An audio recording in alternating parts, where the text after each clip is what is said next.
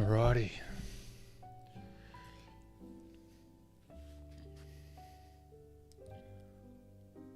Are we live? I cannot see myself. Well, okay, it's delayed. It's delayed. Welcome. Welcome, welcome, welcome, welcome. Let's not have this music. Or this music. Or this one. Look, that'll have to do. How are we all doing? Whoop. Let me know if you can hear me. If everything's sort of coming through loud and clear. If the music isn't too loud. That would be lovely to let me know. Aquarius, welcome. Welcome, welcome, welcome. Now today's going to be a very chilled session, and I'll tell you why momentarily.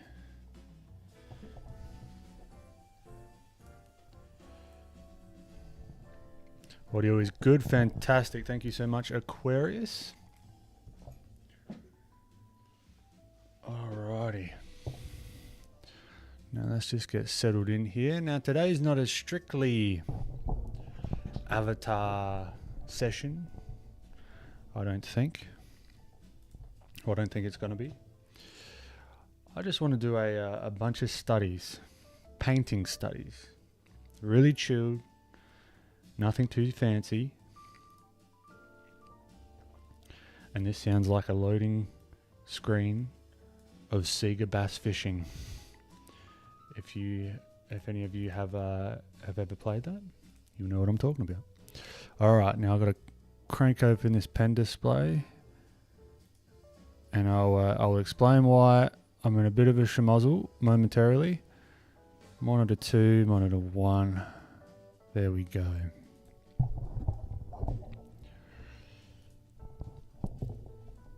Alrighty. Let's get cracking, shall we? Alright, so to give you some context, this is going to be a very chilled session. Not uninteresting, hopefully, but a very chilled session. Because I just got back from a little fishing adventure with my papa.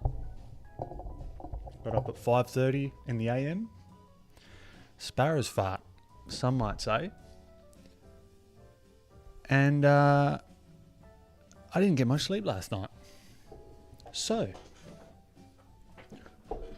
I am using this, our company, the power of art and YouTube, to keep me awake so as that I don't have a bad sleeping pattern. So I need you guys to help me out today.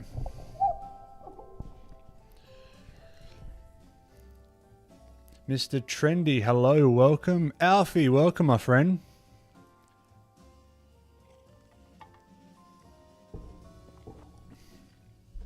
I'm very excited. I just finished watching your course. Oh, awesome. Awesome. How'd you find it? And my first day on Spider-Verse. Now, that's freaking cool. That is very, very cool. Alright, so just going to be doing some... let's find some good reference. Just something to ease into. Nothing too crazy. I mean, this is from last stream, so maybe we can get some different reference if we want. We don't have to stay in the Avatar universe. We can do whatever we want. Let's just do old mate's face here, right? We got some clear shapes we can start to play around with and sculpt out and carve out and just do some sketching, get a little bit of warm up.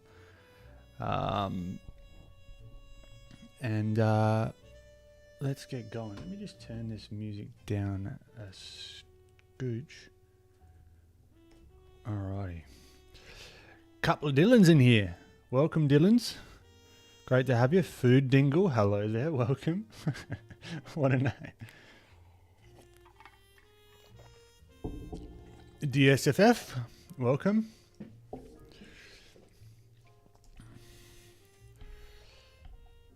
Alrighty. Let us begin. So of all the sessions, this is probably, we talked about this last stream. This could be a very calming bend that you're going to, or a very sleepy bend, but it could be calming. But I've got coffee. So you never know what's going to happen. You don't know what's going to happen on these streams. I mean, the light went out in the last one. So let's, oh, Ray, straight off the bat. $5 US, you absolute legend, my friend. Now, I don't know if you were here at the very beginning. I'm quite sleep deprived, so I might not remember this. But I'm glad that I'm going to have this recorded. So I appreciate you, Ray. Let me just change this scene. Just bear with me. We'll get this going. All right, get my bloody big noggin out the way. Everyone's an artist. Dylan, you're an artist. We're an artist. I'm an artist. I don't actually like that word. I don't know. I have an aversion to calling myself an artist. I don't know why. I don't know if anyone else has that kind of weird, like, to it. Maybe it's just me. Maybe I'm a weirdo. Who knows? It's going to be a rambly talk as well. But I'm going to be hopping on to keeping in contact with chat. Making sure we're keeping the dialogue open. All right, I'm going to stop bloody talking. You didn't come here for me to freaking just keep bloody talking. Or maybe you did, and that's lovely. And for that, I appreciate you. Okay, so I'm just warming up here. Just using the old canvas from last stream. Nothing special.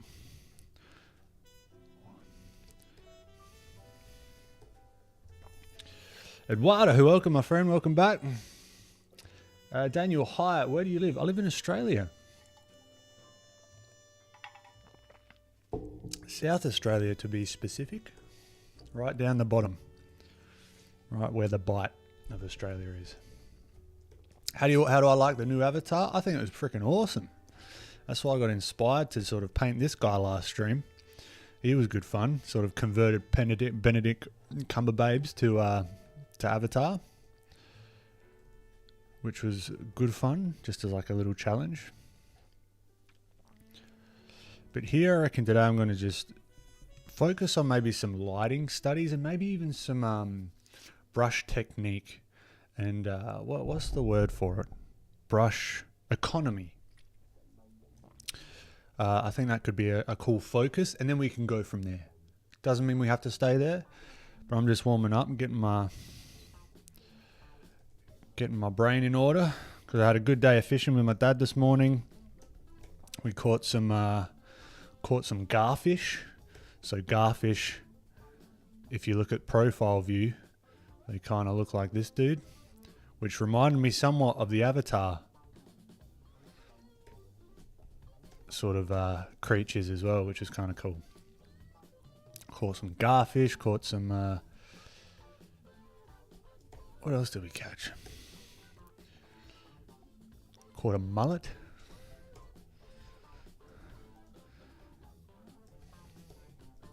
We went out on the kayaks, which was good fun. It was really warm here in South Australia, so it was nice. But it was a 5:30 start, and I didn't get any sleep, so it was struggle town, but bloody worth it just to hang out with Dad.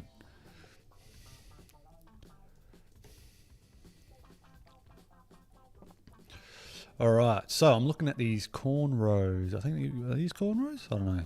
These braids. I'm just trying to envision them in 3D space. Alfie, loved your course. I appreciate it, Alfie. Man, caps. All caps. Loving the enthusiasm. So inspiring and entertaining. I appreciate it, my friend. Got to sort out that Zoom call with Francis and myself as well when you're available. I got a couple of animators in here. Nice one. Eloise, welcome. You retracted your message, but I saw you.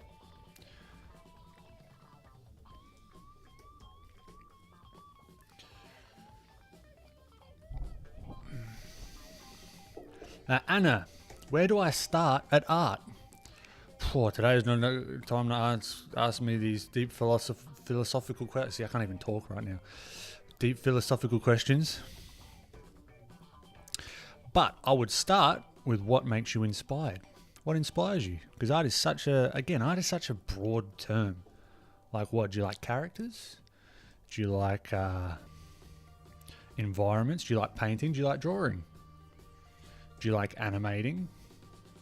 You might not know how to do any of those at the moment. I've got no context on sort of where you're at. But use that to guide you, would be my opinion. Or my thoughts on the matter. Alright. Now something that I noticed last stream is the noses, or like the whole face shape from sort of here to here is very feline-esque, particularly lions. Right, so this is a very like lion nose. This is too upbeat for me right now, this music. Maybe we'll get there, but not right now. We need to ease into this.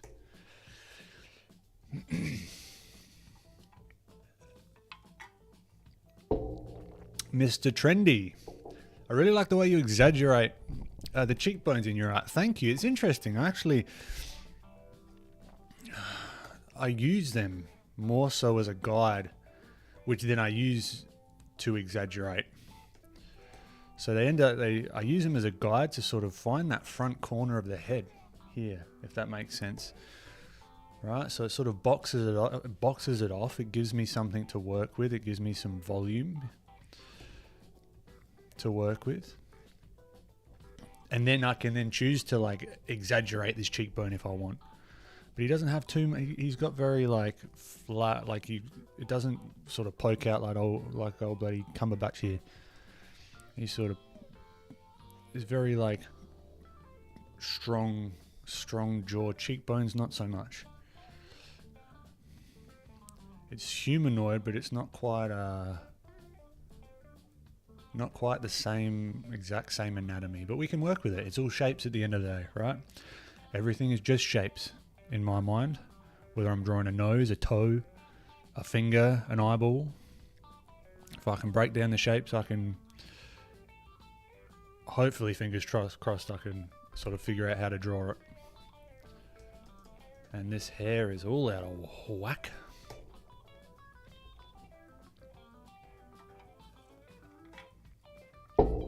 Again, I want some smooth jazz.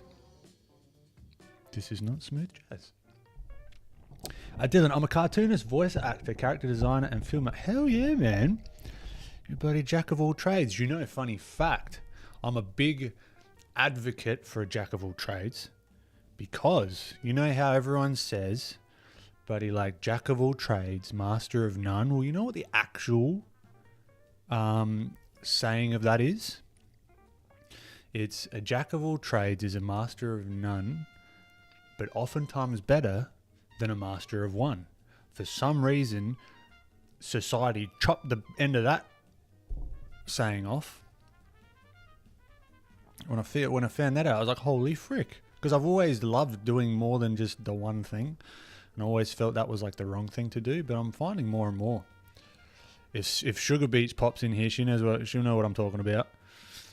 The diversifying the skill set.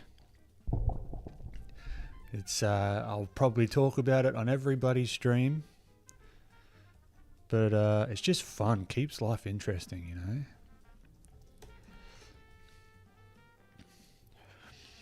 Aquarius just finished some school requirements, so this stream is perfect timing. Fantastic, Aquarius. So you're gonna draw along or just hang out? Regardless, happy to have you. Chilling with Frenchie. Hey, welcome back, my friend. Not much. Just got back from a little fishing trip this morning. I might get inspired by the fishing trip. Maybe we do some fishing inspired characters or something. I don't know. Not making any promises today. This is all up in the air, but we're just getting warmed up. Dylan, yeah, from Australia, born and raised Adelaide boy. Eduardo, hey, I have a question. What would you recommend for studying anatomy?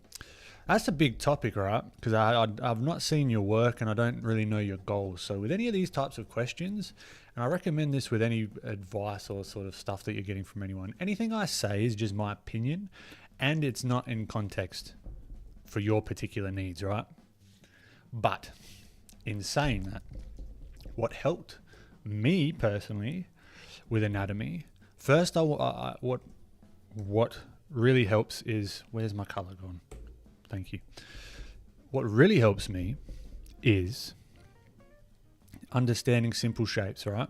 See, I'm not thinking about this nose necessarily, like just as an example, I'm not thinking about this nose at this stage. Mind you, I'm using direct reference, so it's a different thing completely. But I'm not thinking about, okay, then there's this bone that sort of comes down here. Although it's fun to do this exercise, all right, and then you've got like the skull sort of coming down, maybe something like this, and then the underneath, and then the muscles sort of coming here, and then there'll be like muscles of this. Like this is all anatomy. It depends on how deep you want to go, because anatomy you can go so deep with it that it's almost detrimental in a way, at least in the beginning for like getting results. So some good resources I recommend. Proco's channel. Proco's fantastic, right? He's really like a proponent of the big basic shapes and sort of understanding them first.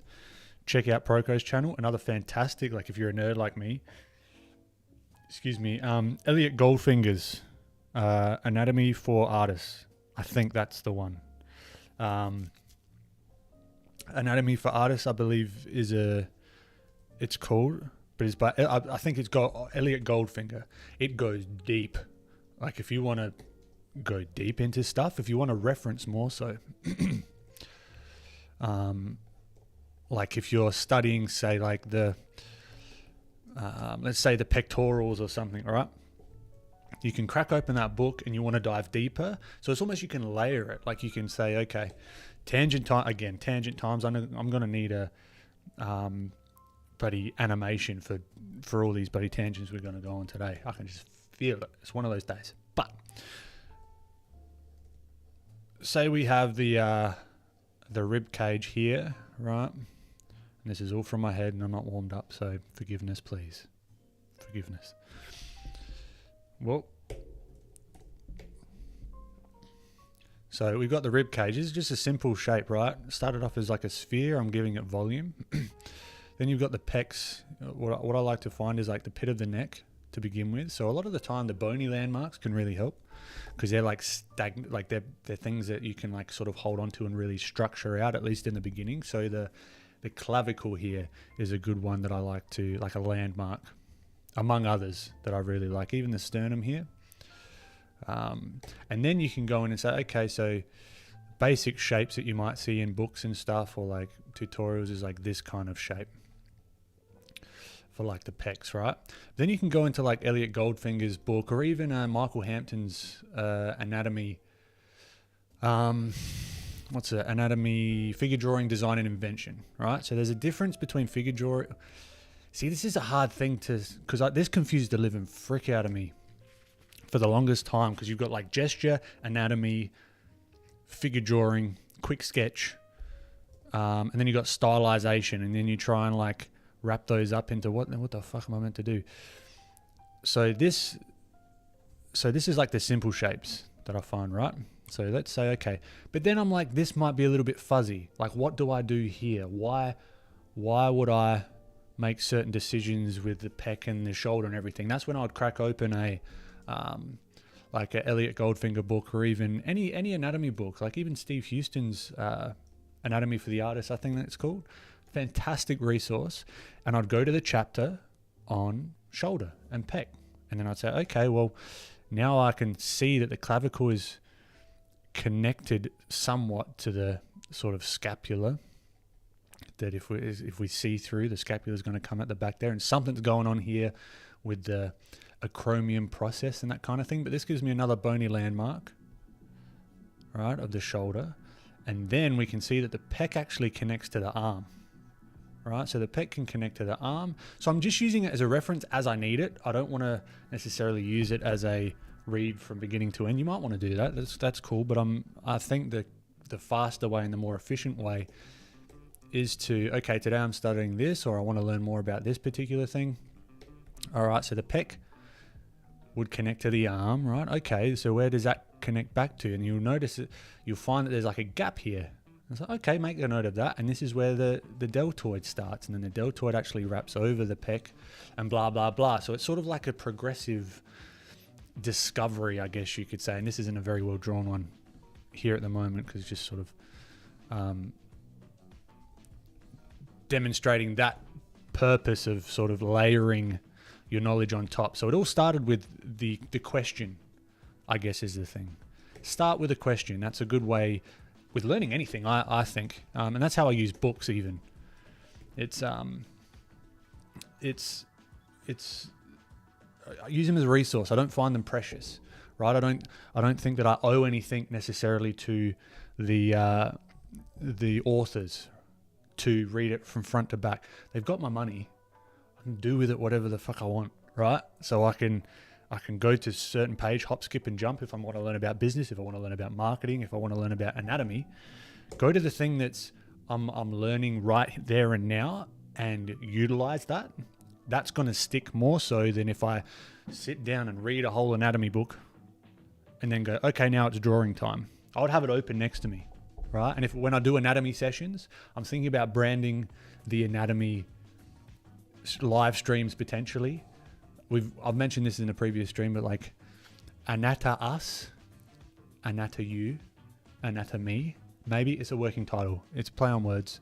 Horrible dad joke, but it is what it is. But yeah, so that would be my thoughts on sort of getting cracking with anatomy.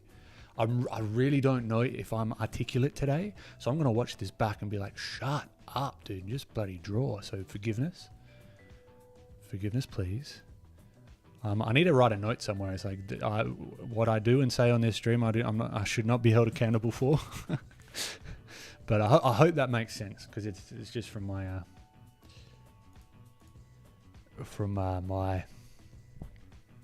what you call it, my own thoughts, my own experiences. Daniel, are you into art books at all? Any recent purchases you've enjoyed? So the ones that I've mentioned just recently. Art books. Oh, yeah, there's a fantastic art book. I've got this green screen behind me. I might get it in the break or something. I've shown it on stream before, but this new it's JC Leyendecker, right? But it is his. It's all of his photographic reference. It's like a really cool look inside all those famous paintings of his that were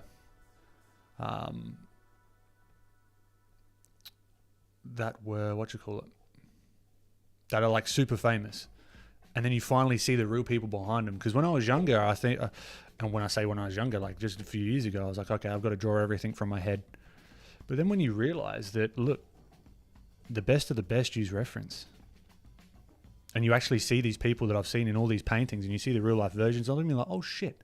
It almost gives you like permission to be like, oh, okay, cool. I think that's a lot of what learning is as well. Innately, I think we need to know what we know what we have to do in a way. We might just need reminders after a certain point. But anyway, I'm rambling. But that was a good one. So I think it's JC Leyendecker. If you Google photographs or something like that, it's a really good. I got it for Christmas. Shout out, mum and dad. Fantastic surprise that was.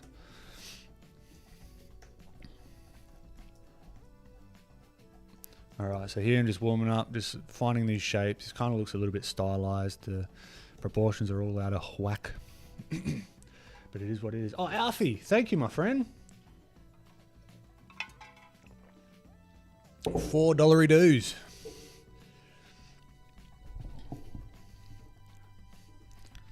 Yeah, I'll be using that for coffee. You betcha. I was looking for a good movie, and I brought the Matcha Boom. Notice came from YouTube. Ben Eblin broadcasting on YouTube. Great. Awesome, Eloy. What great timing, hey? Bloody hell, 58 concurrents already. My gosh. CMG, welcome back, my friend. Great to have you. Oh, I also found out on Blender, maybe we can do some sculpting. I also found out how to do like the glowy things when you paint on stuff. So we can maybe explore that a little bit as maybe like a warm down or something. Ugh, the flip is not good. The flip, she's bad. And these eyes are all crazy, man.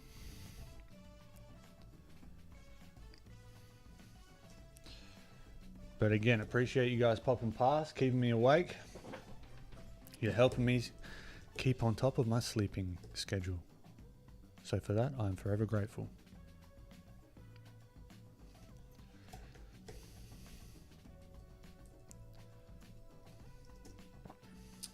Little Giuseppe, hello legend, hello you legend, welcome. What helps you learn expressions? Looking at a lot of character artists and how they sort of solve different problems. Because I find all of these drawing things, painting things, they're problems to be solved, right? So how do they solve the problem? Particularly if people that get like a likeness, that really helped me out. Because you can see where they've made certain decisions on certain face shapes. Whoa, what's going on here? There we go, flippity-doo-dah. Yeah, they made certain decisions on certain face shapes and where they pushed and pulled certain, expressions. So looking at artists and trying to break down and reverse engineer why they made the decisions instead of just copying them verbatim. And then soon thereafter, doing my own version. And that sort of tends to speed up a lot of the learning process.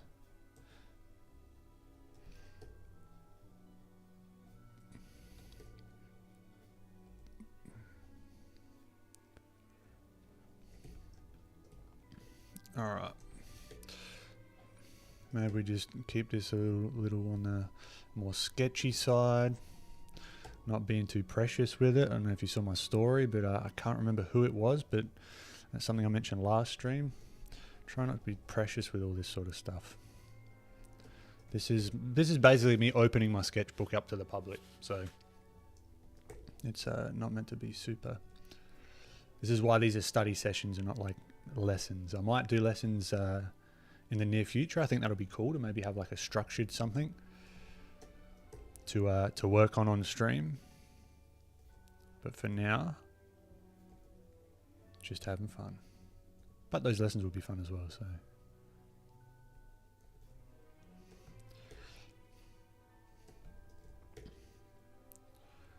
Just trying to find the structure. Aussie, hey, I sadly can't stay and watch. Ah, dude, that's all right. You'll catch the these are all recorded, so you can pop back on, and I'll be streaming consistently. So I'll hopefully see you in the next one if you can't stay around for long. But it's great for you to pop in anyway. I really appreciate it. CMG, thank you for this because I'm struggling with torsos. Oh, my pleasure. That was a little. See, you never know what you're gonna get. This is like a mixed bag of goodies. You might get some tangent times of exactly what you were looking for. Or completely not. You never know. It's like an art casino.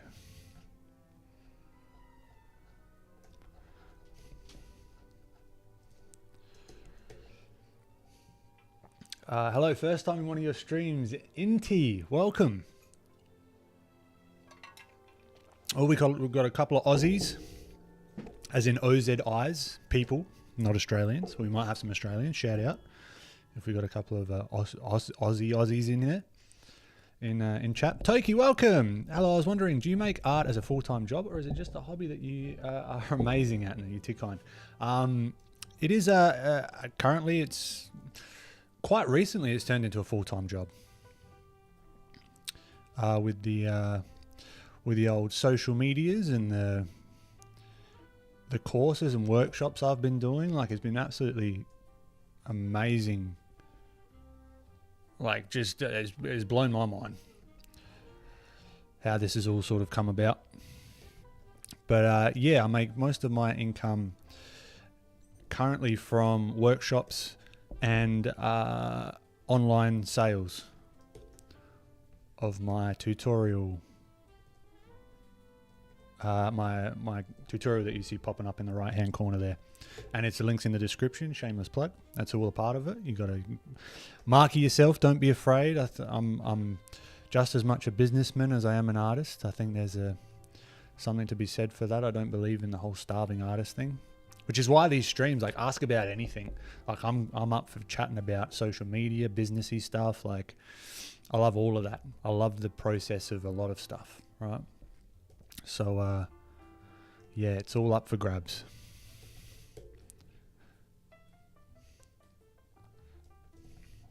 All right. So this is a very sort of more generic-y looking lay-in, I guess. Just a little warm-up lay-in. Maybe we just leave him there, and then we don't want to get too stuck into the weeds. Let's try something completely different. Or maybe not completely different, but like... maybe this is a bit of a weird angle. If I can,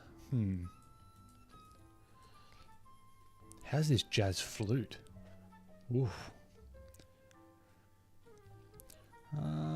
Where's some of those animals? I think that's actually one fun thing I'd like to work on. So there was a post that I did. Like, I did a couple of animals. There was a dinosaur post I did on Instagram that I had a bunch of fun with. So I started with like a background, and then I sort of painted in that background using reference, but then I placed like a couple of dinosaurs in the background, and then like lit them as if it was being lit by the same scene. And that was like a really good exercise and really fun. And unfortunately I haven't done that again, really. But I reckon that'll be a good fun one to do on stream as well.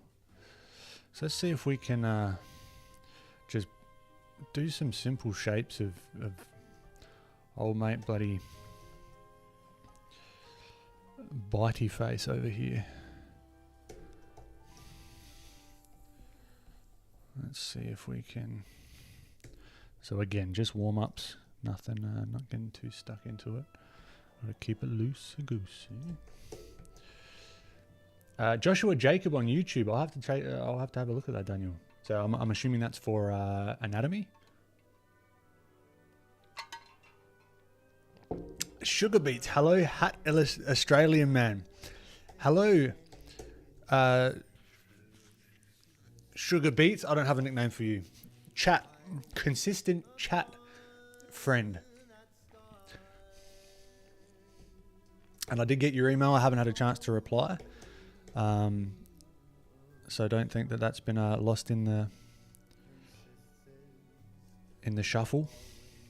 And I appreciate. I'll share you on my stories as well with the story that you put out as well. So I appreciate that as well, Sugar Beats. Everything is a remix. Yeah, you betcha. You betcha. And that's very freeing as well. So then it's like, cool. Then it gives me room to just get a bunch of reference from everywhere. All right, I'm just looking at the real simple shapes, just getting my 3D brain working. All right, so this can be broken down into like a whole bunch of simple shapes. Got the wings going here. Let's move.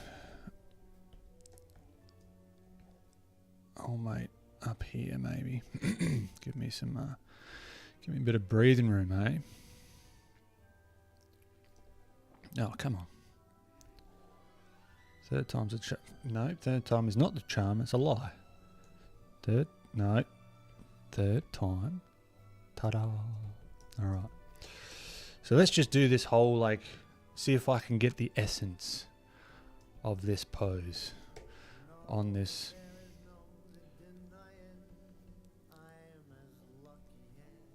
It's got some Sinatra vibes going.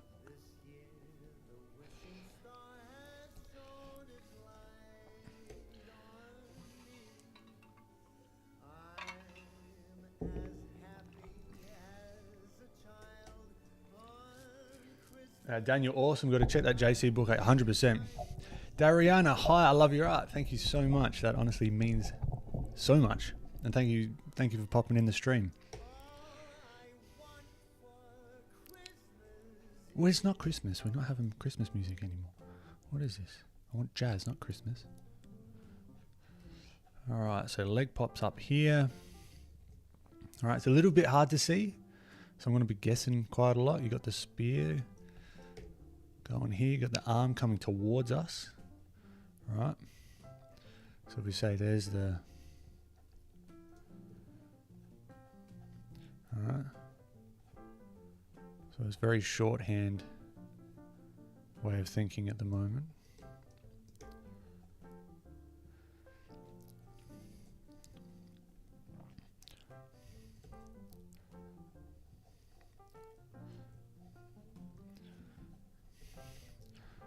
Alright, so just doing some quick gestural stuff.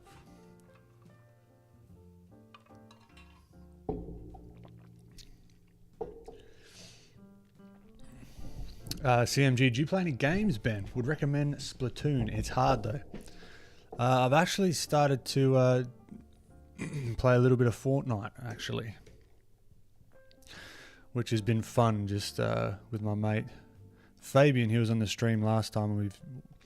He's getting into the streaming and YouTube game, and I'm sort of accompanying him on a couple of the games, which is fun. He does have a rule though that he's given me, that he doesn't want swearing on his channel, and it's freaking hard for me because not like I swear a heap, but I don't know if, like, for you, if you understand this, but as soon as it's game time, I'm a different person. There are no friends. It's war. The primal side comes out of me. So it's funny hearing me bloody trying to PG myself. I'm like, far out. I do that a lot. So, but yeah, Fortnite, that's about it. But then I'm also playing the game of social media, the game of business, the game of marketing, the game of content. That's the funnest game of all. You get life XP points.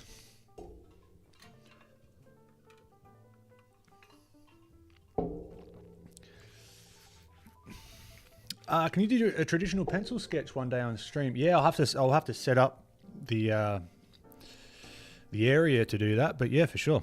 I'd actually want to do maybe some charcoal. I do enjoy that. Some like charcoal on like newsprint. Some more figurative. Figurative. Is that? I don't know. It doesn't sound right. Maybe it's right. Figurative. Figure stuff. Yeah. Made this guy's eye a little bit bigger because I can. He's almost got like a smile. So I can't help but stylize stuff now. I've sort of gone this far with all the stylization stuff, which I'm cool with. I have no troubles with that. All right, what is going on here? Spend all this money on Photoshop. Do what I want. Thank you. All right, so I'm just getting like the big broad shape. So I guess you could call this gesture, maybe. I guess. One thing I do like to do with the gesture, particularly with the heads, throwing an ear or getting the ears in place is a really good way to put an angle on the head, right? To show the direction, the direction that the head's going in.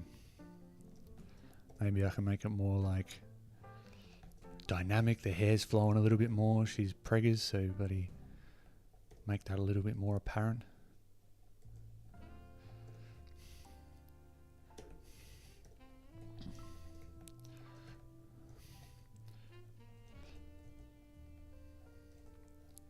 Alright, got some of these teeth sort of popping out. So yeah, this would be just like a super quick sketch. I don't do a whole lot of animal stuff, but yeah, it's fun. Again, it's just shapes. I've never drawn this thing before. We're figuring it out on the fly.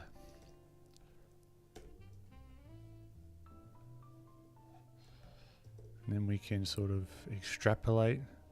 What I did like, what I thought was cool about these ones is they like kind of fly, but they kind of don't through the water. So they have like their wings coming out, but then they're like body sort of. Again, this is just a cylinder, right? You're just like, whoop, whoop, whoop, it's gone back in perspective. And it's kind of like going through the water, so their fin would be like underneath the water. Doing their like swimming thing.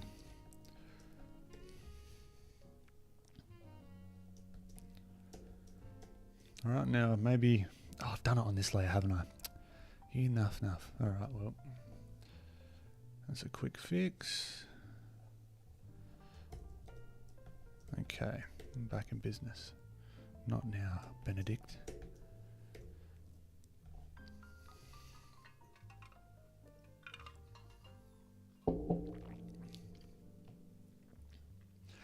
Annie, welcome. Hey Ben, more avatar illustrations. Very excited for this stream. Anything in particular to be working on? No, this is going to be a chill stream. I'm going to be bouncing all over the place. But mind you, I say that I pretty much say that every stream. But I guess this could be avatar themed maybe still. Because I mean, this is what I've got in PureRef. I want to do some more painting though. This is just warm-ups. I would like to do some more painting. Playing with colors, lighting, that sort of stuff. Getting better at like color variation and where I can sort of bring a bit of the realism into the more stylistic brushwork and that kind of stuff. So we'll have some fun today, definitely. Eduardo, a traditional pencil sketch would actually be nice. Yeah, it'll be good fun. Nays Digital, hey, third stream I'm able to watch live. Love your art, Nays. Thank you so much and welcome. Third stream. You're on a roll.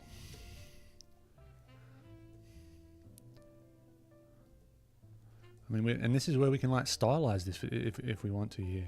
Like we've got the base. I can then make this however which way that I want. You can see like their forearms are pretty big. You can't really see it that well, but I want to make sure that this arm is going here. Maybe the clavicle is sort of up and she's facing this way. So if we're looking at the structure of the rib cage, I guess, the center line would most likely be round about there. Right, so she's sort of facing away from us a little bit.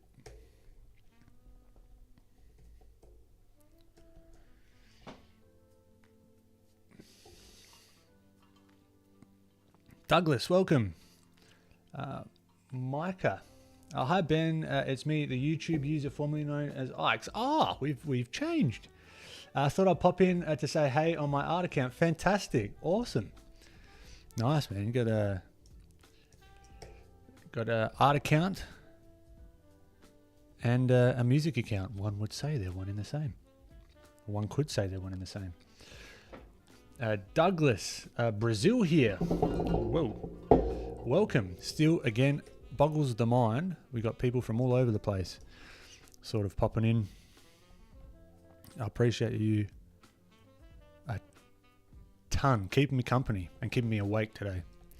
So I thank you. Don't read the email. I didn't end up using those drawings. Okay, I won't. Also, studying your work helped me so much. Fantastic. But you are so good at drawing, you make it seem way too simple, so I struggled. But one day I'll learn. So it's, put it this way, Sugar Beats, I struggle consistently. There's always a person that I'm trying to emulate or understand what they're doing, and I'll struggle. And it's kind of it becomes like an old friend, the struggle, that you kind of don't want to really hang out with that much, but I mean, they're here, so you might as well make the most of it.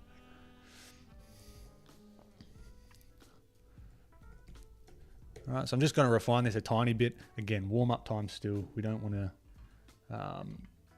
to go too deep into it.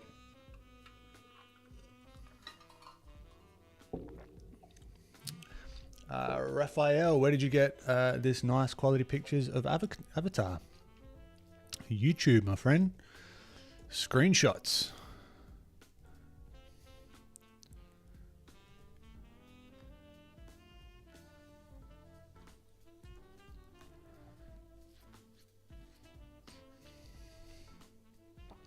Piano time, yeah. No, I want some more piano, Sugar Beats. It's that kind of day for me. I love that you're not allowed to swear. Yeah, that's the fun of it for me. It's like a challenge.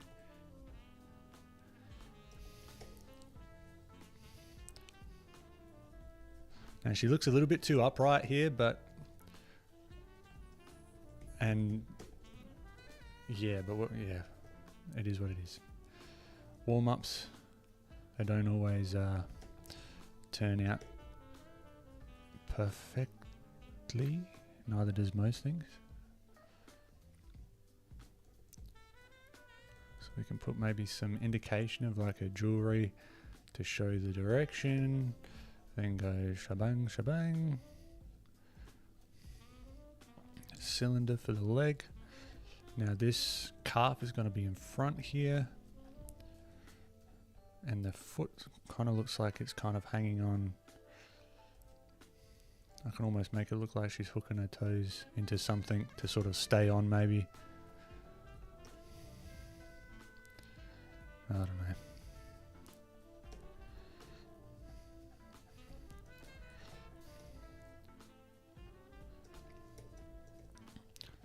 Like her legs going back, and then you got old mate cheeky face here.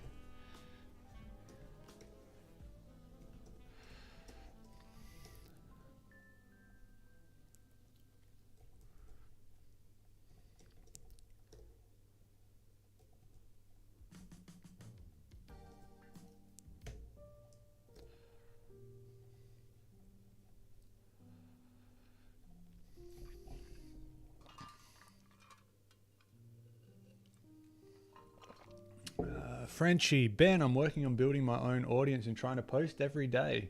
Can you give me some tricks or how you did? Don't post every day. There's a lot of thoughts I've got on the content side of things. My question to you is, what's your goal of building an audience, right? What's the goal, and how can you mix that into making the creation of the content just as fun as like the painting or whatever that you're working on? If that makes it probably doesn't make much sense without context, but I guess that'll be a question to sort of kick off that conversation. Is what are your goals with the? Because I can only share sort of my experience. Even the inner dialogue, the imposter syndrome, which is still very, very present, kind of hasn't gone away yet, and I don't expect it to ever. And I'm fine with it. It is what it is. This is cool, going out of my usual.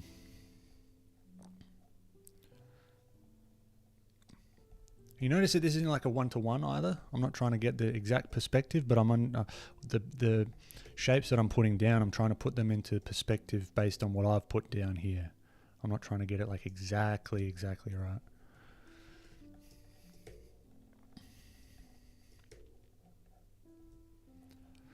Right, so he's got a little bit of that. Even this indication of some of this wireframe stuff, like how does if I was to sculpt this in 3D, what would I need to do to achieve this wider sort of head bit of the big crocodile swordfish looking thing.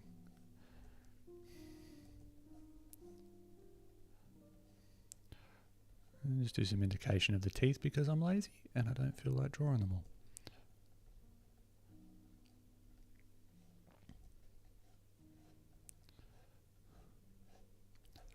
Alright, so again, this is just like a box. You can think of even that head as just a box, but it's like a augmented or a abstract box. And I've made this eye bigger.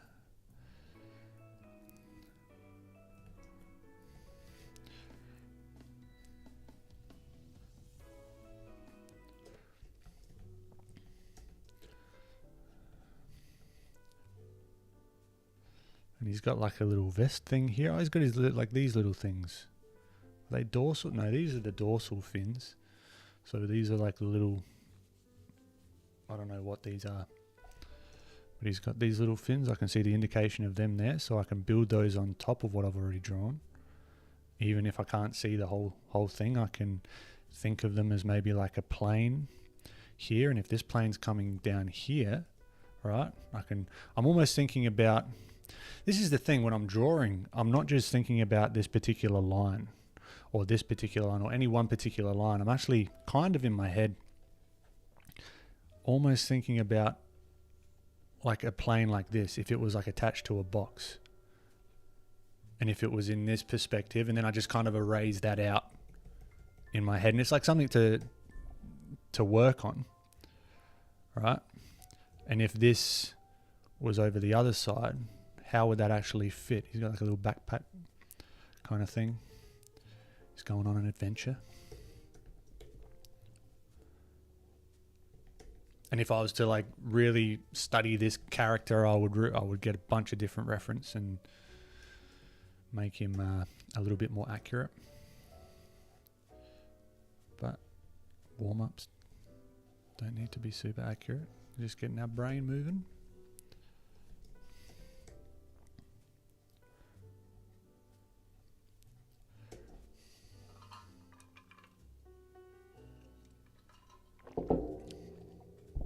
Little Giuseppe was wondering if you have watched Wednesday yet. I have not. I have not had the chance to watch anything since the last stream. I've really not watched anything. I've listened to podcasts. That's about it.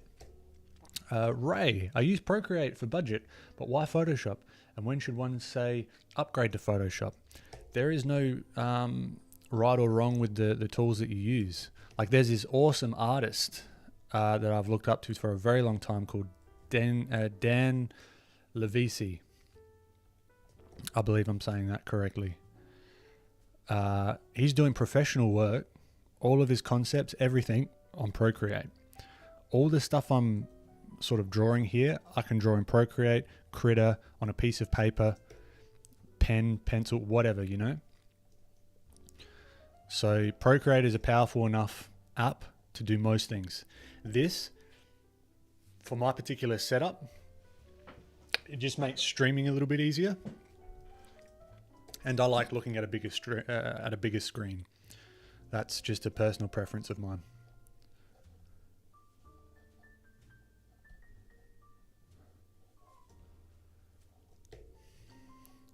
But yeah, cool. So all right, so that's a cool little gesture. Fine. Maybe we do the side view of Mr. What's his face? I can't remember his name. See, I'm just big shape. This is what I'm looking at. Big shape first, little triangle thing here, and then I'm kind of grouping. There's like another triangle thing here that's darker. Then I've got another like little triangle thing here.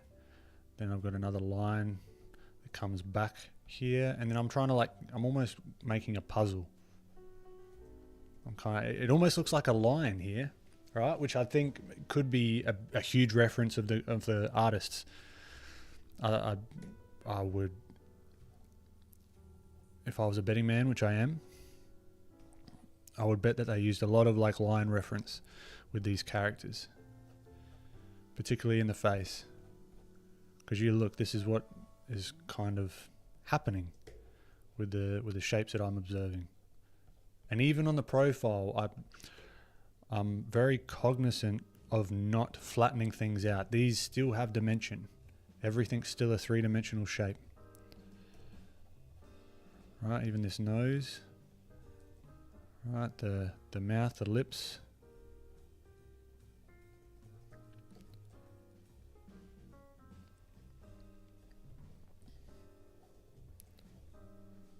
Alright, simple shapes first. Then we can come in and, I mean, you do what you want. Some people go straight to the details first, and that's cool. But I don't know, there's something very appealing about this more structural way of drawing. And you notice I'm not using any particular Loomis method or any one method. I'm using a hybrid of all the things that I've tried out and what works for this particular drawing or this particular reference.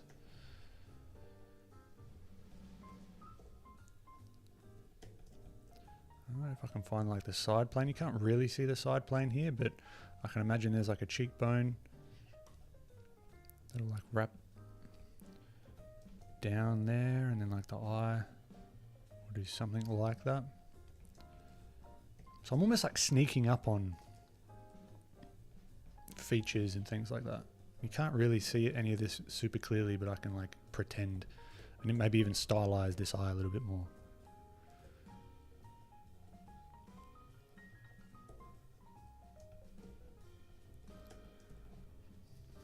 Alright, and then his hair is quite thick back here.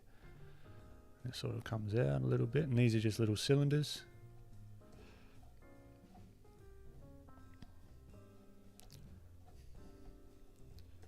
Right, and then we can use this as like a base to take it further with a painting or whatever, particularly with all this like construction.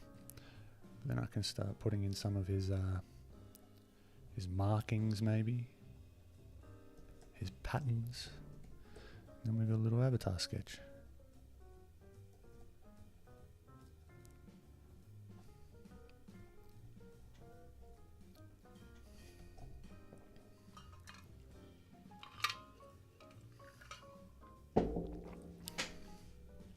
Dwakesh, hey Ben, Dwakesh, sorry.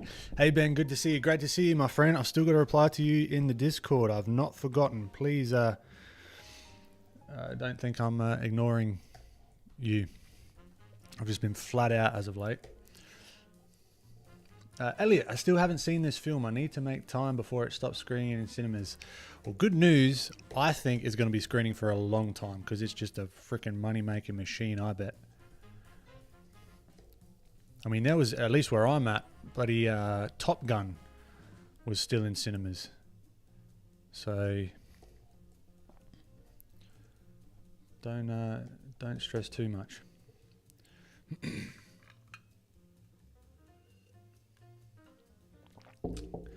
Devonta, welcome back, my friend. Hey Ben, glad to be back watching your stream. Do you feel like you've spent equal time learning all of your drawing skills or more time on one versus the other? When you say drawing skills, I just need a bit of clarity there. Are you talking about, say, like head drawing versus painting versus stylization, that kind of thing? Micah, am I saying that right? Micah. Yeah, Micah. Yeah, it's hard with all the one words because I know there's art at the end. Micah Ham art. That's what I'm assuming. Micah, I apologize. Yeah, I'm going to start posting YouTube videos on my art channel. Just going to start and see what happens. Fantastic. That's what I'm doing here. I think that's a great way to start instead of putting pressure on yourself. And it gives you freedom to explore. You don't have any preconceived, like, it's got to be like this, it's got to be like that. It's going to evolve. That's one thing with content. It evolves with you, with what you're learning, with what your interests are, and your audience will evolve with it as well.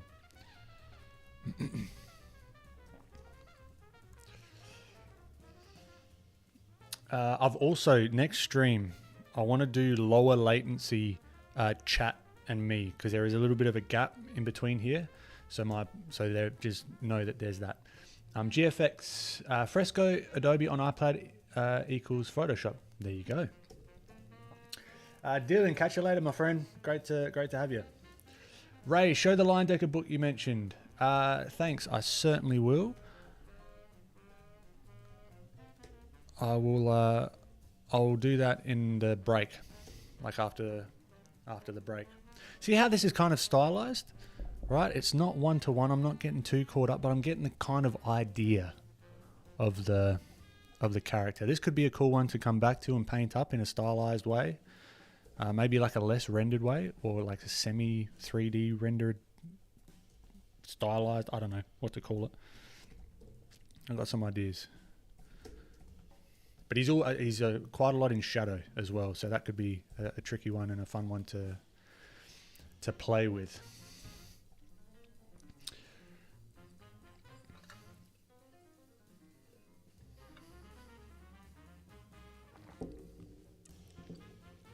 Sugar Beats, beep, boop, beep.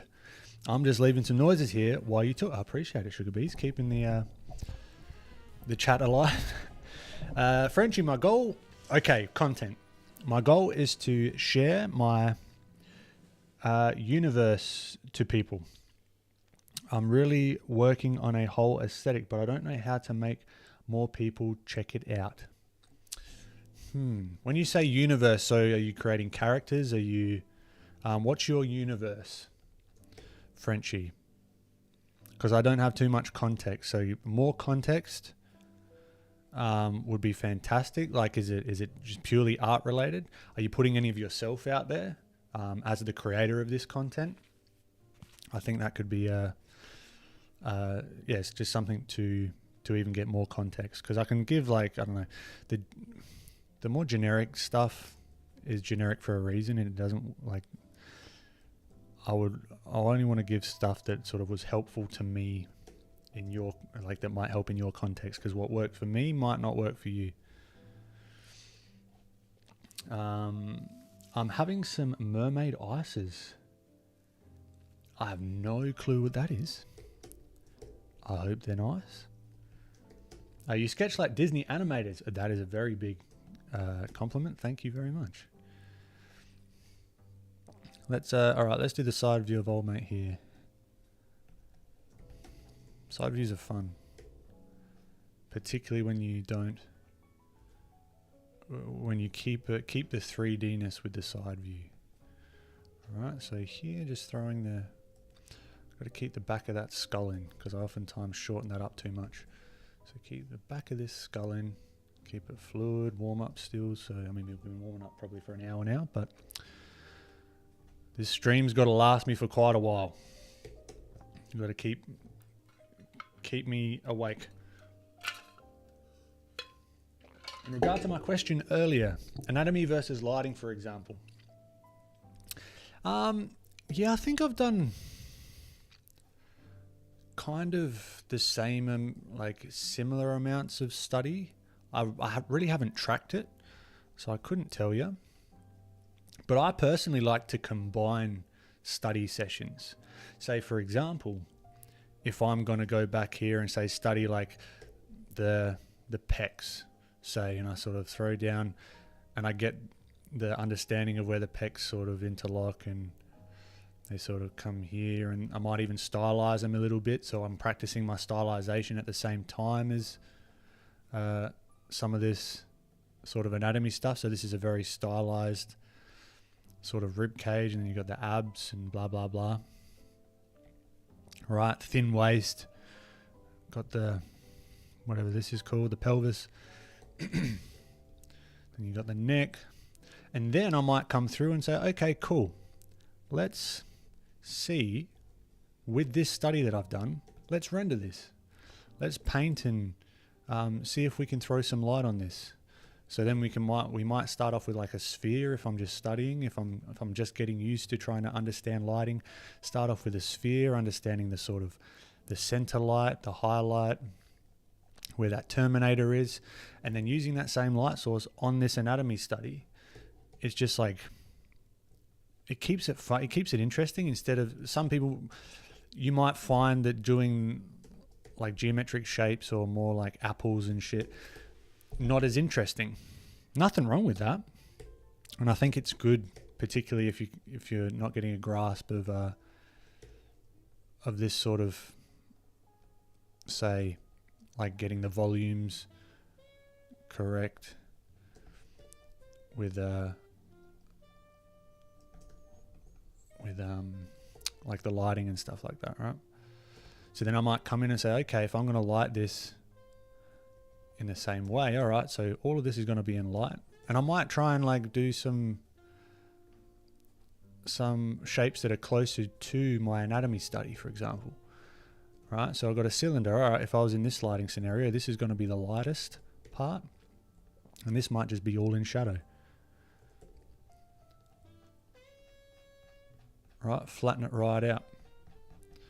And then you got the shadow coming down here for the cylinder, and then it's like, okay, well, this is a three-dimensional form, all right? And I might even use the deltoid. A deltoid's like a nice sort of shape to play with. All right, so if we think about this and say, okay, the deltoid hooks back up underneath this clavicle somewhere around there, right? We can think of this in like wireframe mode, and then we can say, okay, if the light's hitting here, then this, we might find that Terminator shadow is like there, right? And then if we, okay, I want to sort of make the arm now. I want to sort of pull the arm out. Okay, well, this is going to be, again, wireframe. It's going to be a three-dimensional object, right? So then this side might be in shadow. And you see how you can start to combine disciplines. Now, this might not be the way that you learn. You might want to really compartmentalize things first. Like, I've got no context on where you're at.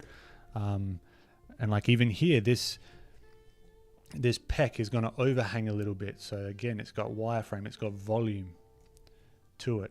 So then in here, it might be a cast shadow on all of this stuff, right? And then this, if we think about the rib cage,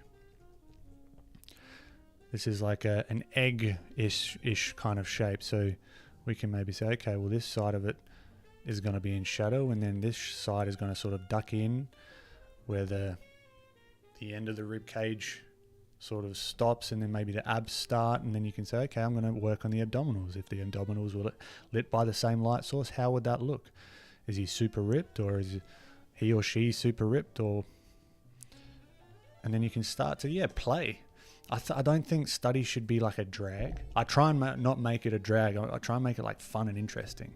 Like even this face here, right? If I was going to throw some light study in here, I would first think about the shapes.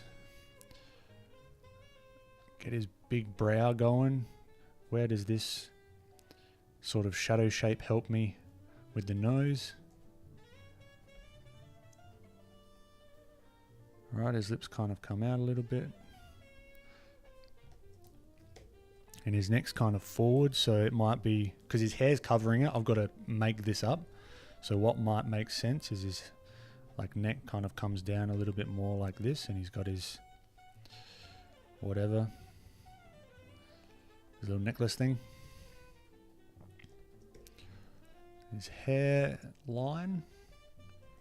Right, and then I say, okay, I'm going to practice just getting these shadow shapes, or finding these shadow shapes, just blocking them all in, so I can maybe find this shadow shape of where the nose is hitting here, and just block this in. All right, so it's both a drawing practice and a form and lighting practice, because I think doing stuff in context, at least for me, really helps. Really helps me understand why I'm practicing certain things. Like, who gives a shit about a sphere? I'm not drawing spheres. Well, you can learn a lot just from this sphere, but it's not super apparent in always why some of this, like why you're learning some of this stuff, right? And for example, like this whole side of the side of the face, we might sort of group this into another shadow shape and sort of just block this in really simply, and everything's in shadow here. And then we can start carving things out. So okay, we can get a little bit more careful with our shapes as we go.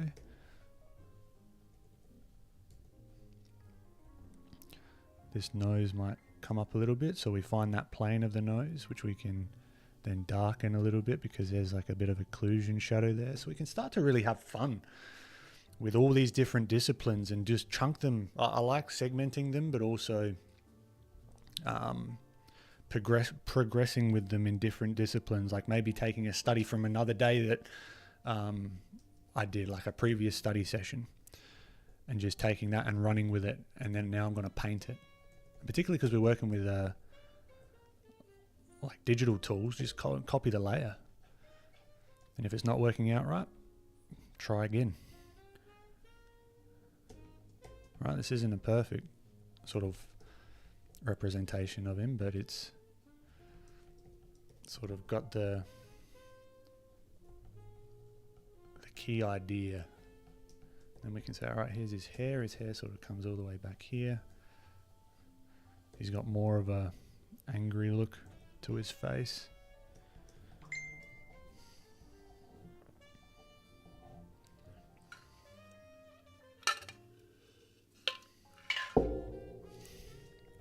But yeah, that probably over answered your question and probably was just a big ramble, Devonta, but that's sort of where I'd think about how I like to study. And like with any courses that I put out in the future, like I want to make them interesting and engaging. I'm not saying like others aren't, but like in the way that I like to study is the way that I would like to help others, or just, yeah, not even that I can like help others. Even that sounds weird to me, but you know what I mean. You know what I'm saying. Sharing what I've found out, and hopefully some of it will sort of help. Like even here we can find that like this sort of turns into a shadow shape here. You can just get lost in this. And then you can say, okay, cool, I've got the basic shadow shapes. Where are these edges, right? So we've got the real hard edges of, and chat, I will get to you. It's tangent time right now. That's going to be a common theme in these streams. So we can see like the differences between sort of coming back to the sphere. You've got like a hard cast shadow, and you've got like this form shadow, which we might like soften up. Right, so this form shadow is like soft. This cast shadow is harder. Right, then we can say, okay, where are the cast shadows? Well, we can see really crisp, clean lines right next to the nose, so we can safely say that this nose is casting a shadow on the face.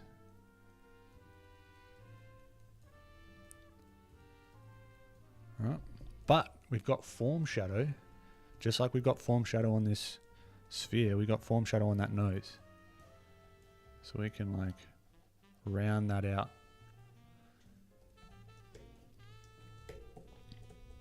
Right, everything here is in light, but we've got like a really smooth form shadow on the cheek here. So we can like really sort of soften that up if we're trying to sort of go for the edges. But then it kind of is a little bit firmer here on the side of his face. Right, so you can just take this as far as you want.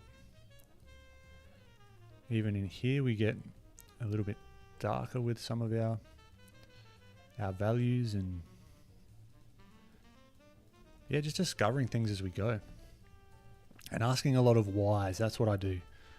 I'm not content ever, barely ever, with someone just telling me, do this. Just like, paint this here because I said so. Doesn't vibe with me, because that doesn't help me when I'm on my own out in the wild painting. That's why I like to sort of dive deep and understand light, which then helps us break away from the reference. Alright, so then this would be even darker in shadow here and blah blah blah. So yeah, we can take that as kind of far as we want.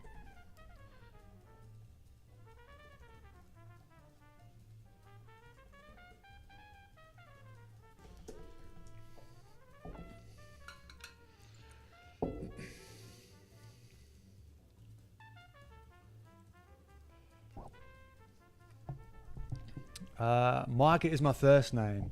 Micah is how you say it. Fantastic. I'll remember that. Sugar Beats, do you think having an accent helps you have more followers? Would you recommend I learn the Aussie accent? 100%. That is the reason why anyone cares what I say. It's because of this silly accent.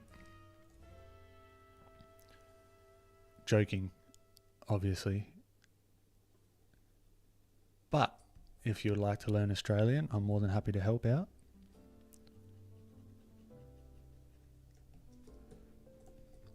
I was listening to a podcast actually. Theo Von. I don't know if any of you have heard of him. Bloody funny guy. American comedian.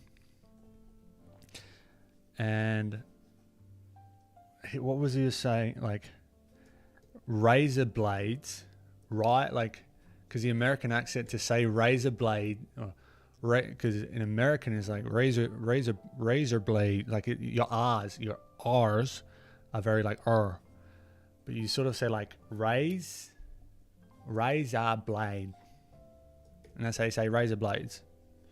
Don't know why you're saying razor blades, but that's what he was just doing in Australian in his accent. So it's like razor blades. We don't, our R's are just ah. There is no And apparently our no's, like no, as in like no thank you, has an R at the end of it for American, like no. That's what it sounds like. And that was news to me, because I think my no has just an O at the end. But yeah, we can do dual art and Australian lessons to help you gain followers.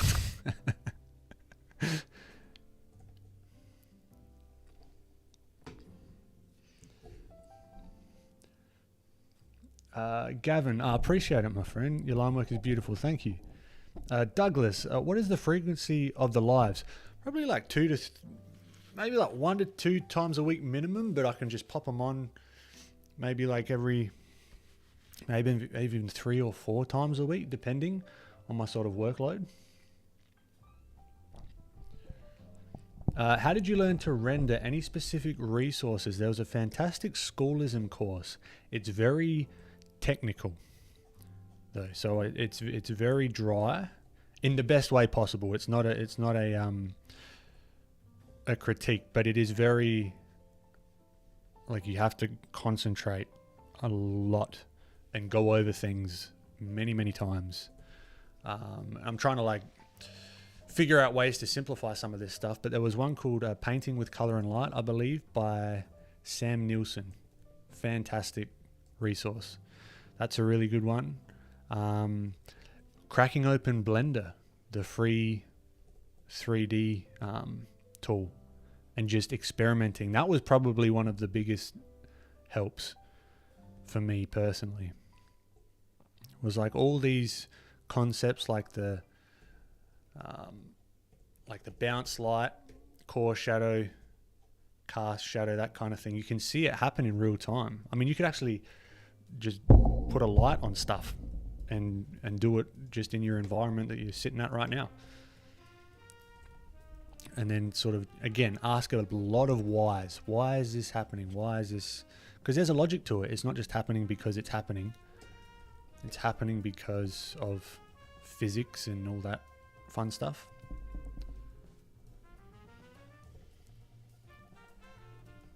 But it doesn't have to be scary like physics was for me in high school.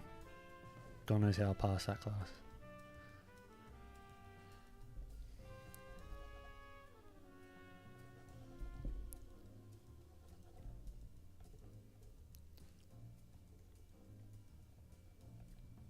But yeah, I don't. There's part of me that wants to do like a rendering course, but yeah, that's about it really. There's no but. There's part of me that wants to do a rendering course, but there's a part of me that's like, is it really needed? Like,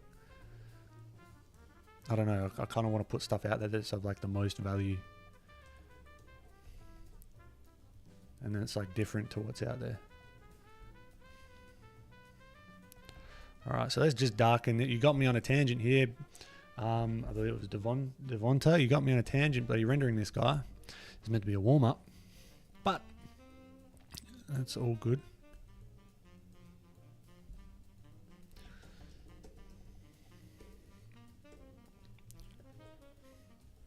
And he's got a lot of his like swirly bits and pieces coming through here, and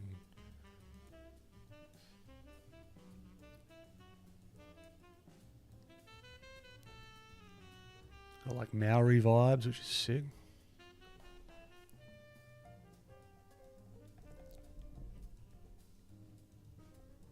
I mean, the cool thing about this stuff is like there's never an end to it. It's not like, okay, I get it. It's like, okay, well, what is it like in this scenario? On this person's face, skin tone, lighting scenario. Like, it's all forever changing. Always something to learn.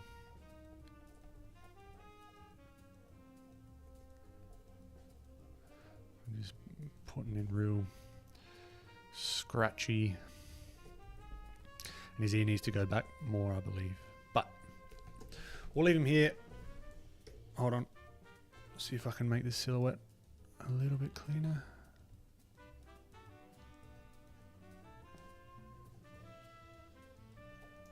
And get this lip looking like it's three-dimensional.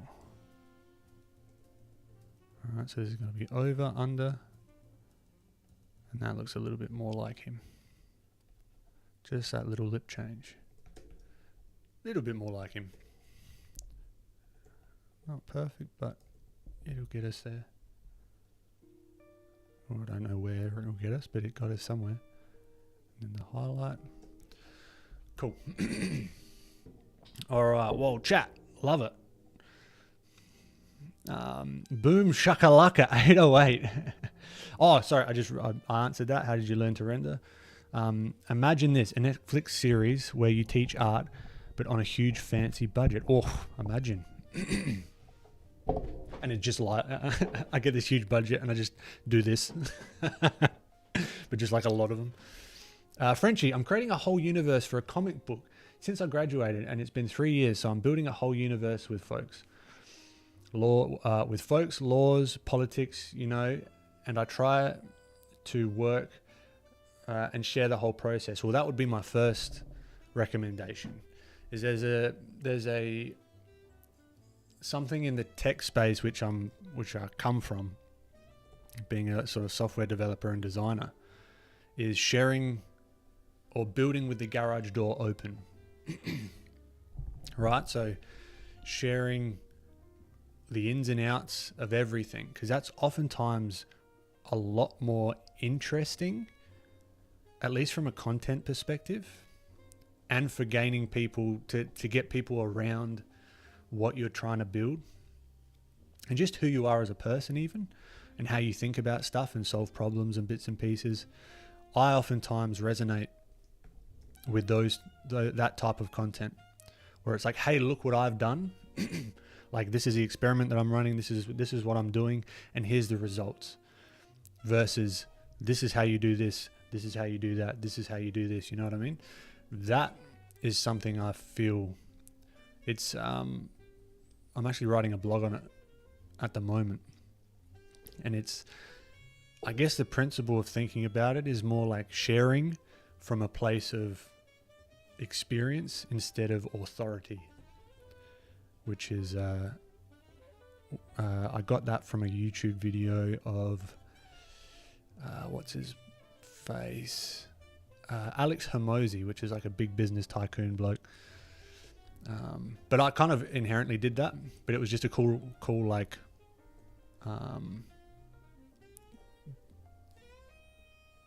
like sort of, okay, cool, you're doing the right thing, is yeah, just sharing the process. And that's fantastic that you're sharing the process.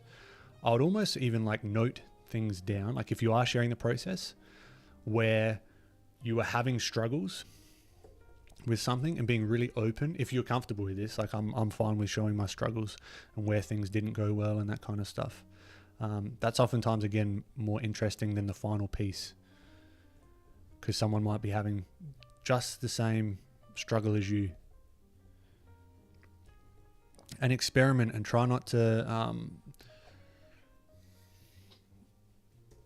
get too hung up on the numbers. Because there was a time not long ago, maybe like a year and a bit ago, I've got a lot of thoughts on like the analytics and the numbers that you should maybe be looking at, but likes is not one of them. I do appreciate all the likes, and it's a fantastic little ego boost. Like we've all got egos, and it's like, oh, the algorithm liked me today. This is lovely. But if you're trying to share something to give value, the metric that I like to focus on is saves. It's one of the key indicators. Saves and comments and feedback. But they're like both qualitative and quantitative data, right? So qualitative meaning like comments saying this really helped me, this was fantastic. DMs, hey, I really like this and this and this and this and this. That's like your qualitative data. So that's like the real people. I mean, it's all real people, which is another thing. You're talking to people. You're not sort of talking to an audience. It feels weird to me to even say that in that way, like building an audience. It just, I don't know. But I digress. So saves. A post, for example, that I might get 20,000 likes on, right, is not as, and say like 1,000 saves, is not as valuable in my books from a piece of content as say like a post that got like 12,000 likes but 6,000 saves. So like the save to like ratio or the save to reach ratio is a good metric to focus on, and it sort of brings it a little bit back more into what you can control, because you've got taste.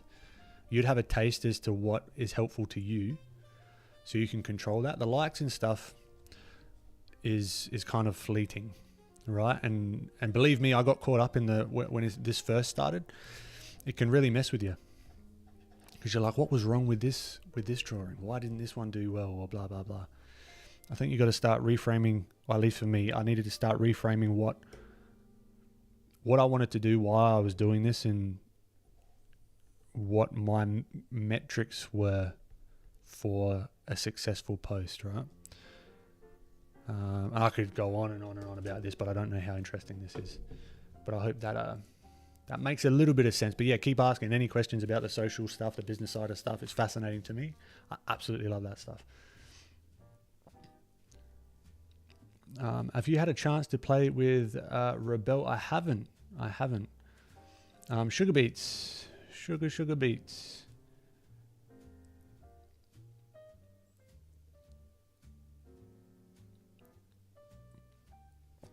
Have you ever heard of the show Undone on Prime? It's made with a rotoscoping and oil painting scenes and backgrounds. It's my favorite show. I'll have to check that out. That sounds really cool. Loving the echo ASMR from the cup. My apologies. Some people might like that. Others will not appreciate that. It's empty. That's the sound of sadness at the moment. We'll need to fix that up. But I got some H2O, some boring stuff. So keep me going until the next break. Autogator, respond to the baddies, Ben. What are you talking about? Who are these baddies? What are you talking about? Devonta, that was a fantastic answer. Awesome. It's a little bit delayed, but I'm glad. Bendaroo, Craig Mullins always quotes Sargent saying, "Don't overstate your midtones." What's your interpretation of that? Oh, I don't know. Don't overstate your midtones. My interpretation of that. Let me think about that for a second.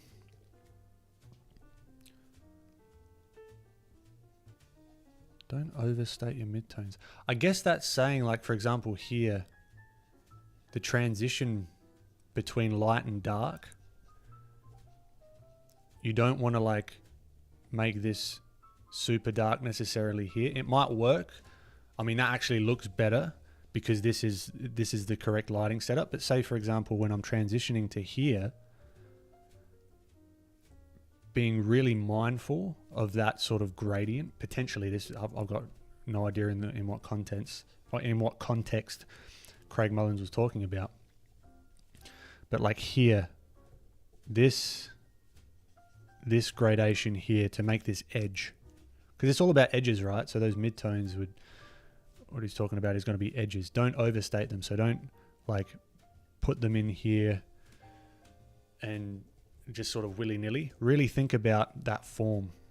Why is this gradient, at least this is how I think about it. Like, I don't know if this is what he meant, but like this is like a really smooth transition, right? If we wireframe it out.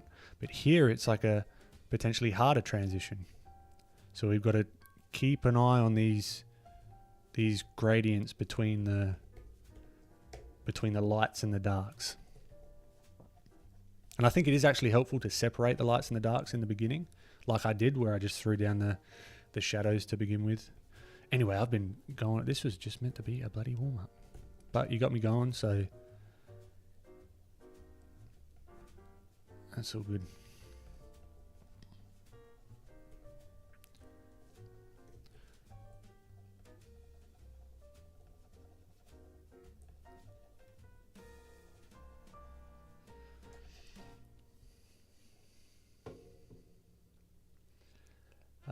Let's hear your American. Okay, we're going back to accents. Well, what's an American accent? You give me a... I mean, there's all sorts of American accents. I feel like the default that foreigners do is like the country American accent. But you got all sorts. You got the New York, you got the like Los Angeles, you got Boston. It's all over the place. Australian's kind of like pretty... You've got some differences depending on where you're from. Like you got the real bogan, like, yeah, right, mate, yeah, you doing? Yeah, buddy, yeah. We're just carving out some bloody values here. I tell you what, it's having a red hot go of it. Flat out like a bloody lizard drinking. I tell you what. You got that kind of Australian, then you got more of the posh Australian, which talks a little bit more proper. A little. That's what we're known for in South Australia, is the English. We sound posh apparently to other Australians.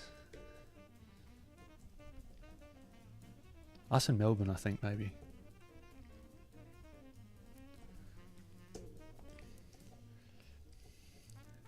Mark's done. I've watched many of your streams while I work on my own art. Just wanted to say I appreciate the regularity of your streams in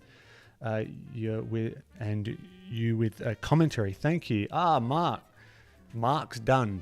Appreciate you, man. Like, I mean, I don't know if these rambles are annoying or what, but good to hear that they're not super annoying, and it keeps my brain occupied as well. It's something I'm trying to learn, is drawing and talking at the same time, which is fun because I've been drawing and not talking for most of my life, so I'm kind of just being unleashed. The power of the draw and talk.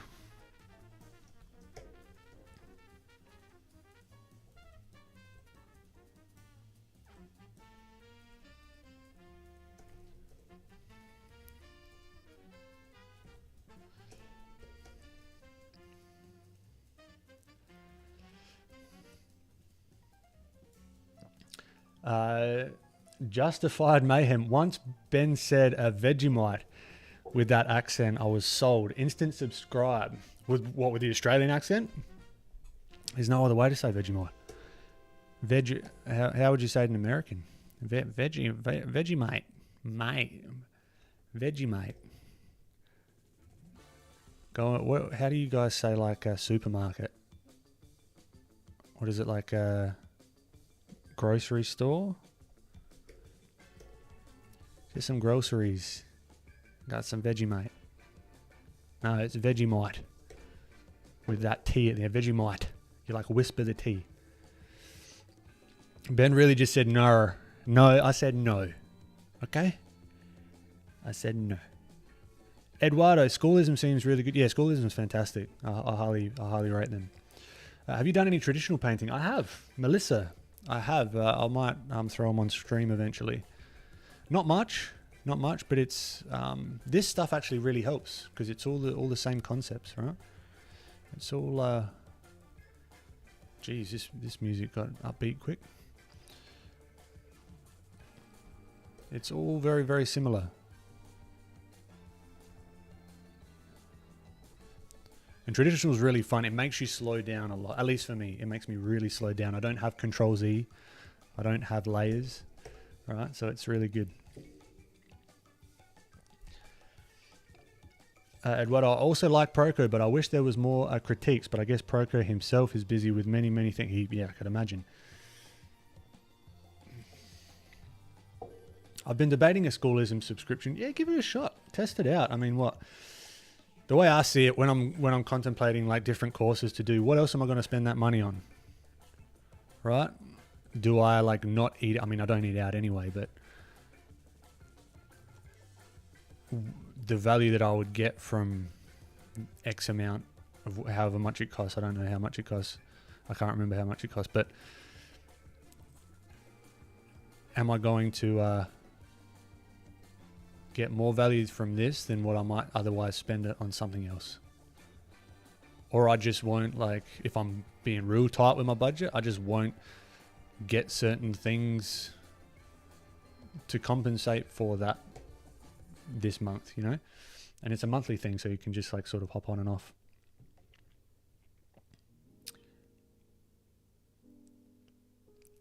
Shamari, not Avatar, bruh. Please say it ain't so. Yeah, it is Avatar. Or I can just say it isn't Avatar.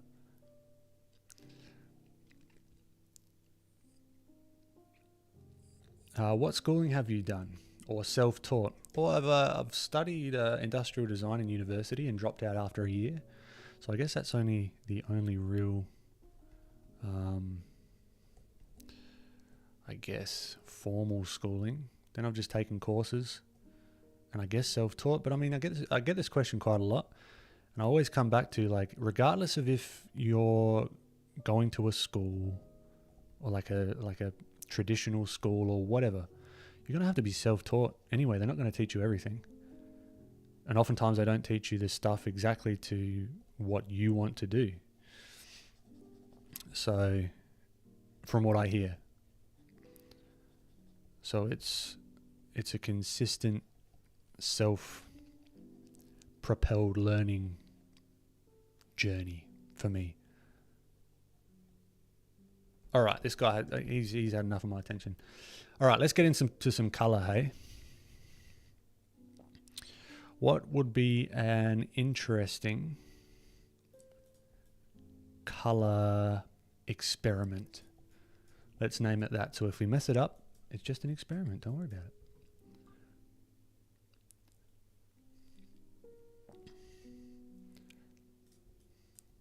All right, so we did him last time.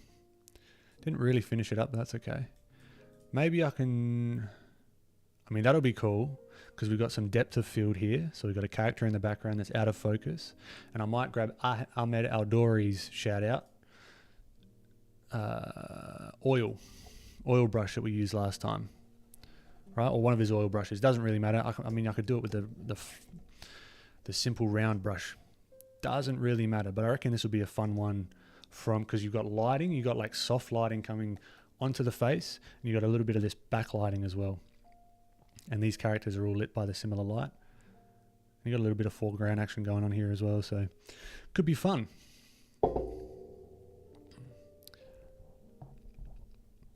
You should have a live where you only talk about the social media and business side of what you draw.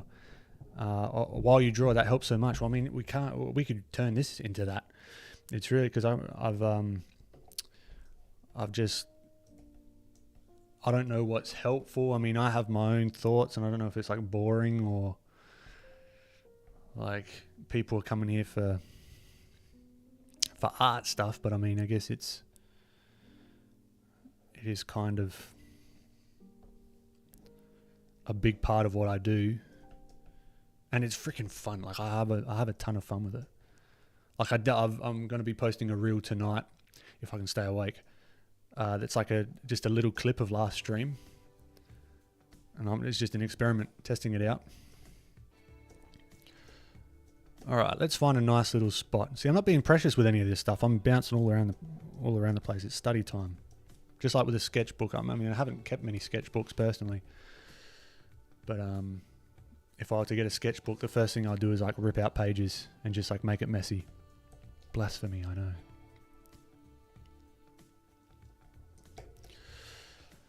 Okay, let's begin. So we got some cool like complementary colors going on here.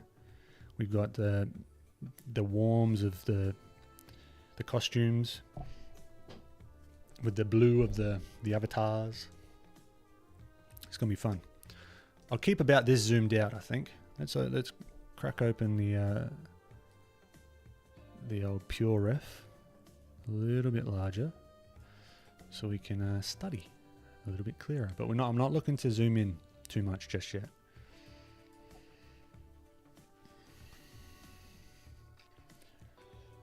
But yeah, Sugar Beach, I'd love to do that. I'd love to just talk business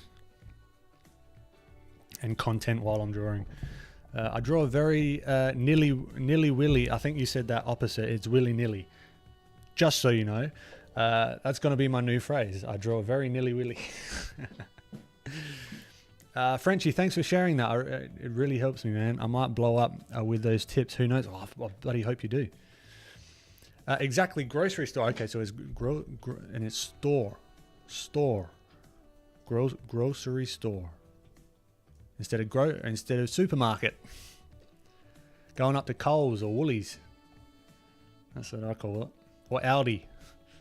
Hop up to Aldi. We call them Walmarts.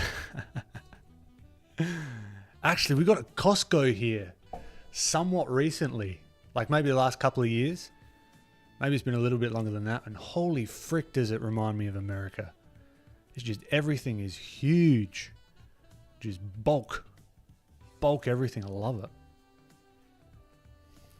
All right, let's block in. Let's do some color blocking. Let's have some fun, hey?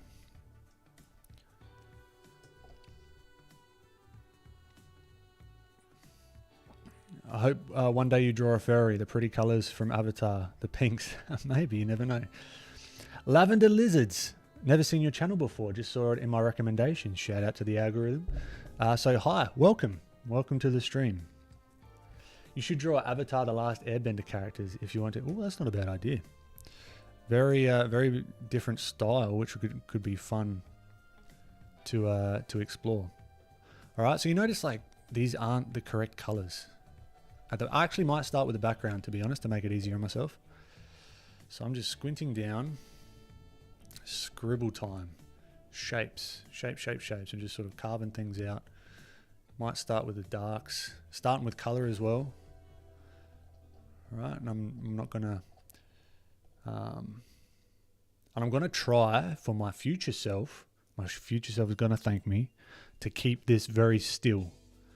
Otherwise, the time-lapse for content is going to be like, but I'm going to keep it very still got to remind myself, because it is kind of distracting when you sort of take the stream recording. All right, take him. He's got a little bit of the dark hair there. And this looks nothing like what it's going to look like. So... no judgment yet, please. All right, so it's going to have a little bit of greens in here. So this is kind of like freeform. I'm not thinking too much. I'm just thinking about shapes and color at the moment. What shapes are in the background? We can always tweak the colors. So I guess there's a little bit of structure. So I'm thinking about these darker shapes more so, just to give me something to grab onto from a placement standpoint, but the placement's going to be wrong. I'm going to tweak it. Again, not being precious with any of this stuff.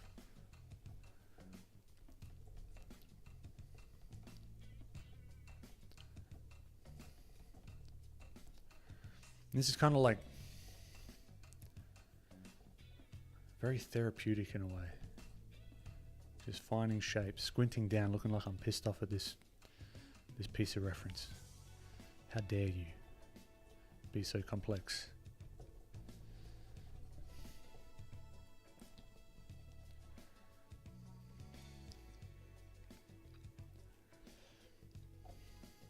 Eduardo, you know, I think about art the same way you do, Ben. It is a constant learning and can even be self-taught. Yeah, one proof of that. 100% can be self-taught. Most of it is self-taught, I think, at least.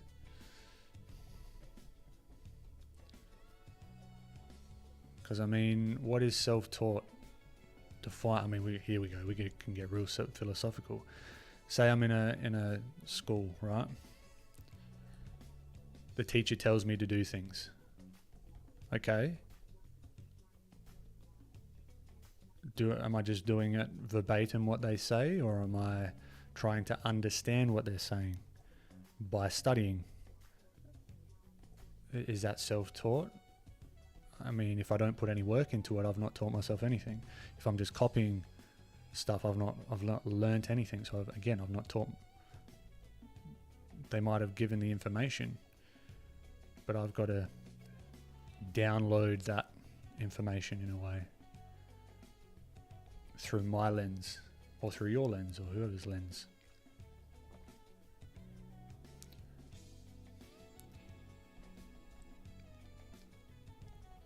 What a vibe this music is.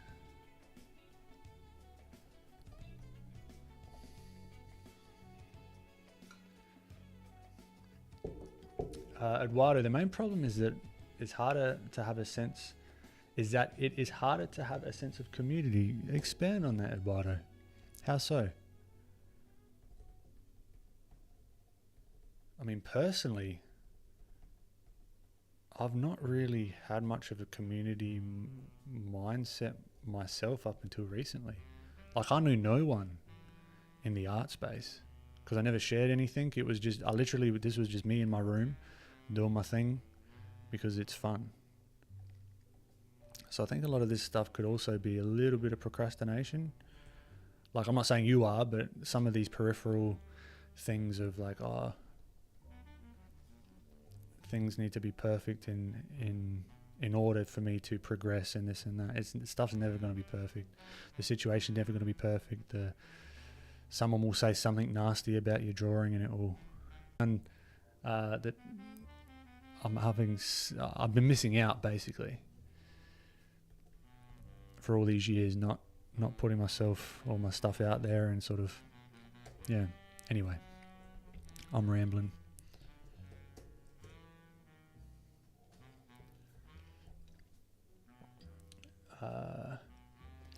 Bendaroo, do they have the pizza and hot dogs and churros? They do, and it's like American style. They got the churros, they got the American looking pizza. Like, it's so American. It's wicked. It reminds me so much of when I visited there when I was like 14.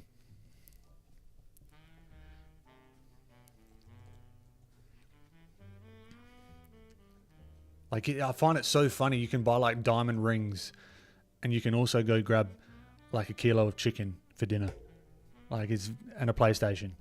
It's just nuts. Like, imagine that business proposal. Okay, guys, just hear me out. Okay, this is my pitch. Imagine you're going shopping, right? You just going grocery shopping, but you forgot that you needed to get your partner a diamond ring. Where you've got to go to another shop, a whole other place. You also wanted an electric drum. You might even want an electric drum kit, and you had a conversation with your partner that morning saying that you need an outdoor setting. Perfect place, Costco. And what are you going to eat on that setting, on that outdoor setting? You're going to need a bloody kilo of chicken because you're going to have people over. you also got to make sure you're smelling good. So you need to buy some deodorant in bulk, right? Like, it's such an odd thing, but it's funny. I just find it funny.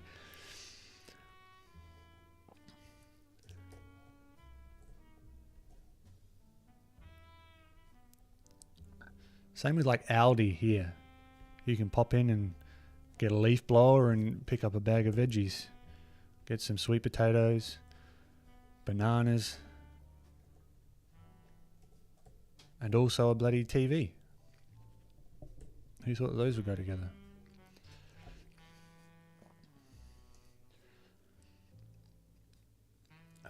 Lavender, any advice for new art YouTubers, especially when it comes to posting time-lapse of art? Well, you're talking to a new art YouTuber right now.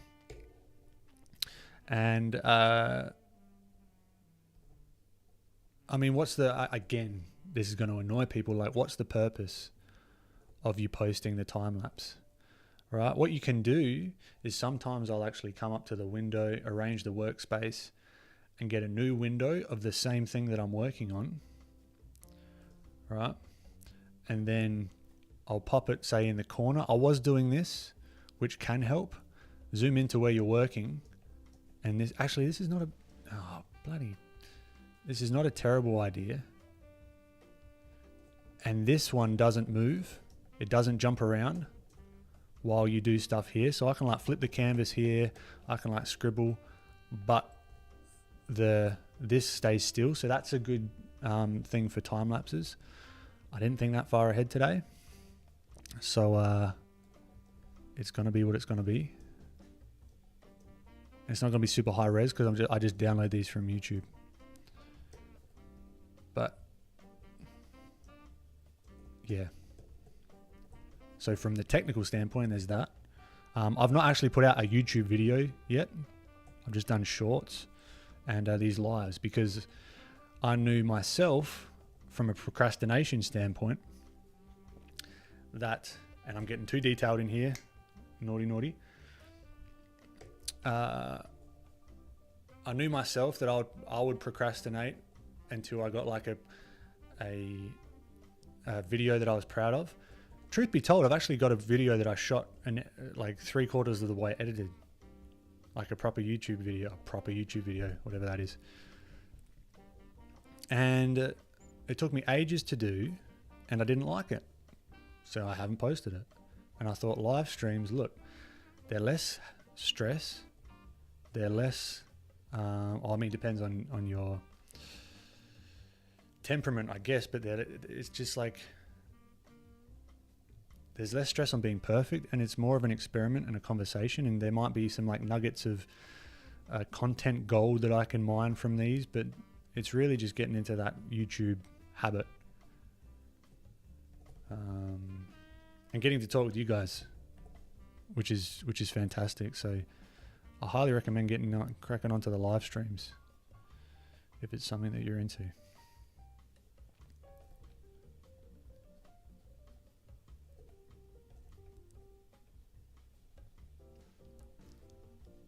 And it helps with like talking in front of the camera as well.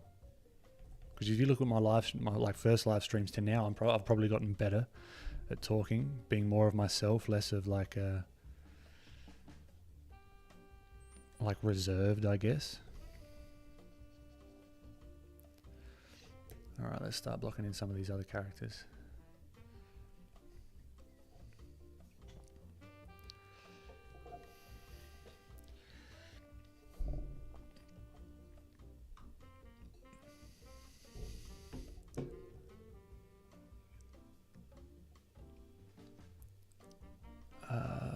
No grayscale. What blasphemy? I know.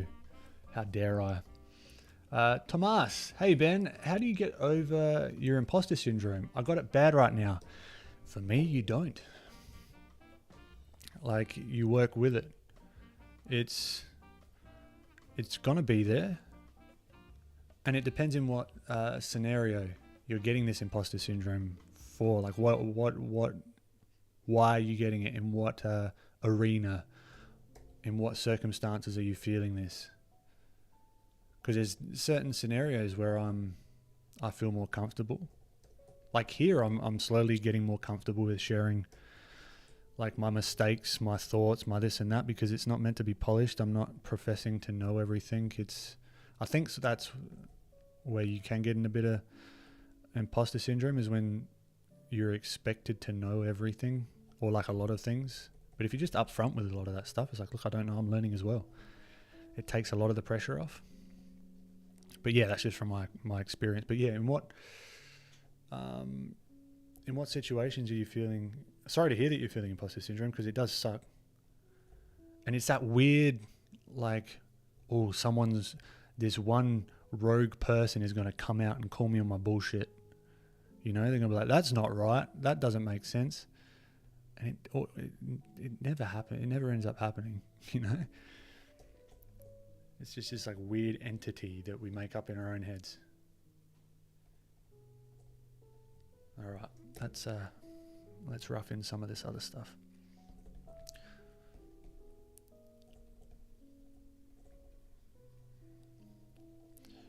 Rough it all in, and we're going to do some surgery with this. We're going to cut this down. What I said before, like brush economy, as I'm starting to refine these shapes, I want to not be too scratchy with my work. Like I might end up being scratchy, it is what it is, but I want to be more precise with my thought process. Like, why am I putting this shape here? Is it adding to the piece, or is it detracting?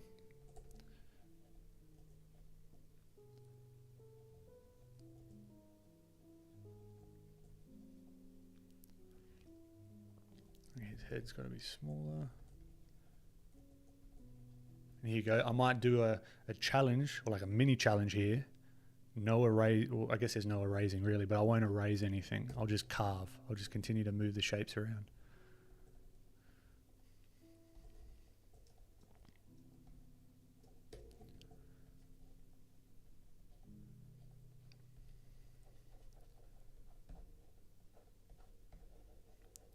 And I believe once I get this background blocked in, a 5-minute break might be in order. Bendaroo, so you are focusing strictly on shapes in the shot right now versus thinking about shapes and form, etc. Right? Yeah, that's exactly right. I'm just thinking about these shapes. I got into a little bit of form here, but I think that was a mistake. Too early. I really just want to block all this in to begin with. But you can see how shapes can quite easily transform into form, right? Because we've got this like blocked in shape here, and it's just a little bump of value to then start carving these shapes out of that 2D form, right? But don't want to do that too much at the moment, because that's actually going to maybe be as detailed as I'm going to get with this, because it's going to be the background. This is the focus. All right, let's, that red is pretty saturated, so let's throw that red in here. And we can even, it'll be nice if I could keep this like more scratchy, more textural brush. I'm probably just going to use the same brush, maybe, possibly.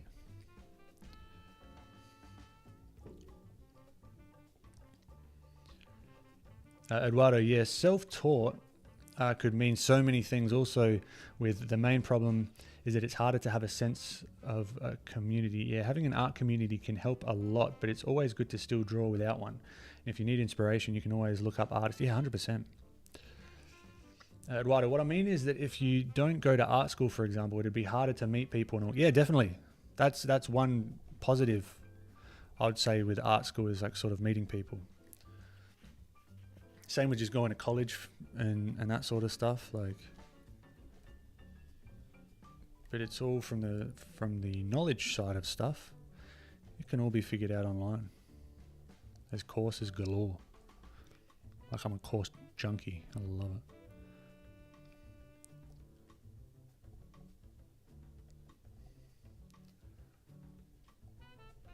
This is very different from my usual stuff, like my usual stylized things, but we can like meld these together like I did last stream, which is fun.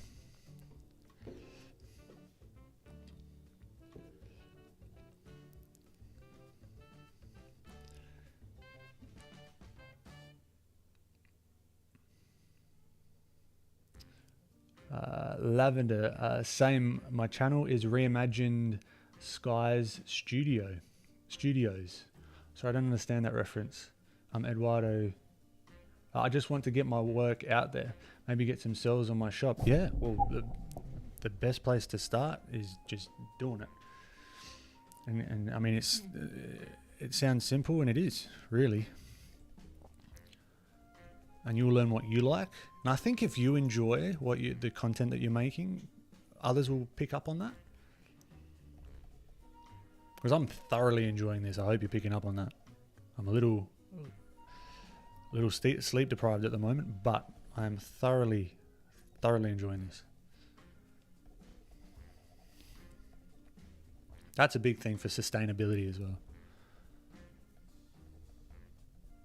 Which is why I like always learning new stuff, because then it keeps it interesting. It's not sticking to the one thing. But that's also, it's just me. Everyone's different. But I don't need to tell you that.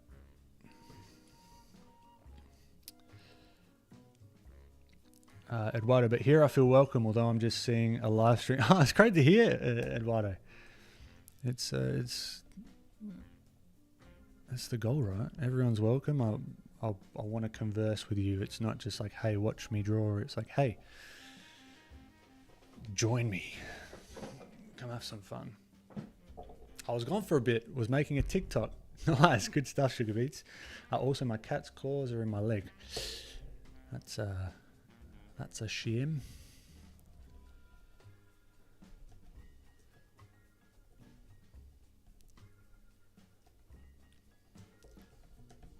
Alright, let's keep squinting down.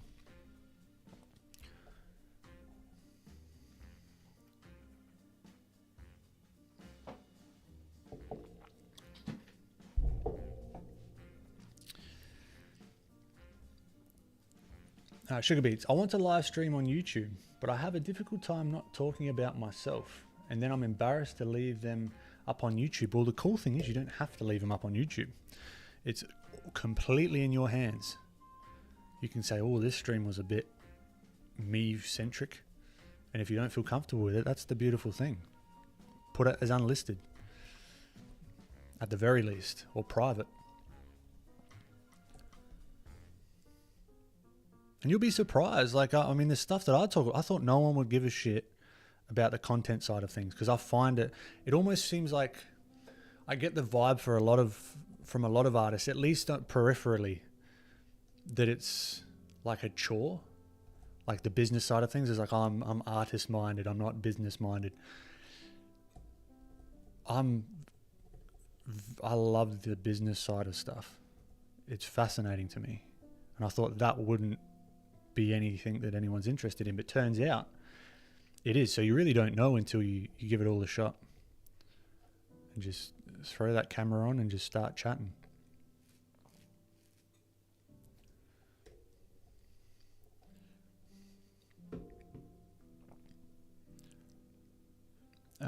Creatively Odd, welcome.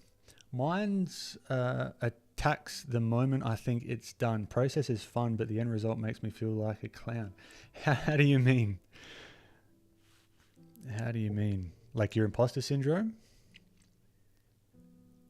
CMG, it's okay, Ben. I'll start calling you out. Go for it, my friend. I've started to get a thick skin, but I take criticism as well. Like, feel free to call me out. Ty Jackson, welcome. Eduardo, I love taking courses and studying a lot too. Yes, I don't know. I find that fun. I find throwing on a YouTube video, a course that I've bought, something more enjoyable than, say, like watching a show. You know, because I'm getting something more out of it that I can use in my real life. I'm not saying there's any there's a time for entertainment and all that sort of stuff, for sure. But that's just something that I really enjoy.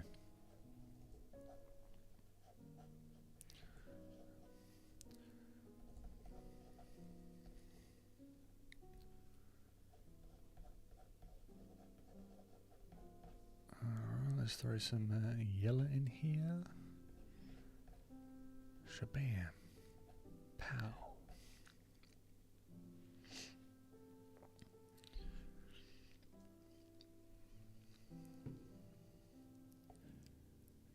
Wayne, great to have you back, my friend. Pedro, I have a problem with texture on digital paint. Is there a way to study in a form that I don't overpaint and make the painting flat? Less blending is my advice. Less blending. You noticed I've not used the smudge tool or anything, no airbrush yet or nothing. One thing to help with that is put the opacity up on everything and try and judge the values and what you're trying to paint in the form of like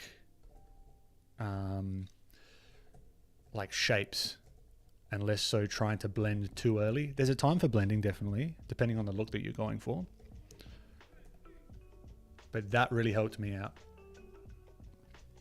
So you notice that you can actually see the hard edges on things, and it gives that textural feel. But then if I wanted to smooth, say, this chest out, I can come back through and blend this out as much as I want. But I'm going to be doing more of that stuff probably in the foreground. But there's also stylistic stuff you can play with as well. Like you can do it completely non-blended and just have hard. One person that I highly recommend, I'm going to forget their name. No, I'm not. Rob Ruppel, I believe is his name. Look him up. Actually, it's worth a look, particularly for Tangent Time, particularly for this sort of the adding texture and not blending things necessarily. Rob Ruppel.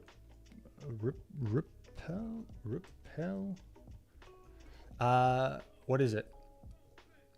Graphic LA is his book. It's absolutely fantastic. Let's just throw in like Graphic LA. Like all these, like look at this. Yeah, look at it. It's about 6 pixels big. Where's a good one? But even this, right? I think this is on his website. So shout out robruppel.com. But you see this guy's process, right? This, if it wants to open up. So look, shapes. But then ever so slowly, come on, load. You start to see form, all just through shapes. Like using the lasso tool. I mean, this one is going to feel more realistic. I betcha. See, you just got the cars, the lighting. Everything is shapes. You can do that as well. And that could be a really cool exercise that I might play around with. I love this guy's work. I mean, look at that. These are all just textured shapes. Right? No real blending in sight that I can see. It's all just different values. Which is so cool to me. Right? And then I think you can, if we go to the final one. I mean, look at that. It looks really, really complex and really beautiful, and it's got like atmosphere and everything. But if you go back through the steps, it's all just graphic shapes. So yeah, go check out his book, Graphic LA. I highly, highly recommend it. It's really cool. And this is kind of the way I'm thinking about this sort of stuff here.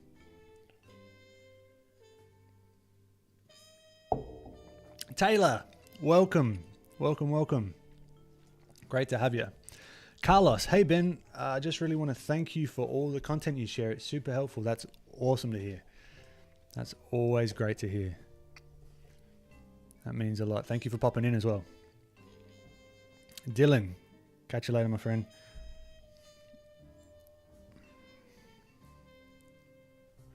Warren, actually my real name is Chinthaka. This is my OC's YouTube channel. Oh, nice. Sugar Beats, I always overshare then cry, but also then do art. That could be your brand, Sugar Beats. And you'll get an audience that appreciate you for you. All the overshares and all.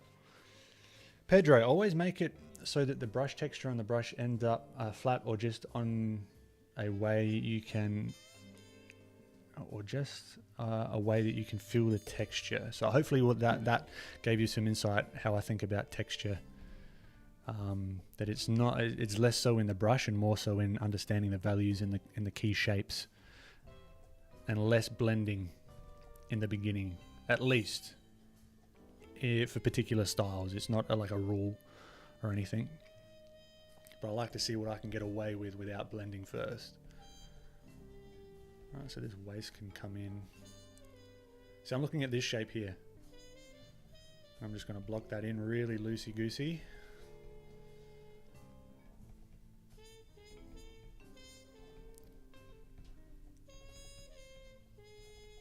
Just blocking it in. Just tap it in. Happy Gilmore, anyone? Just go home, ball. Just tap it in. I love me some Adam Sandler.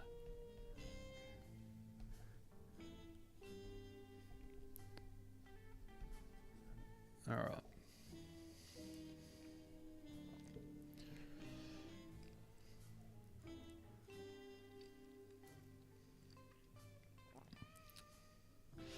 Sugar beets, but my followers are used to that. There you go.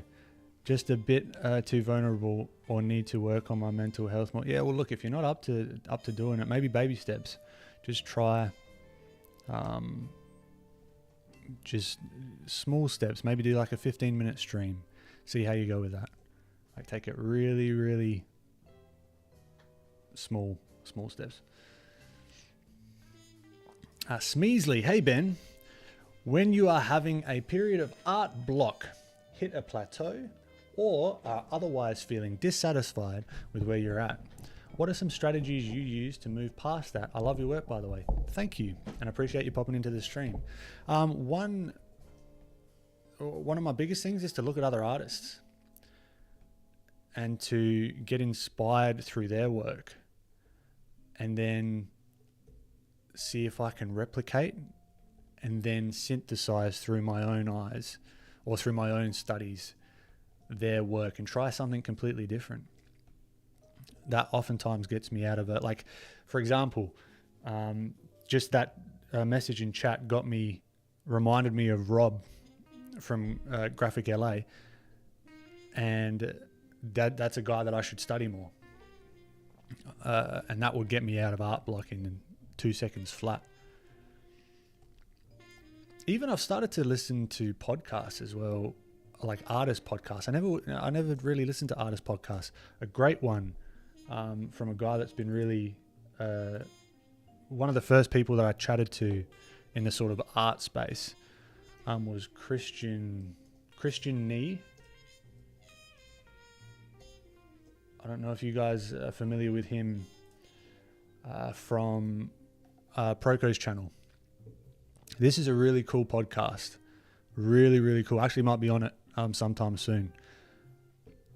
But so he was working for Proco, and he has, like, this is Michael Hampton from the figure drawing. So he's Steve Michael Hampton. So I've never seen, I rarely saw videos with him talking, and you listen to his philosophies about stuff, and even Rembert, and like all these artists and stuff. Like, this is a really cool podcast to sort of get yourself to put things in perspective, I guess, from artists that you look up to.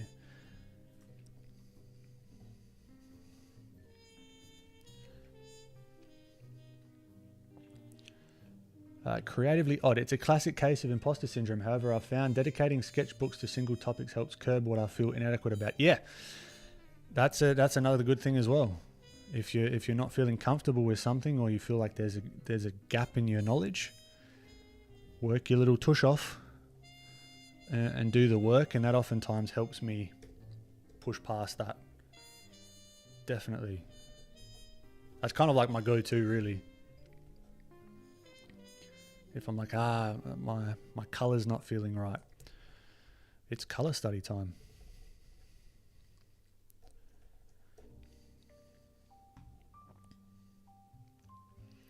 Pedro, my absolute pleasure. Eduardo, personally with art, I struggle a lot with motivation. I'm sorry to hear that. But I don't put too much stock in motivation myself. Others would have heard this time and time again. I talk about it. But it's both momentum and habits are going to guide you through. Because I didn't feel like drawing today.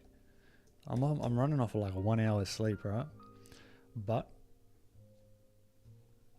I threw on the camera. And now this isn't to say that you do unhealthy shit like pull all-nighters and stuff. This just happens to be my situation at the moment. But I didn't feel motivated to draw today by any means. But get started. Oftentimes when you get started, it just sort of starts flowing as well, I've found.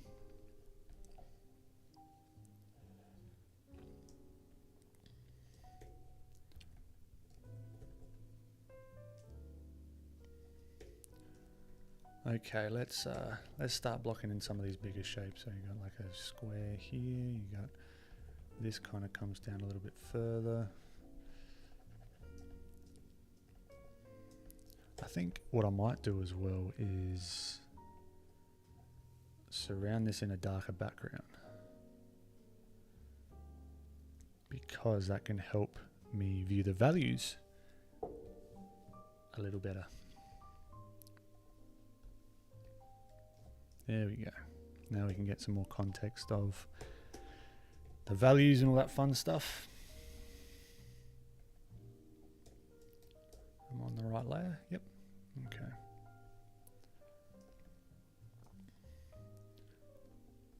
I'm also looking at some of these negative shapes as well.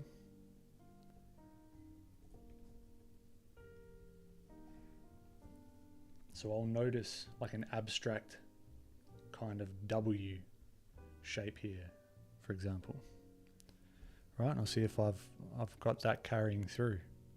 And that helps me with proportions and stuff, but I'm not too concerned about that. If this person in the background is a little over here or a little back there or isn't there at all, it's not going to matter that much. Not for this use case of the study.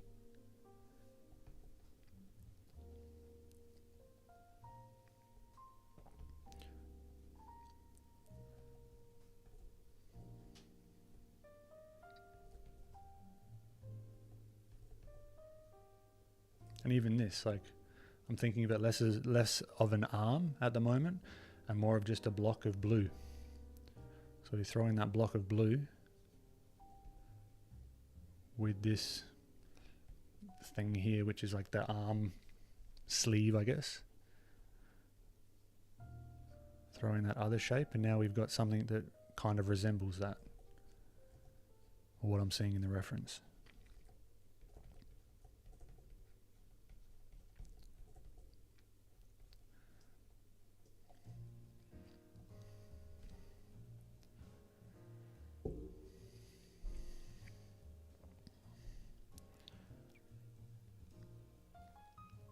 Tomas, sorry, my mainstream is delayed. I paused it earlier on. Just got to your answering my question, just in general.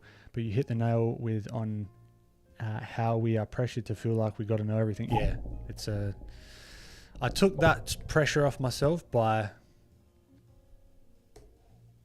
not professing anything. I don't say this is the right way to do it or the wrong way. It's just what I'm doing. And certain things help me out, and if it helps others out, fantastic.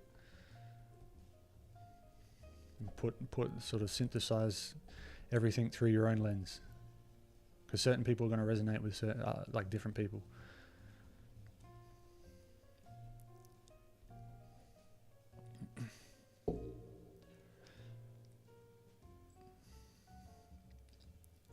Taylor, I've always wanted to know, what does the P on your hat stand for? Your guess is as good as mine, Taylor. I have no clue. This is like a $5 hat that I got right before a podcast because my hair was a mess. Like I got it a couple of, maybe like a month or two ago. It's due for an upgrade. So yeah, no me, I've got no clue. We can just make it up.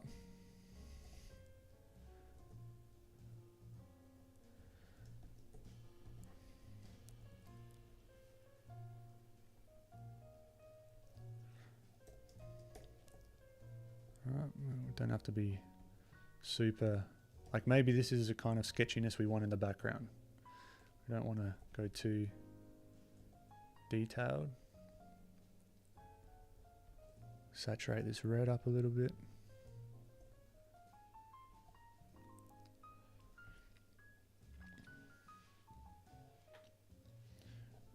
The style of rub repel reminds me of yours, Ben. Oh, that's a bloody compliment and a half. Thank you. But yeah, he's an influence of mine, definitely. You'll hopefully see all my influences in my work just by my practice of studying them and getting sort of inspired by them and reverse engineering them, which is how style comes about. It's a mixture of all your influences.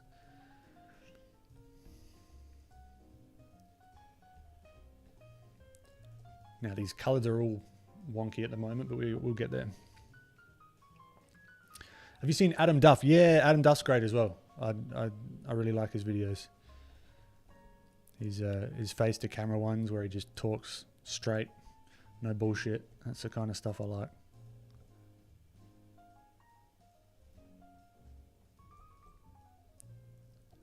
Okay, enough messing around with this one.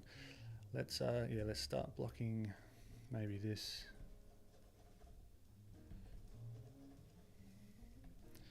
This side in.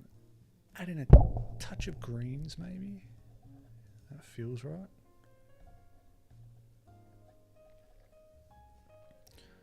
And I think we may need to extend this a tad. Yeah, because this is all, just looking at this now, this head's way too big and blah, blah, blah. We can fix that later.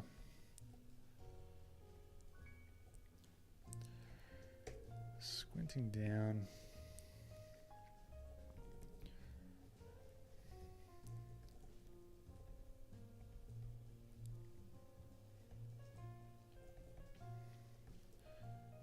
Alright, then you've got this, him in the foreground. But he's not super focused, so I'm not going to focus too much on getting this super duper accurate.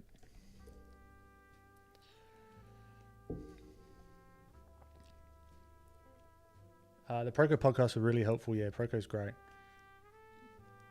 Smeasley, my pleasure. Dwight Cash, how do you get good at picking the right colors without eye dropping? I don't pick the right colors. All these colors are sort of relative to one another. So I get something down first, right? Like a blue, for example, and then I sort of go back and forth and say, okay, what about this red?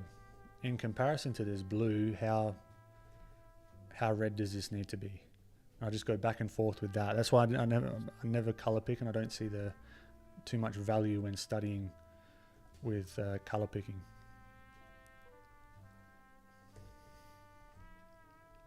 Because it's all comparative. Like I could make this green if I wanted to, and it would still read the same.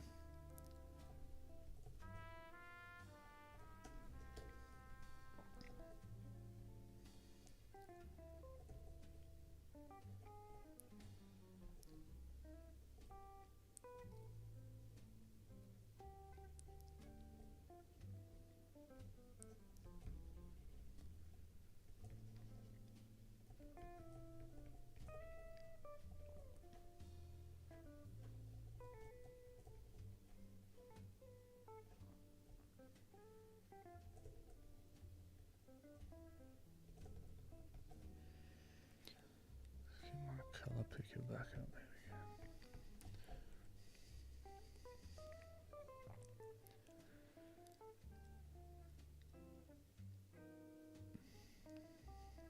we go. Ben, is that your real last name?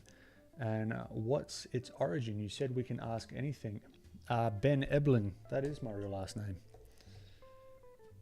I believe its origin is Lebanese, actually. So, yeah, I do not look Lebanese whatsoever.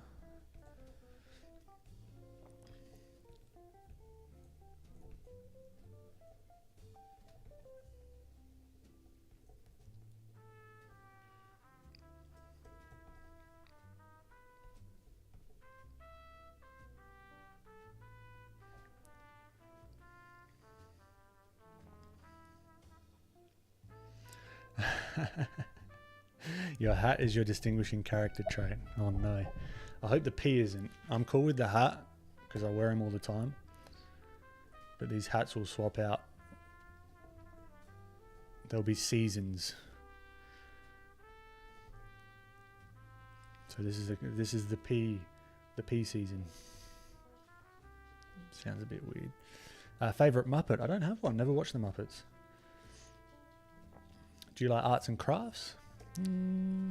Don't hate it. Don't particularly love it. Can you give us a quote of wisdom today? Christ, I don't know. What's one that I like? There's so many. Let me think on that.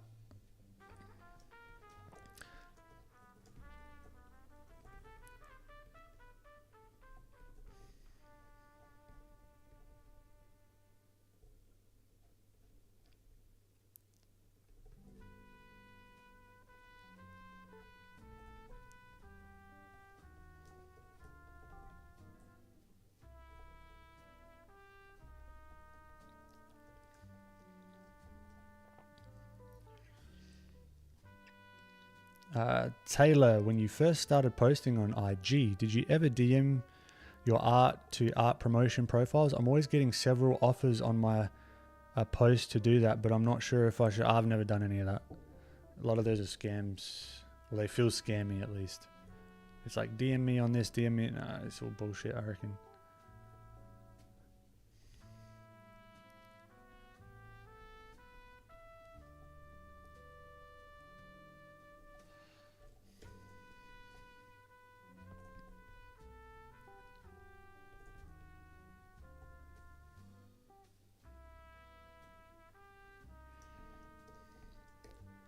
The death quote was quite good last time. It's a bit of a morbid one, but it's kind of true. It's the truest of all truths.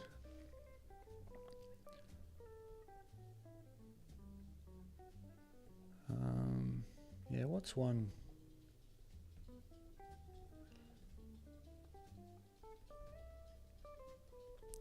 I like a lot of this sort of stoic, philosophy-ish kind of stuff. This too shall pass. There you go. That's one I've been meditating on recently. And that goes for both good and bad times. The bad times, or the bad thing that you're worrying about, the what ifs, all that sort of stuff, this too shall pass, and so will the fantastic times when you're just, shit's just going well. Right, so there you go. This too shall pass.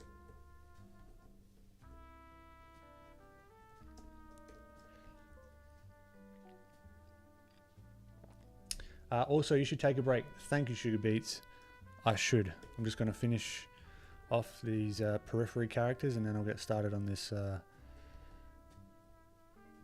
this lady over here after the break.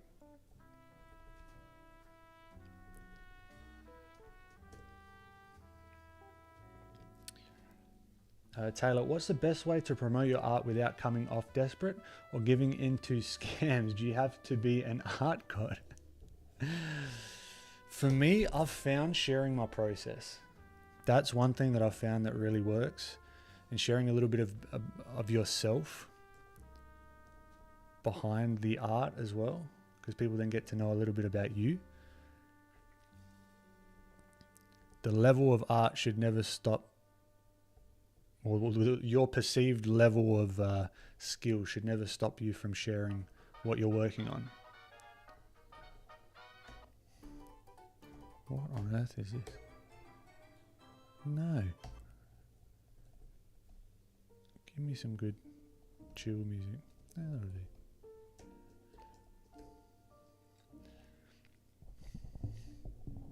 Lord of the Rings.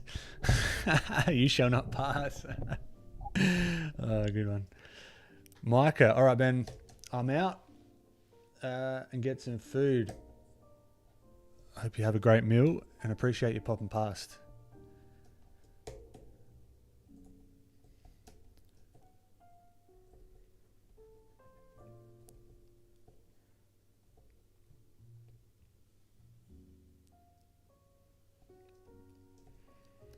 Okay, if we zoom out, how's that feeling? Okay. Lots to be done. But thank you, Sugar Beats, for the reminder. I'm going to take a break. I'm going to recaffeinate. And I will see you shortly. Let me throw up a back in 5 minutes thingy-ma-doo-dad.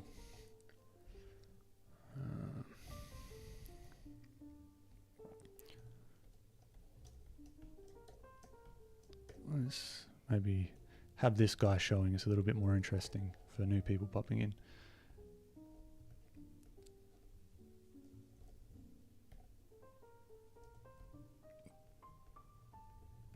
Back in 5.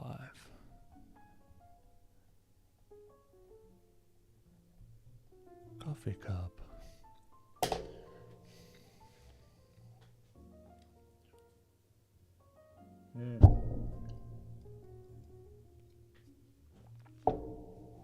I'm hydrating, don't you worry. My voice can't handle going those long these long streams without hydrating, so appreciate you. I'll be back momentarily. Stay beautiful. I'll see you soon.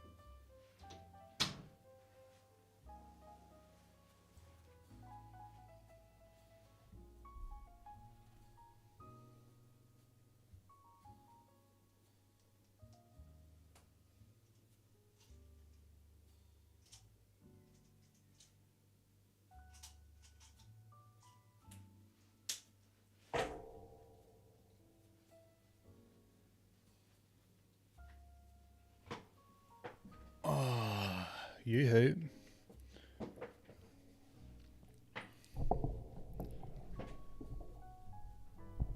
And we're back.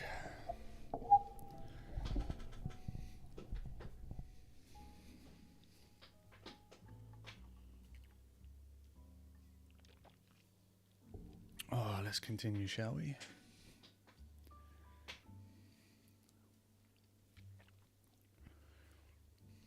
I'm just here. Welcome back, Eduardo. Catch you later, Eduardo. You're probably already gone.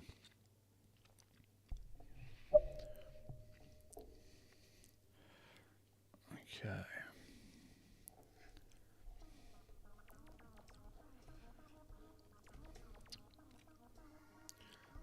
Let us continue.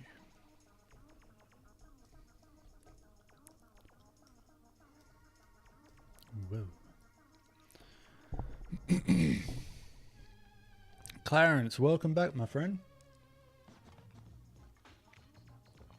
Hope you've been doing well. Grace's Art, hello. Great to have you.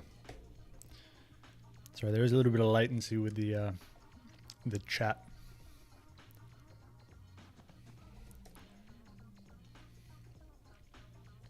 Okay, so still keeping zoomed out. I want to just start carving in some shapes. Not being perfect with it, we can fix that as we go.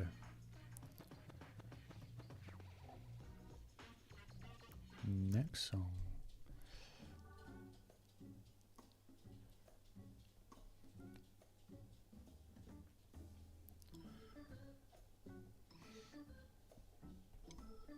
Not feeling this song either. Clarence Film Studies, yeah. Good practice and something just sort of more chilled. But you never know what the rest of the stream might bring.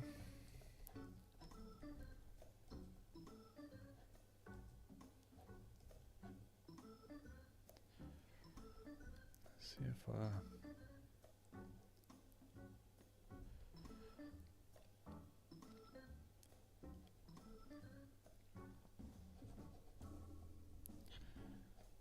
Oh, I said I was going to get that book, didn't I? Alright, give me 2 seconds.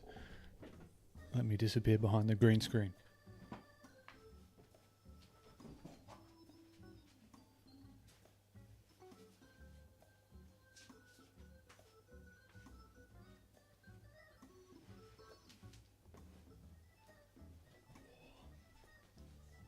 Alright. So it's this one. The Norman Rockwell, what is it, behind the camera.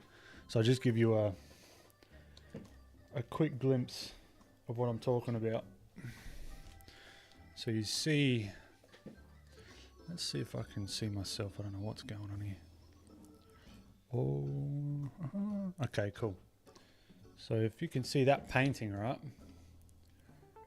And then there's the photo reference. There's like the real people in the painting, which you never get to see. It's so cool. Right, so it's just filled with all that sort of stuff. And just to show that, like, yeah, reference, use it. Please.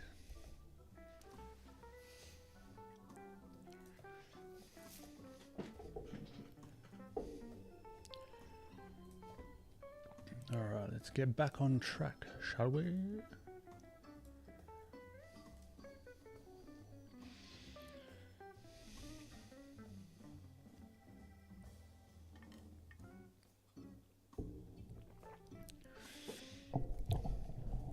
Clarence, I always struggle with this kind of stuff where there's multiple characters placed in a scene.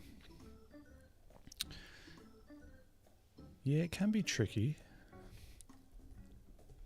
But if you try and abstract them down like I'm doing here, again, into simple shapes, I say this over and over and over again, but it really helps me.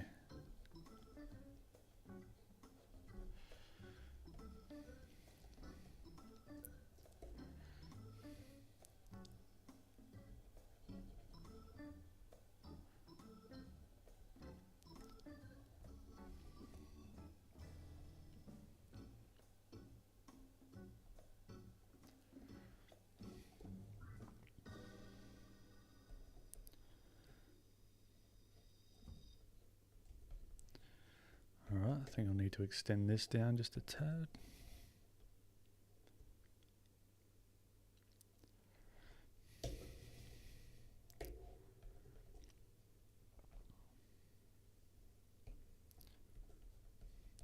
My music stopped. Alright, let's change the pace, hey? With the music.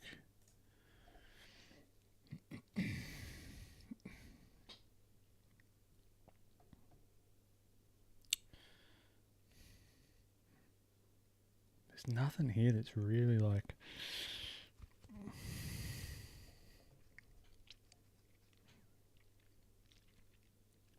that really does it for me. I mean, it's all okay. There's nothing wrong with it. Well, bagpipes.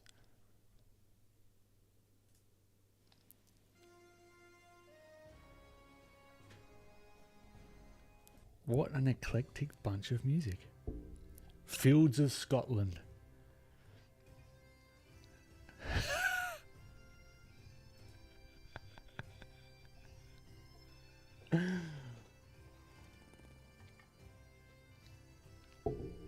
Right. Let's continue. Let's move forward. Keep pushing through with this study. If I can do it, you can do it too. I hope you can hear this, or else that makes no sense to anyone. Alright, let's change that. This is silly.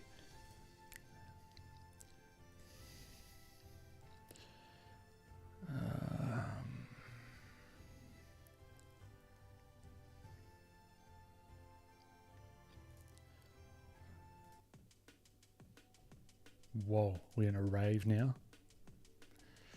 Alright, I'll get back to the art momentarily. I just need to settle into something. Do they have lo-fi on here? I'm not a huge fan of it, but it's just something nice to have in the background.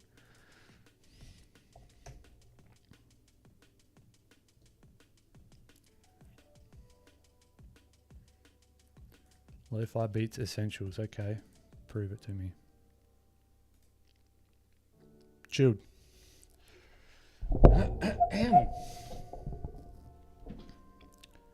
Yep. Cool. This is cool. Taylor, we ever come to the US for expos? I would love to come to the US for expos. Don't have any planned, nor what I would do at the expos. But yeah, I'd love to pop over to the US. Definitely.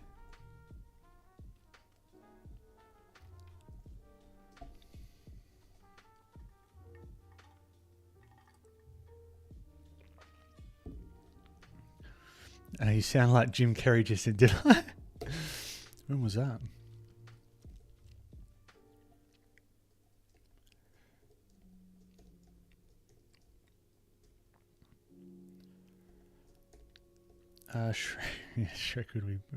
Shrek would be proud. Son off donkey.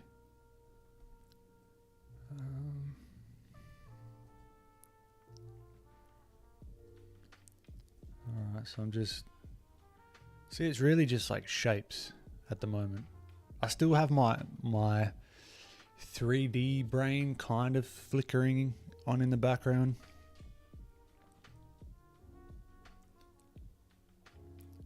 I'm just trying to identify these shapes. Maybe we can actually do some like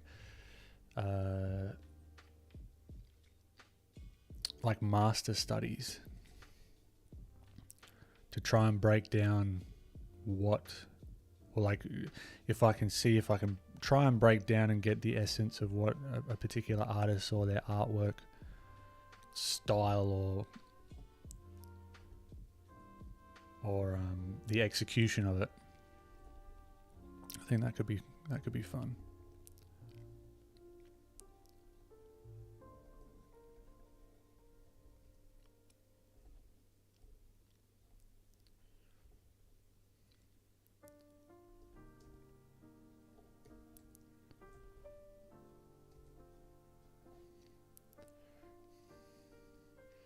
Ray, got you back, my friend.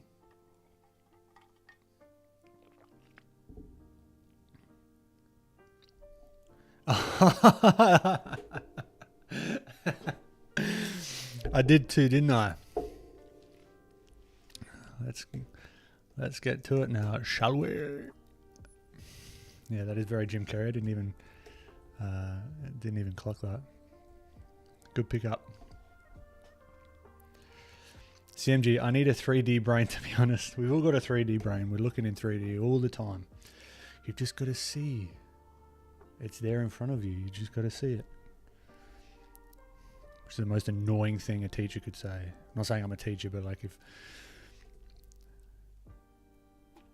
someone, how do you do it? You just got to see it, man. It's there already. It's like, no, shut up. Where is it? Who's your favorite old master? JC Leyendecker, probably. I love his shapes. He was very, very ahead of his time with his like stylization of figures and that kind of stuff.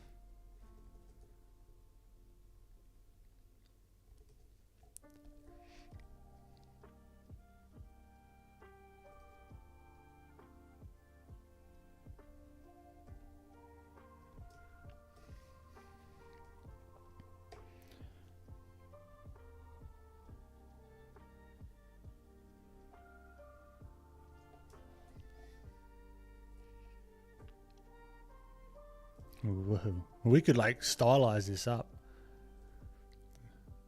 We could like give it like the big, like Disney style. Maybe not for this one. We'll keep it still study or reference, closer to the reference, let's say, because I'm trying to understand color more so with this.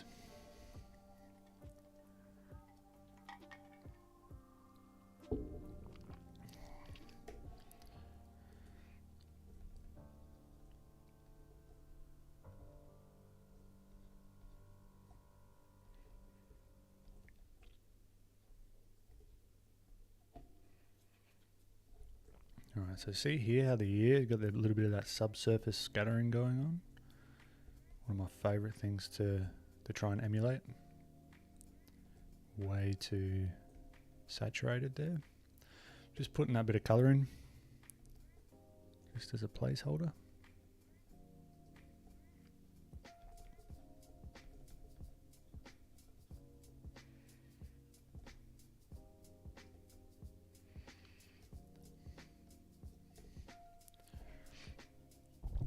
Taylor, I had to look that up. Embarrassingly, don't know anything about old masters except maybe like Van Gogh and Picasso. Don't stress about that. I'm horrible with.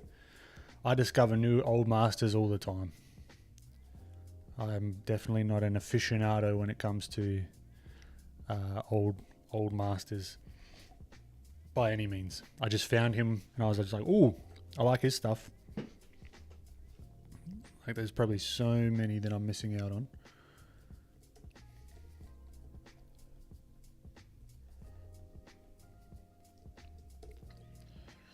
Let's throw in the back here. So we got that nice curve, bit of the deltoid there.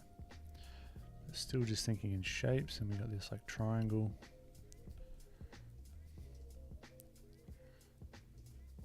Still want to say zoomed out. And all the proportions and stuff are going to look wonky for a little while until we start refining these shapes.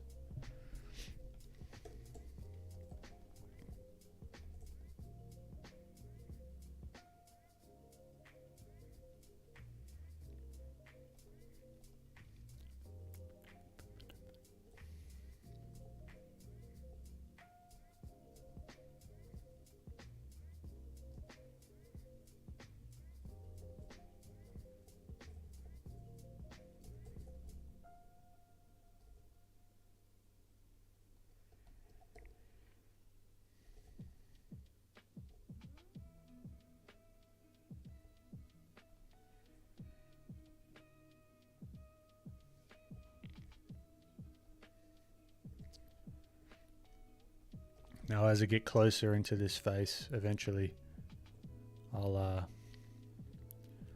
demonstrate my thinking a little bit more as I refine these shapes. But at this stage, it's not going to benefit me zooming in. Not just yet, I don't think.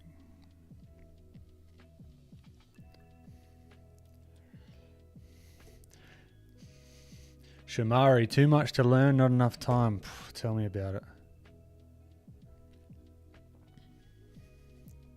Tell me about it. One thing I like to do, that's just a little tip. When I'm sort of putting in the darks, I like to add saturation. Add saturation when I'm going darker, generally speaking. It makes the piece less muddy, I guess, and less just sort of like throwing like a grey version of the colour to make things darker.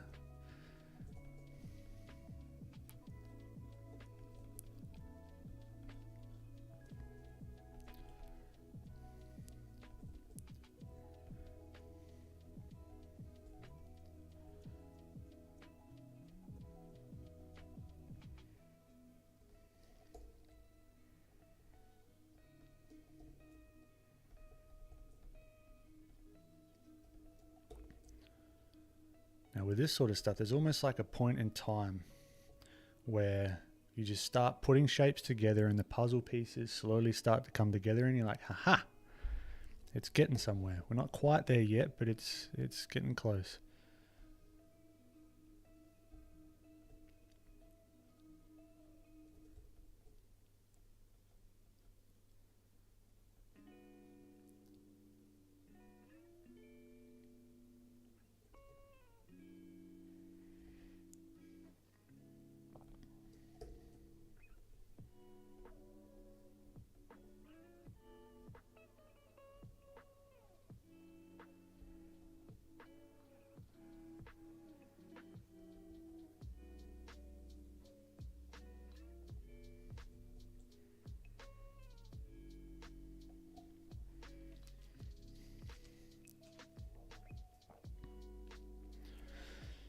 Taylor, do you have still have moments where things just click for you, or is that just a beginner thing? I feel like as a beginner, I have aha moments nearly daily.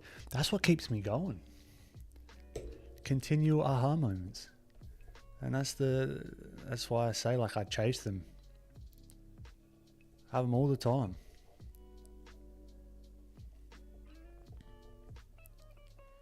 And it's definitely not just a beginner thing. That's why I like to learn from a myriad of different people, because they'll explain things in a certain way. They'll have different ways of working, different workflows, different subject matter, like all sorts of stuff, which sort of what pushes me to keep learning new things, because it's such like a dopamine hit when it's like, oh, fuck, yes, I get it. And you just sort of keep chasing that dragon. It's a good dragon though, I think.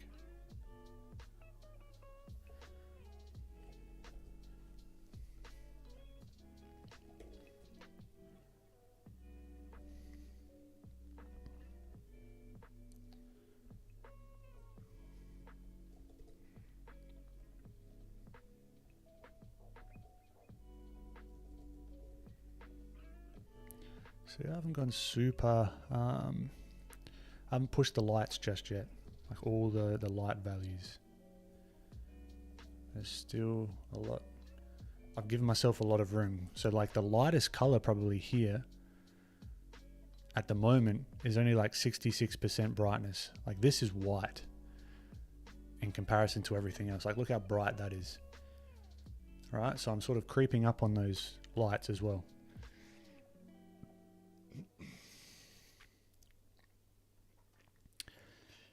Bibristic, my apologies. Look, I think you posted in the chat the other day. Let me just translate that. Give me 2 moments. So I know.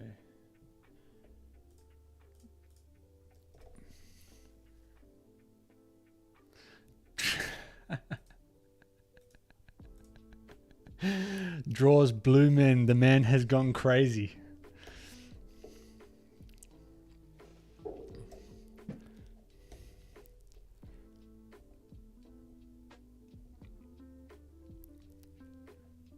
That's funny.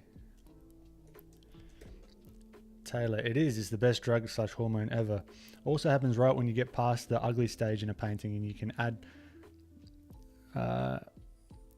add the lights and highlights, and then it's like, oh, geez, exactly. It's like the quote unquote boring stuff. I think none of this is really boring to me, but the groundwork, the foundations, once they're laid, then it's fun. Then we can start, like, I think it's probably time to start zooming in to maybe about here. And now we can start to carve a little bit more. All right. Maybe I'll move him up.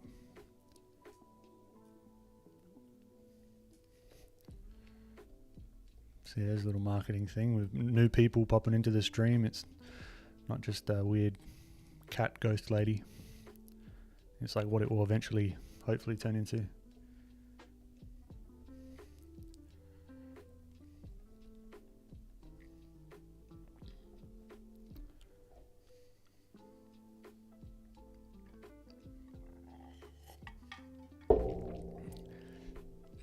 Bibristic. Yeah, funny.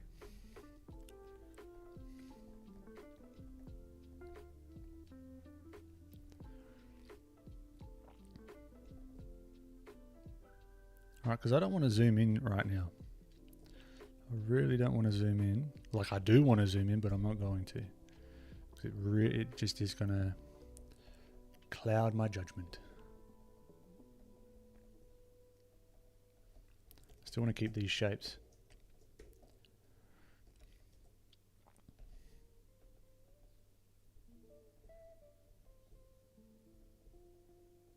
Just shapes, just shapes. That's all I'm thinking about.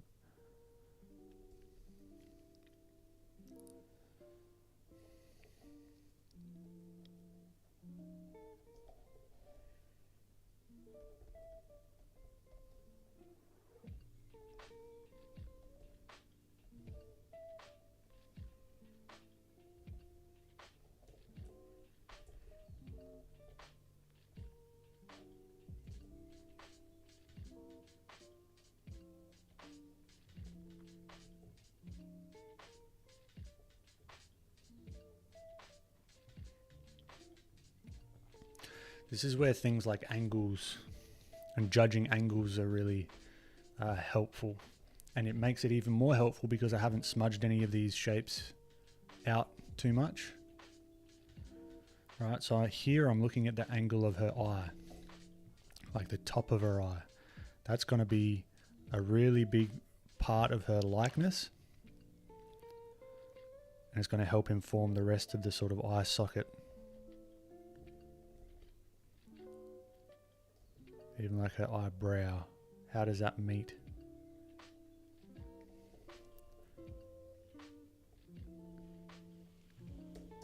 Whoops, someone's just come home. I may have to pause just momentarily. But we'll see.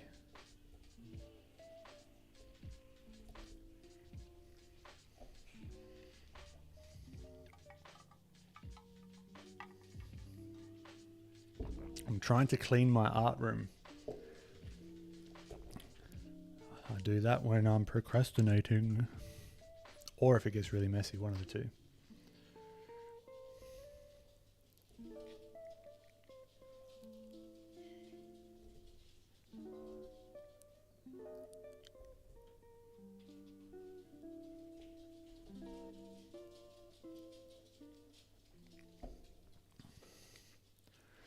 It's so good already. Thank you so much. Thank you. Your art always reminds me of statues that are giant and would have little people moving about on them with ladders. Does that make it? Certainly does, because funnily enough, I kind of think of, when I'm thinking about the planes and the forms and the lighting, I imagine myself sometimes standing on that particular plane. What would I see? What's going to be visible to me? How much light am I going to be getting? Where would the light around me be sort of shooting out from as well? So that, I get that 100%.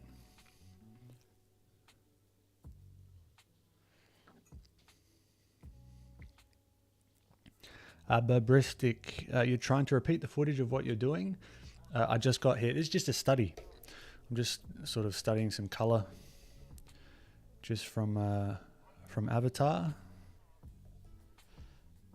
Just trying to keep shapes really simple.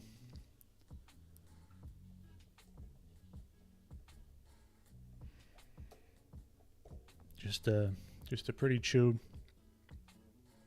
Oh, excuse me. Just a pretty chilled stream today.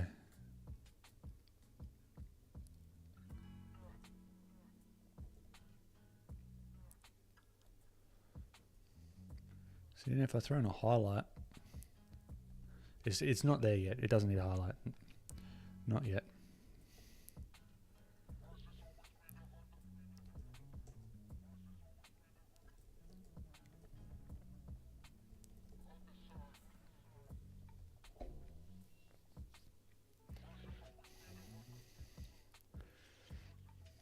Just shapes and pixels, baby. There you go. There you go. That's what the P stands for. Just pixels, baby.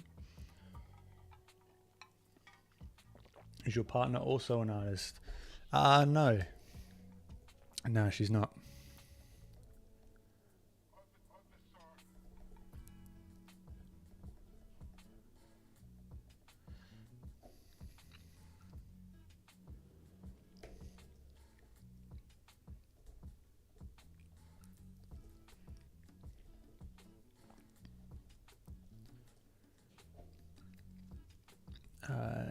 Denzil, awesome studies, but thank you so much.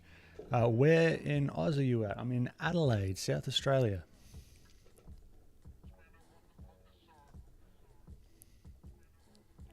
Little old Adelaide.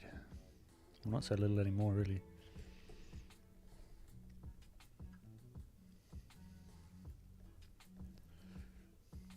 Yeah, this eye is pretty off, but that's okay.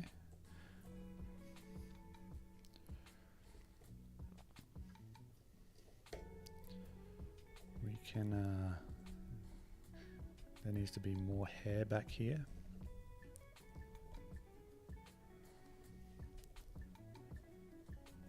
Definitely.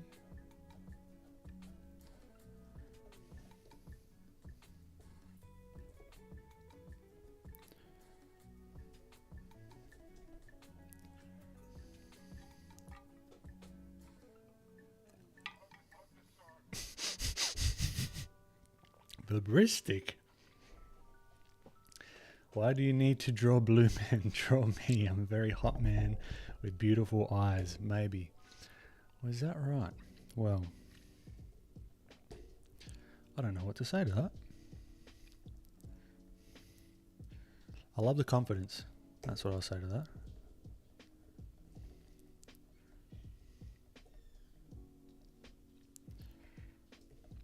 Alright, how's this looking? Yeah, alright.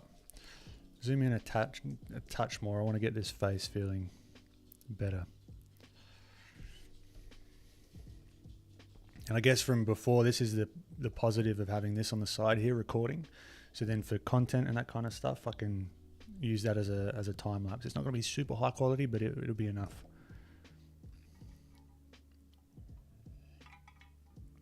Bravin, I see you're not focusing on likeness as much as you are on lighting and colors. Yeah, that's right. Like if I can get some likeness, that's what I'd like to go for, but more so getting the forms reading somewhat correctly, and the colors as well, definitely.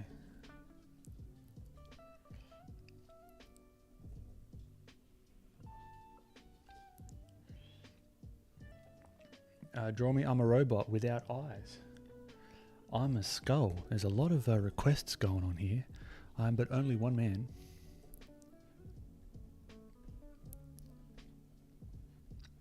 Denzel, nice. Brizzy here. Oh, Brizzy boy. Denzel, I believe. Sorry, the avatar is so small, so I don't know. But yeah, Brisbane, nice one. Welcome, my friend. Fellow Aussie here. Well, I don't know if you were born here or if you're Australian, but fellow resident.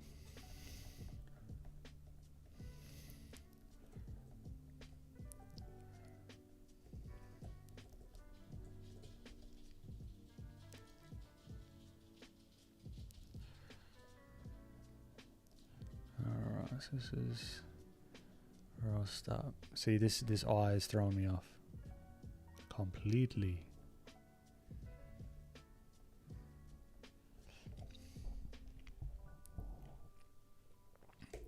Okay, no fighting in the chat, okay? Cooling.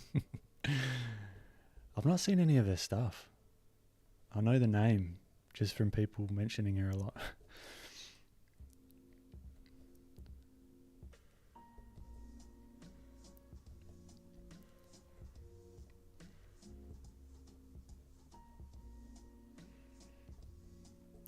See, now I'm starting to sharpen up some of these shapes.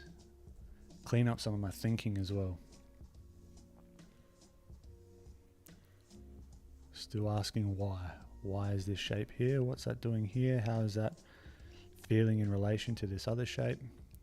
Etc. Etc.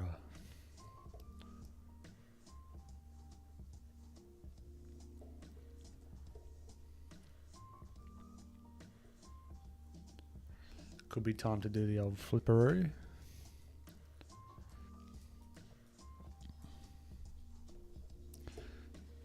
See, these are feeling a little bit muted at the moment. We can fix that. We can knock in some of this color.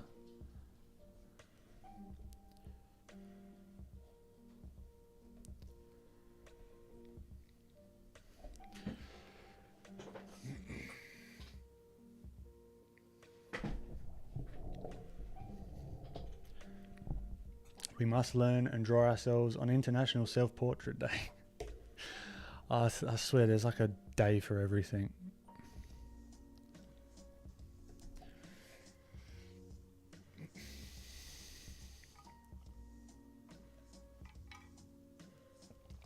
Ever thought of doing art challenges? Like drawing with your other hand, for example? Yeah.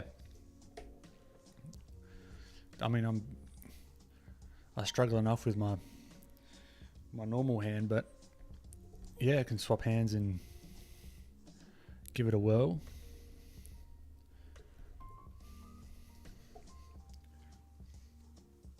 Sugar Beast, do you like when chat distracts you? Well, this is what I'm here for. I enjoy chat. I enjoy going back and forth with you all.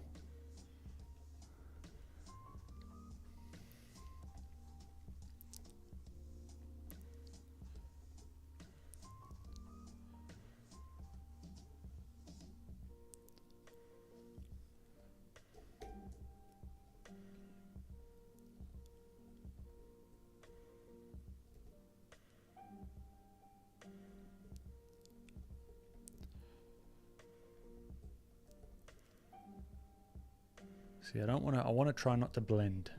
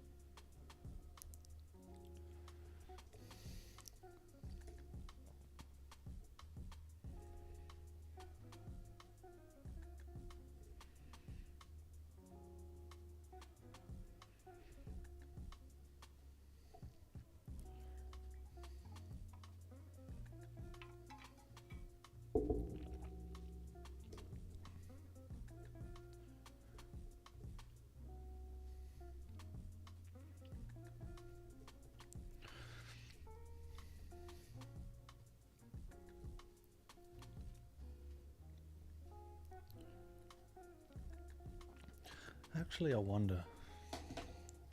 Oh, I left my phone out there. Might see, never mind.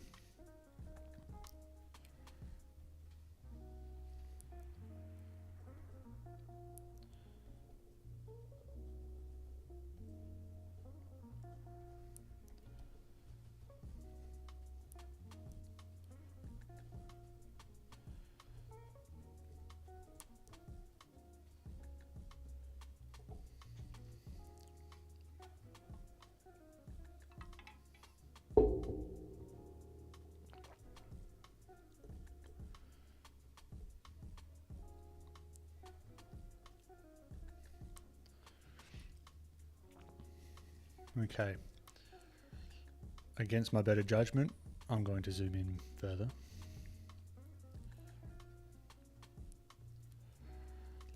And let's study these shapes even more.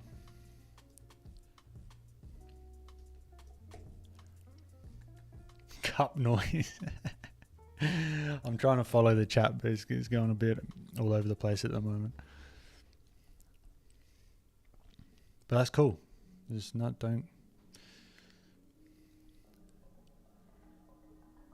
don't mind me. I am having a lovely time just finding these shapes.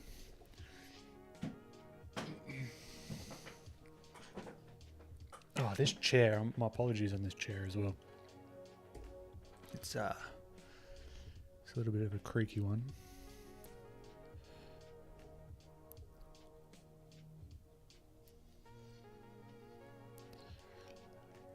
I read that, Sugar Beats. I read everything. There will be no turning against today. No uprising.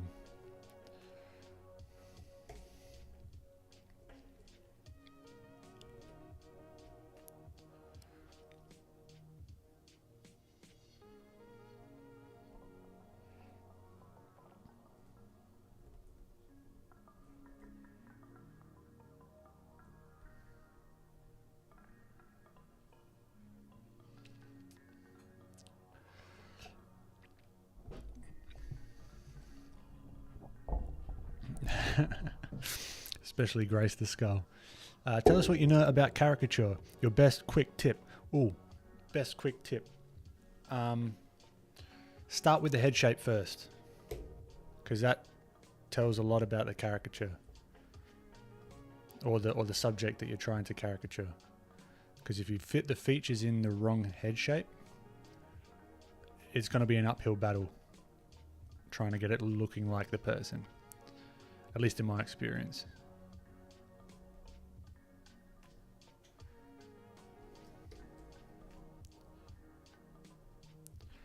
So let's see if I can do what I wanted to do and like brush economy. I'm not trying to blend anything. Let's see if I can just throw these shapes down and get them reading like something.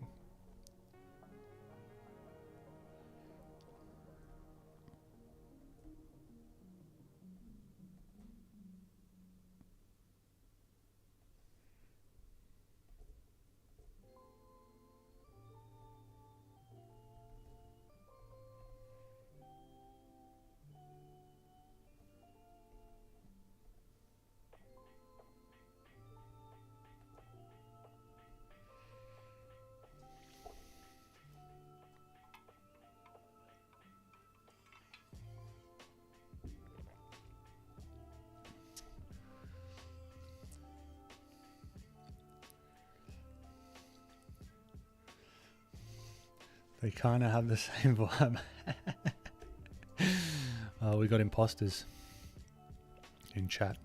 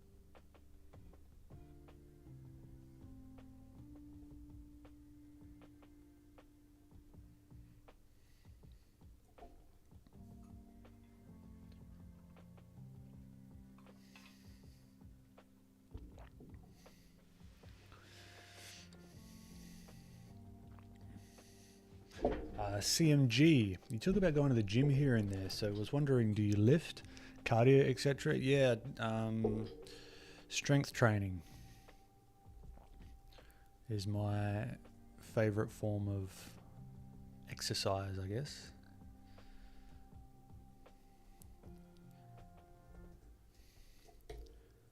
It's yeah, really good fun.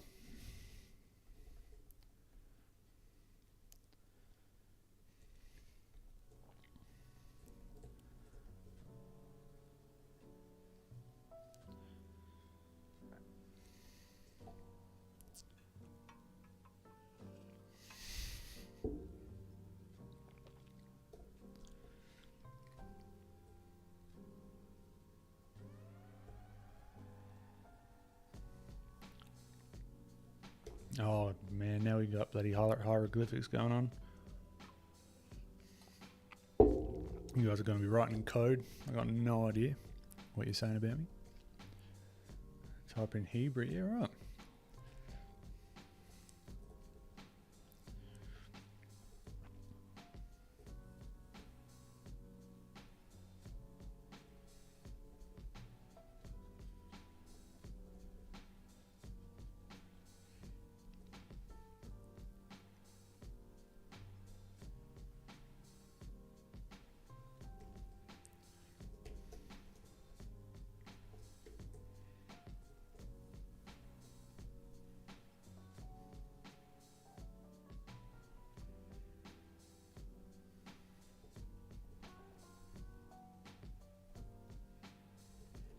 Alright, this is a cool little aha moment, I guess.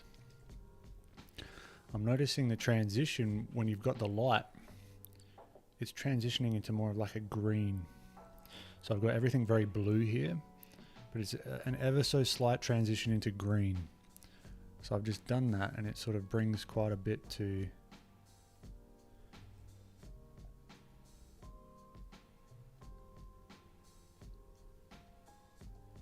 your face, and still need to adjust the values and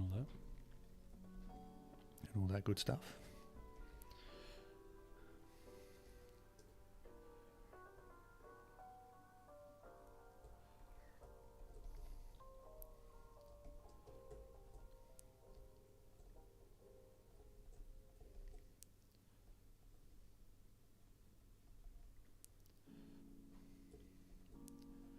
And the cool thing about these like markings, they help with perspective as well, even if they're just shapes. So these markings are going to wrap around the head.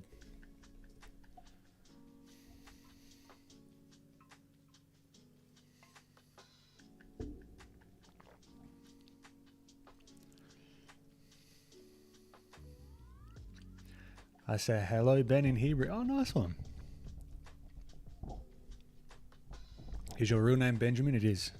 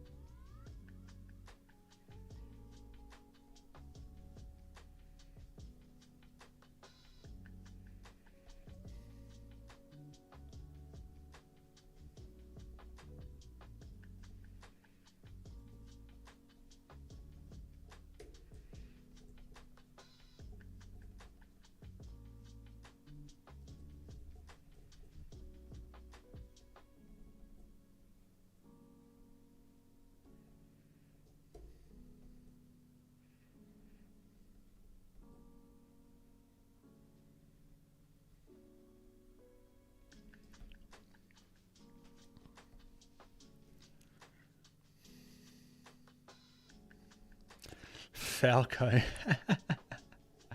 Well, you caught me live. Great to have you, Falco.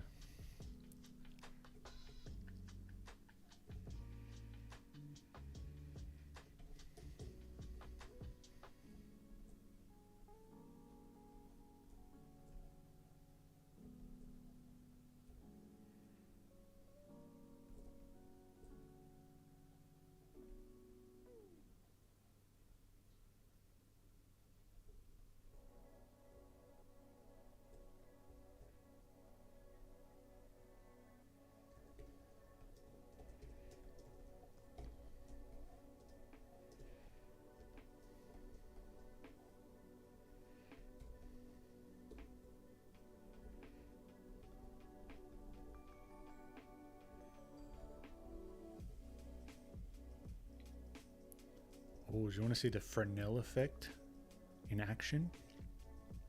Check this out. You see how you've got this light underneath her chin?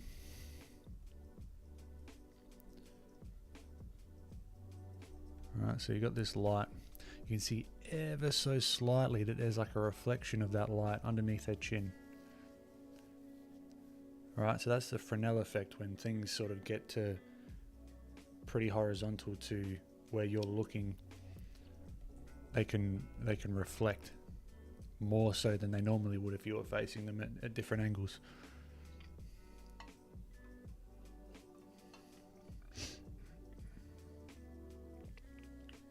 My brother has the same name as you, but he goes by BB. Cool.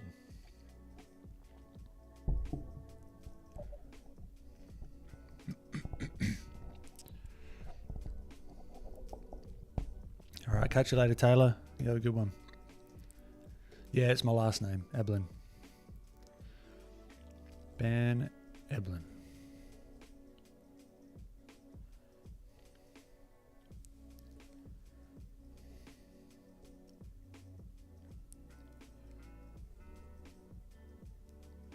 I'm gonna add some greens in here for sure.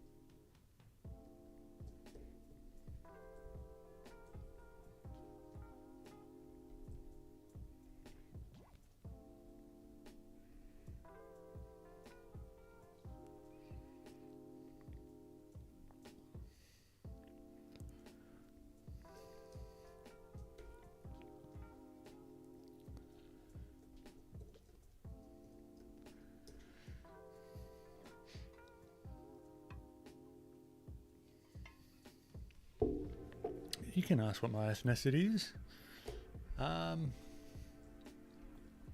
White boy.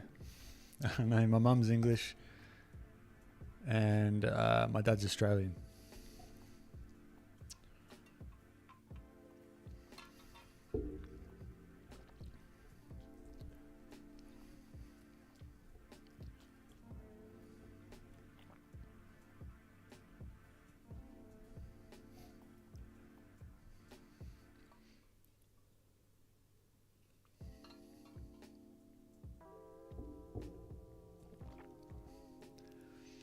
Eblan changed one letter in your last name and it turns out to sound very funny. Right, I see.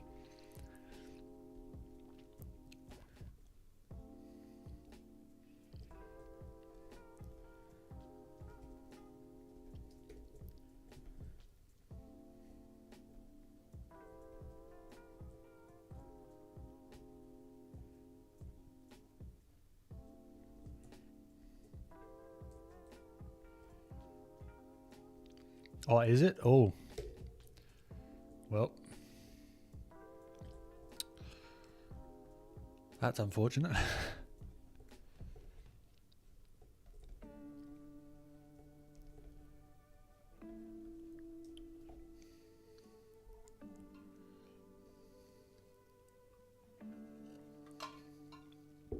But your last name is from somewhere, so it must be part of your ancestry. Yeah, so my last name,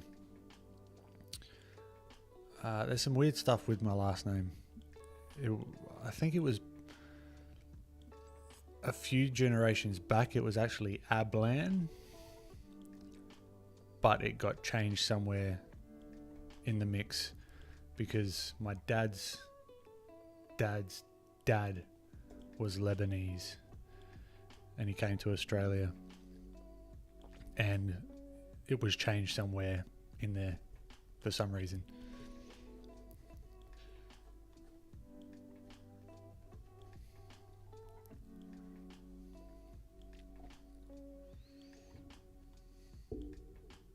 Now I know more. Yeah. The more you know.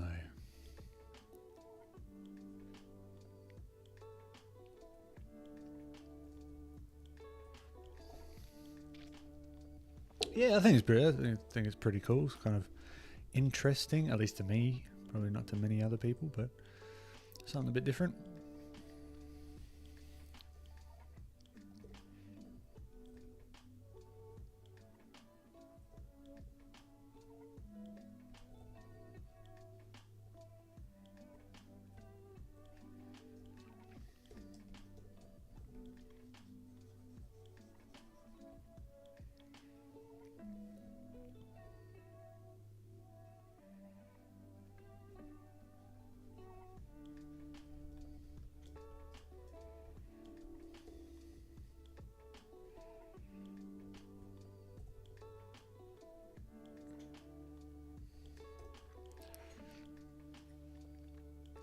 Acid Beck, well, welcome.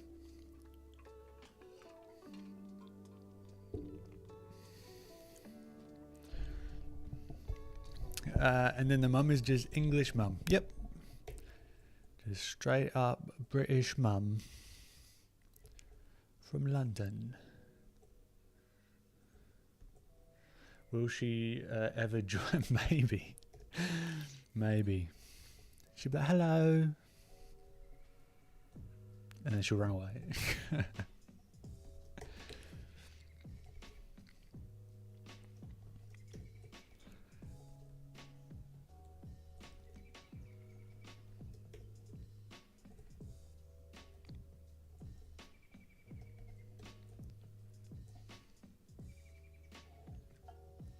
Thanks, Sugar Beats. I feel like she's funny. My mum, she's a funny one. She makes me giggle. CMG, I'm scared to learn my family tree. My family is so big already. I found out I have a new cousin every week. Yeah, I've not got too much into the whole family tree thing. It's just sort of bits and pieces I've heard.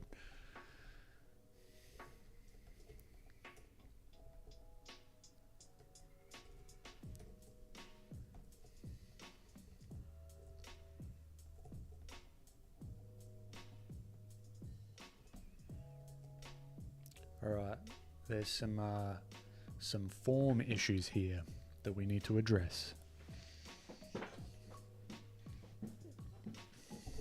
Her name is Carla. How did you know?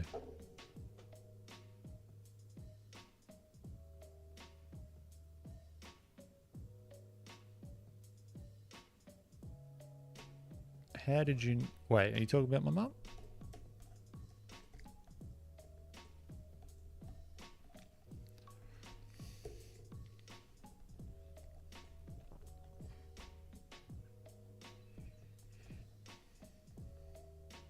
No, you wasn't right. I'm just messing with you.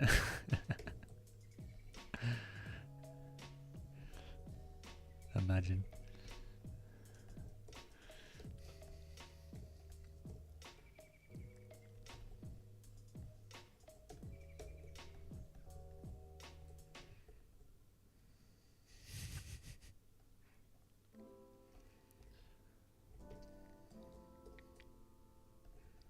Hey, Dylan, you're back, my friend.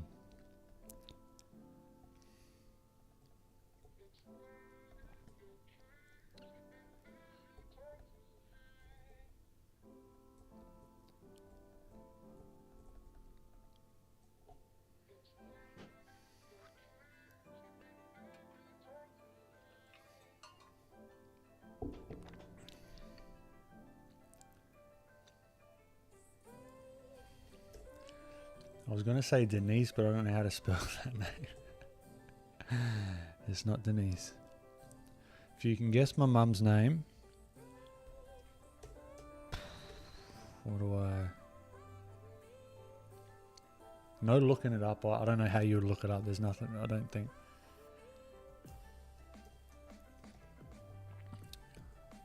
Is there like a prize? Guess my mum's name.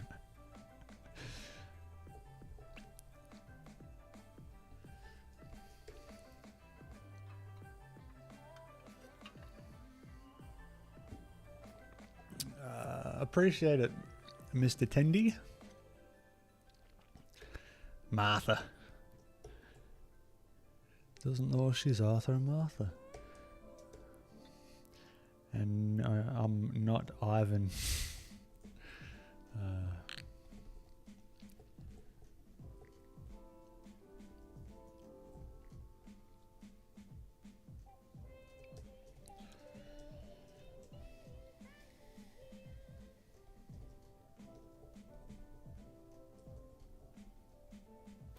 Let's see if there's another oil brush we can play with.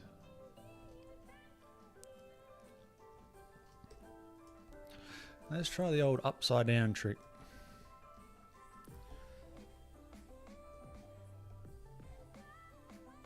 See if there's anything that stands out.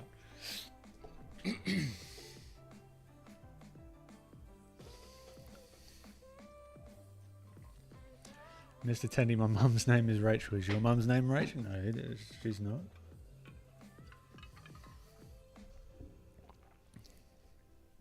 I'll let you know legit if you guess it. No clues.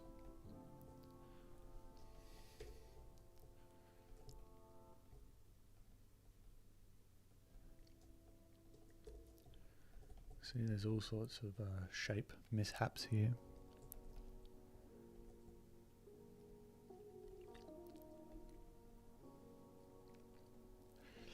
Snowfix. Great to see you again. I've tried it very briefly, Clip Studio. Very, very briefly, but I haven't had a good play around with it. I've heard good things though.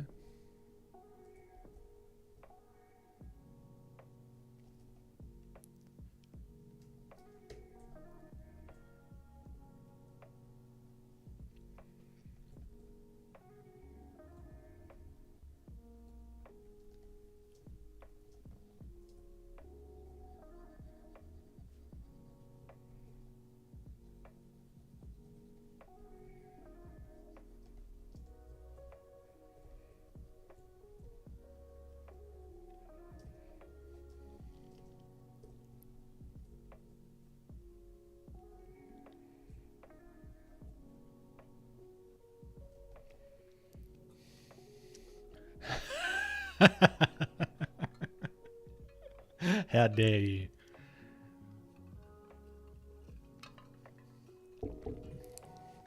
I'm truly offended. No, it's not her name.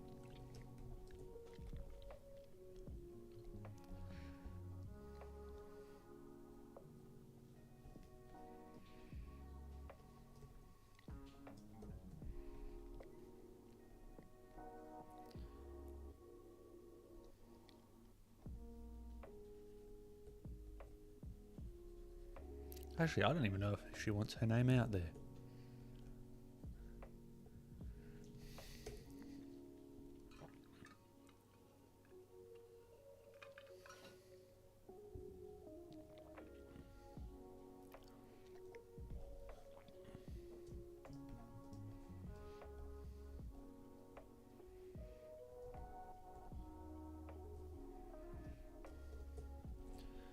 This forehead needs to be taller.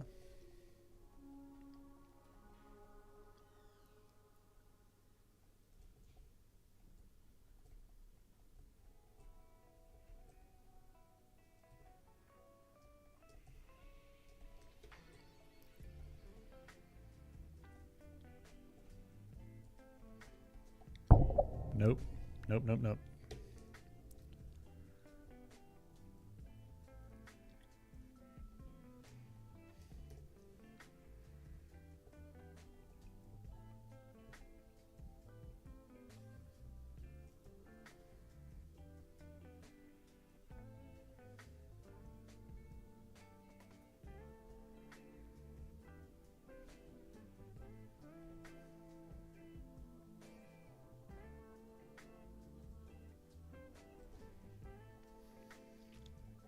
Okay, we don't want to be clogging up the chat with guesses. I'll give you one more guess each.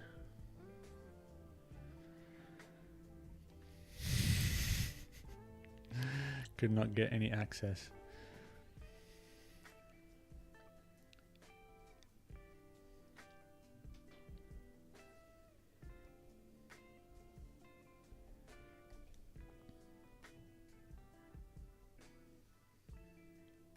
I said one more guess. No and no.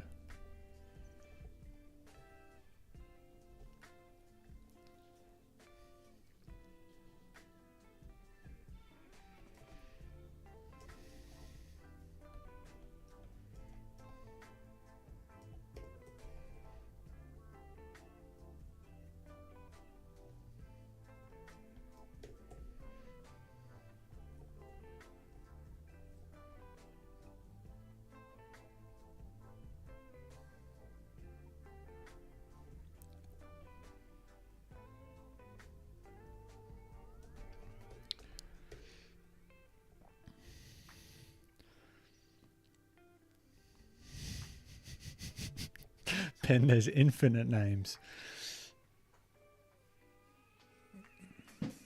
Starts with a C. There you go. But no more guesses. Last one each. I trust you.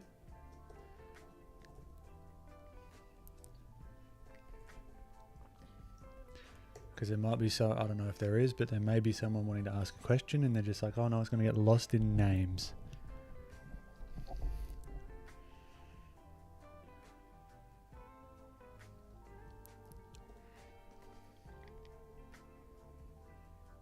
But I appreciate the banter. It's great. Not Mary Poppins. Does Mary Poppins start with a C?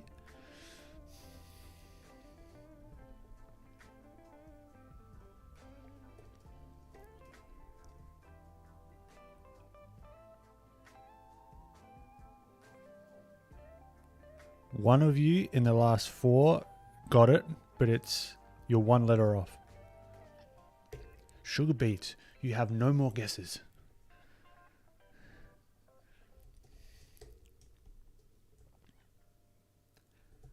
The name has been found. Congratulations.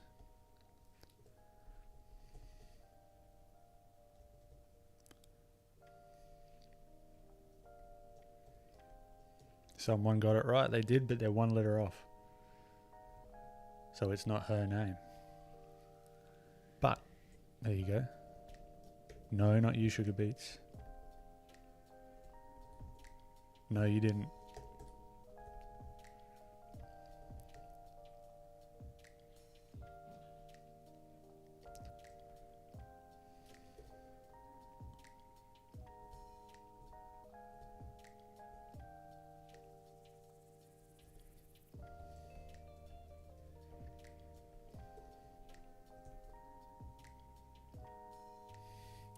Congrats, Ray.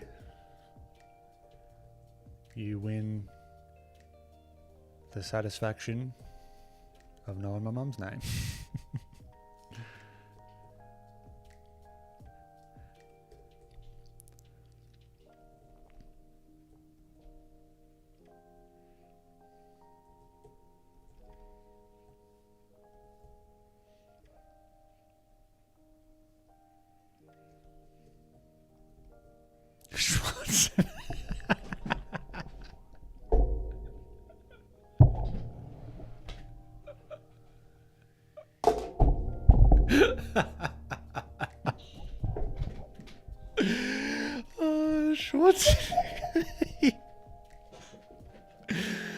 Oh, Berbristic, that made me laugh. Oh, that was funny. It came out of nowhere. So did you see any cute Australian animals? Actually, we had a magpie that came and joined us in our backyard.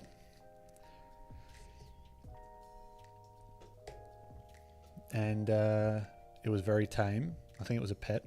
I don't think they're actually legally meant to be a pet, but it seemed very tame. It had like a little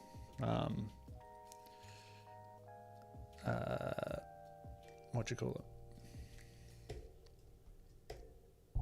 Like anklet thing. Super tame. But the dogs were going nuts.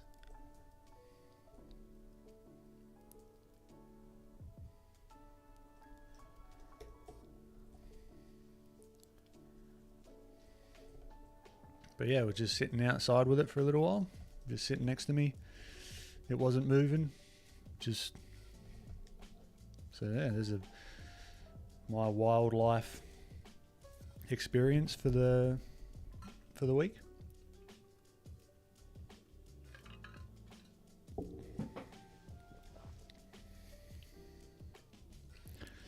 I missed the 2 L's on the end, CMG.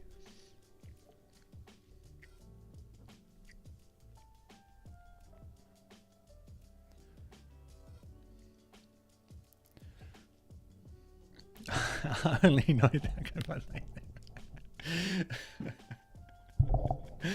No, I didn't pet it. I didn't think it was a good idea in case it was wild. I don't think it was wild, but in general,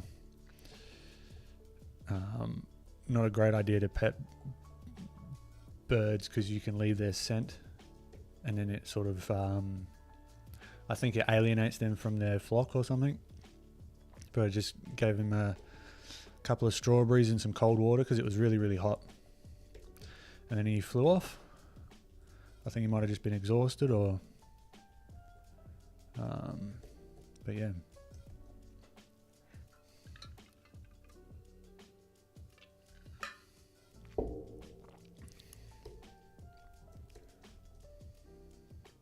Cheryl Webber goes hard, not gonna lie.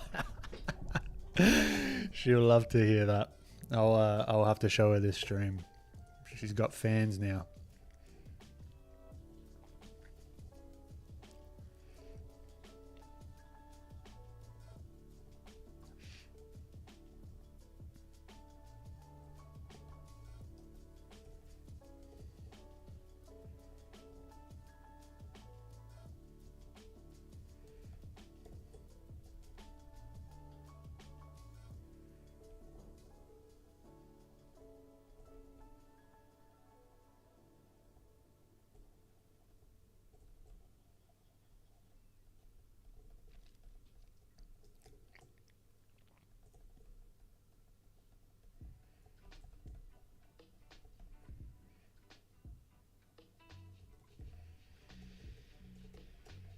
Alright, I'm going to come back to the face later. Let's figure out this whole thingamabob.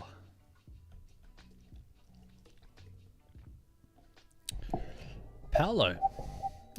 Sorry, Paola. Welcome. How long have you been drawing? On and off for most of my life, really. I'm 29, so about probably 26 years.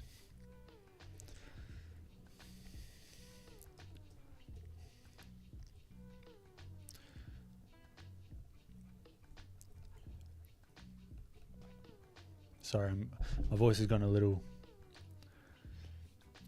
I don't know if it's... I'm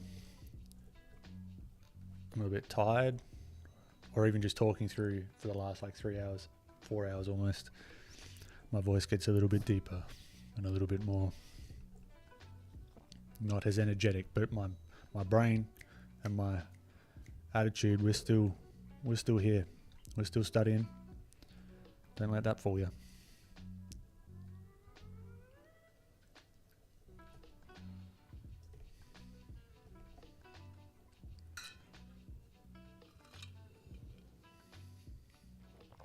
Yes, we stan Cheryl. I don't know if I'm too old or I'm just out of the loop. I hope that's a good thing.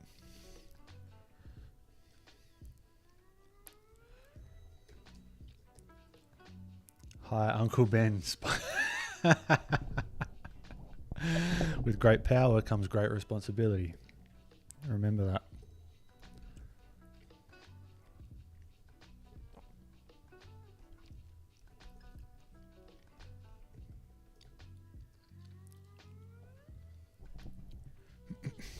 Grace, 29, really? Yeah.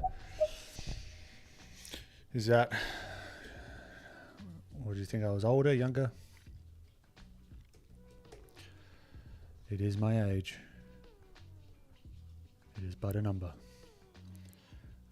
Stan, it's from Eminem's music. It is. Stan is extra fan. Right.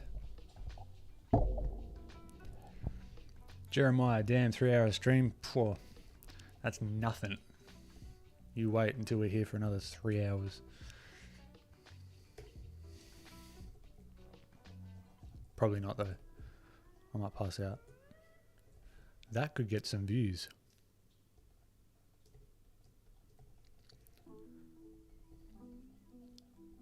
Australian artist passes out live on stream. Do it for the content, eh?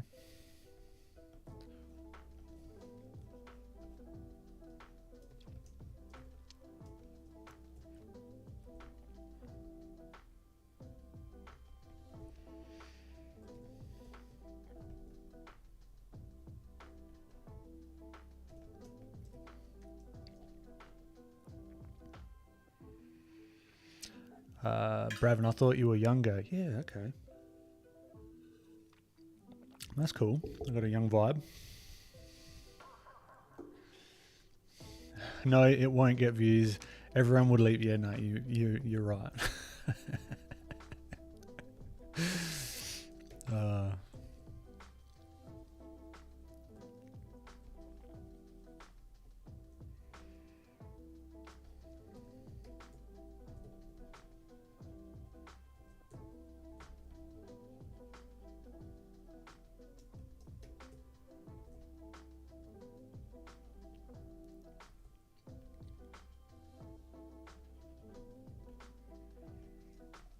Alright, let's figure out this arm. Now this arm's just a cylinder, right?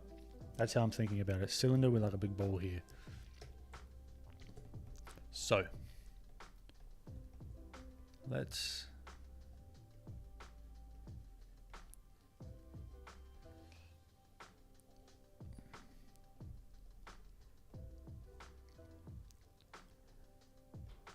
throw in this lighter sort of value. Look at the shapes. Now there's kind of this plane back here that's a little bit darker in value. Alright, so we've got this super, like the highlight. So that's going to be the specular highlight. All here is going to be the sort of diffuse lighting, which I want to keep in mind as well. We can put the highlight in later.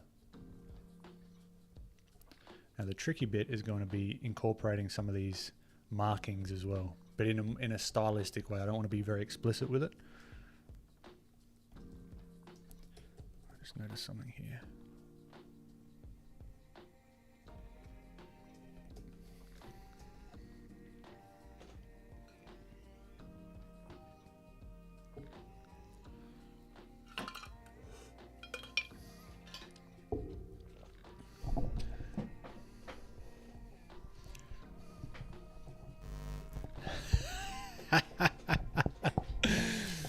Cheryl Eblin is giving main character energy. Don't mess with Cheryl Eblin.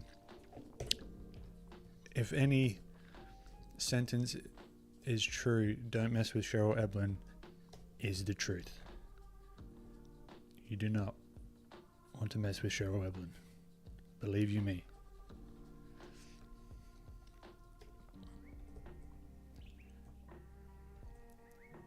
No, she's lovely.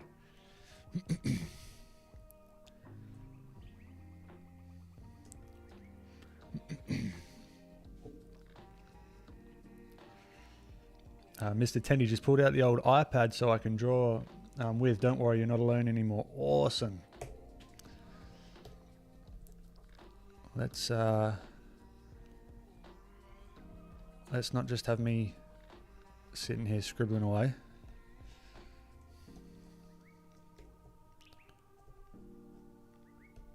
Oh, so I want to add some greens in here as well.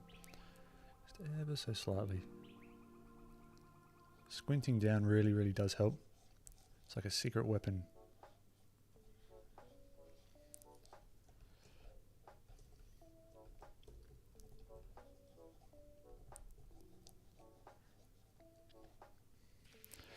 Next time the magpie comes to visit, take a video for the Insta story. Yeah, I was thinking that, but I'm like, oh, I don't know.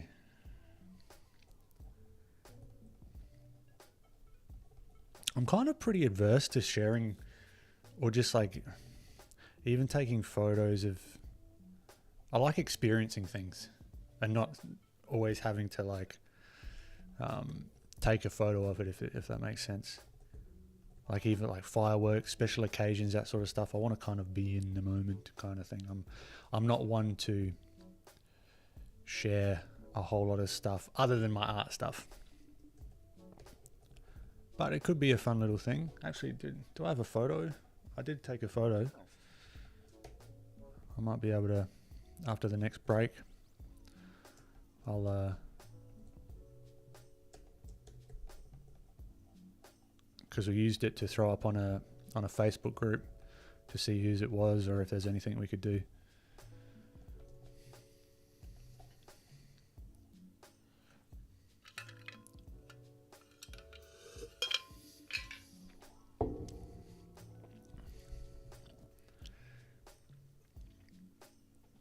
If you're snoring loudly, I'll probably get views. ASMR sleeping stream, imagine.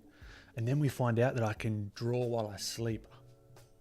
Imagine that. Sugar Beats, I have a question about Australia. Is the Indigenous culture a big part of communities, or are people mean there? I think it's pretty similar to a lot of other places. Like, you've got shit people everywhere, really. But yeah, it's not like there's Indigenous cultures everywhere. Like I think this is we're on, if I'm not mistaken, Ghana land, I think here. But I think there's a much larger community, and I could be completely mistaken, but much larger communities up in sort of Northern Territory. But I mean, it's just like everywhere, right? You've got shitty people all over the place. But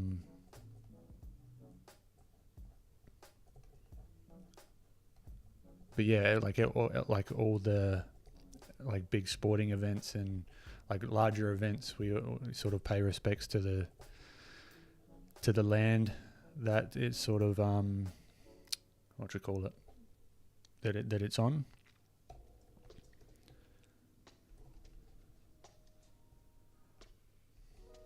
Or that has been held on. Bibristic, I live in Australia, I do. Next time the magpie comes to visit, take a video. Oh, sorry, I've answered that already. And not Cheryl being like, Ben Eblin, why have you not cleaned your room? That's almost how it is. It's when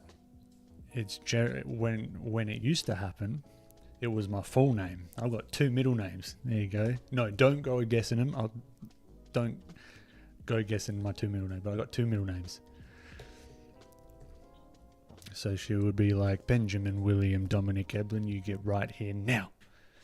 Whoa, this gives me shivers.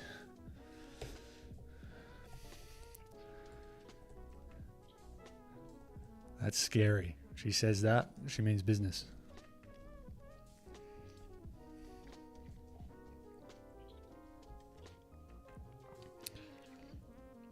But you can take one photo of the bird and draw him. That's not a bad idea. Yeah, we always pull out our phones too much. I get why, but still, yeah, I know. It's just not my kind of vibe. I'm still here. Welcome back. Welcome back.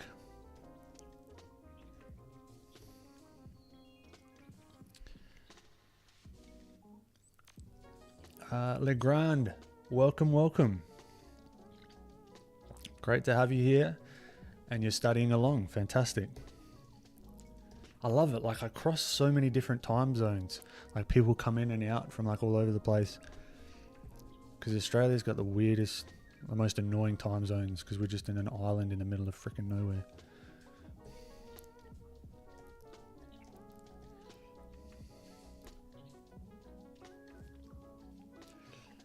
Sugar Beats. Wow, you have a cool name. Thank you.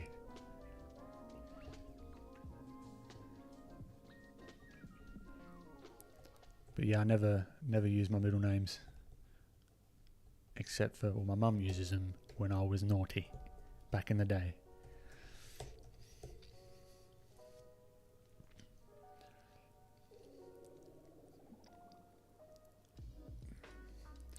Ben Eblin, I know the purpose of your life. You do? You must. No. You must teach me to draw. Or if you stop guessing, trying to guess my mum's name, you might learn a thing or two. No, I'm just joking. I wish I had 3 middle names like that. No, I've got 2. So Benjamin, William, Dominic, Eblin. It's a bloody mouthful. But it is my name.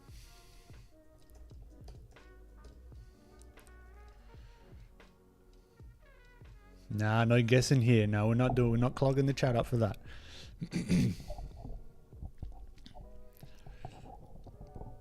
I'm still here. Ben, were there any shows and movies that you watched growing up that inspired you to draw? Jurassic Park. I love that aesthetic.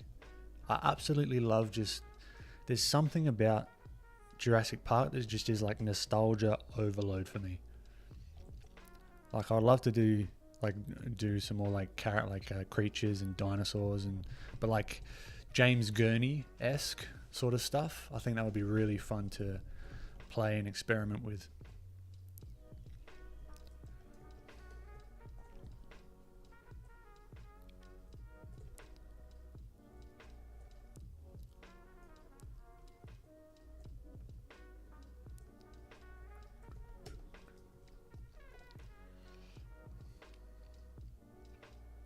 Sam, hey my man, how are ya?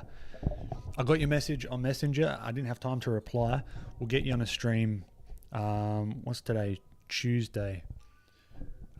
Next stream, I'll let you know. This was very, very, very last minute.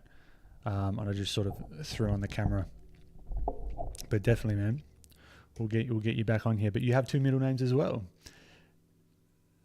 Yeah, I think so. I think it holds more weight. 2 middle names, there's more to yell at you lovingly.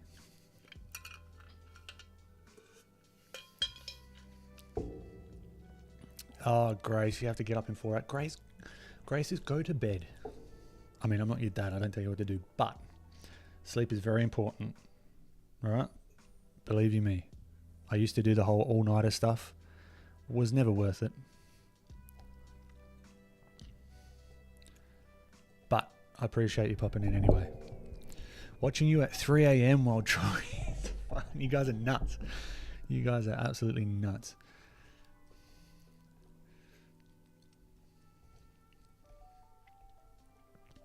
But again, I'll continue to say this. Thank you very much for popping in. It makes my day.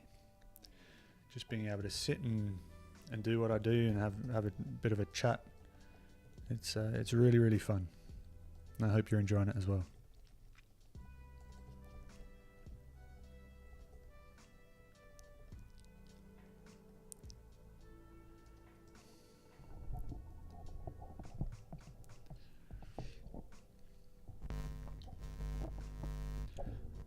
Bibristic. I will never be able to guess the name. Well, you don't have to. I told you. You should do some Jurassic Park drawing. Yeah, definitely. I think that's a must. Must. I actually have a Jeff Goldblum. I did. Back, further back, ages ago when I was first starting to play around with Caricature on my Instagram. So, yeah, go check that out.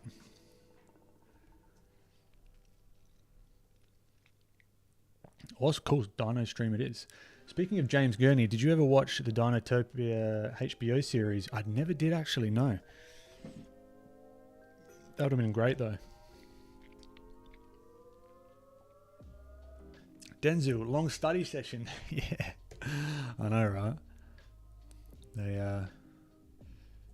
I seldom have short study sessions. I don't know why.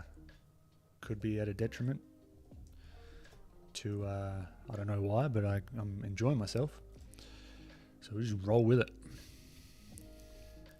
Yeah, there's some stuff going on with the face. Now I've sort of stepped away from it for a little while, but we'll get some of this going. All right, let's see in the minimum amount of strokes. Let's see if we can wrap this up, and then we can fix it up a bit later. All right, so minimum strokes. Let's have a look. This is a time to squint down.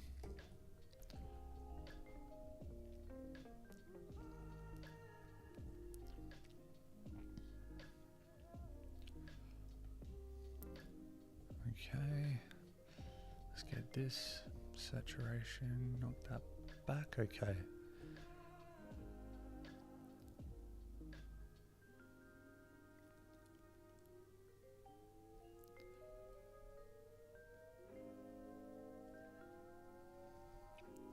Alright, so we got some of this green stuff over here. No.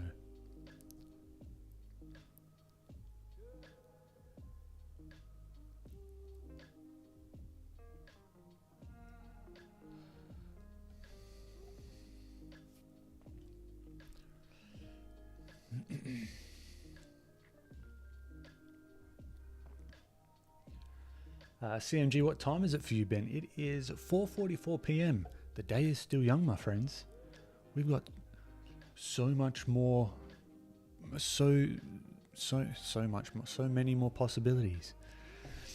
Bibristic, the Australian gods are very angry that you turned away from your life goal to teach me to draw because I have to betray you in the end, all according to the canons of the Sith. There are a lot of words there, many of which make not a lot of sense, but I get the vibe, and we'll teach you to draw. Don't you worry, Bibristic. Don't you worry. Sugar Beats, oh my god, there's confidence right there. If nothing else, love the confidence.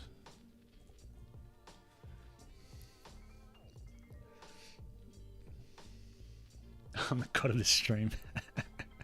What does that make me? A disciple. You're the puppet master.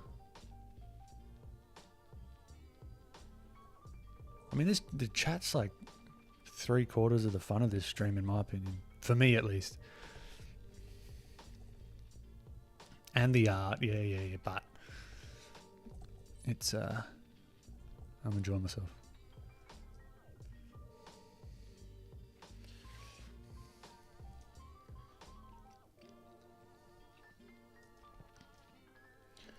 I'm the god. Oh no, sorry, Mr. Tendy. Did you do that at Greystale's side portrait today? I did. Yeah, that was just a quick little demo, quick little warm up. Yes, Grace, go to sleep. Do it for your health. Bibristic, more light on the back. Who's teaching who to draw now?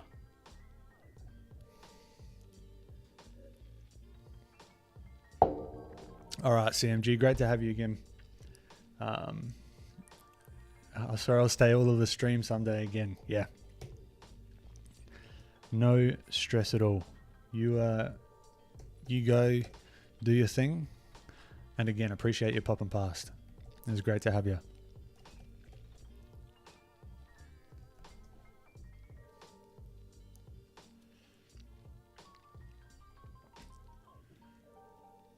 Sugar Beats, it's 11.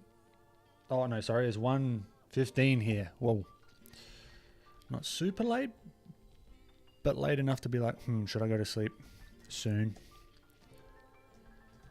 All right, minimum lines. That's what we're back on topic.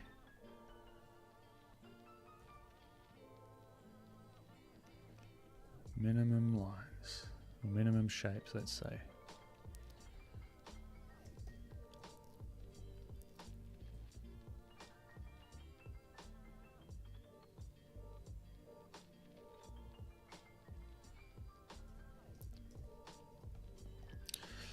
This needs a zoom out.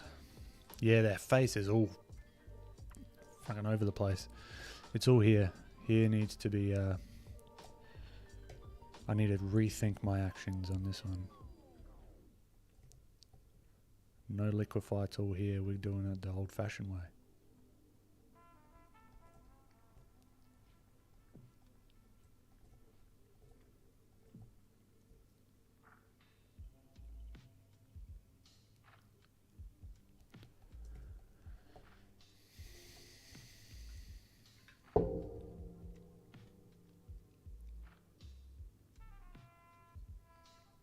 Catch you later, Dylan. Thanks again for popping in, my friend. You have a good one.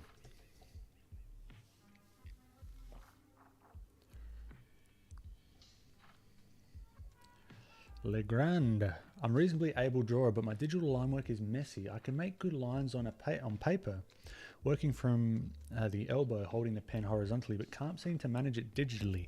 Any tips? This little secret weapon up here. You don't want to rely on it too much. The smoothing. For example, I'm just used to it, so my hand-eye coordination is sort of good to throw down smooth lines without any sort of help with software or anything like that. But smoothing does, I mean, you can't really tell, but it does help.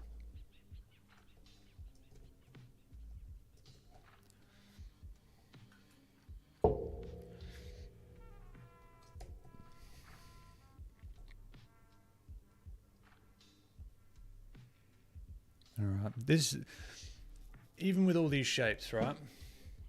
This is a good example of how perspective plays into everything. All right, so even here, there's a reason. So this, if we wireframe this eye, it sort of scoops in a little bit, and that's going to be shown on the other eye as well. So the eye wouldn't be out here. That would make it look like a fish. All right. Just something to keep in mind. More of a note to myself, really.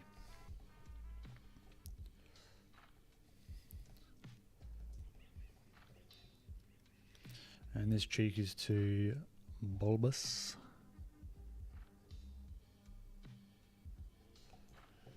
Yeah, we'll get this looking better soon.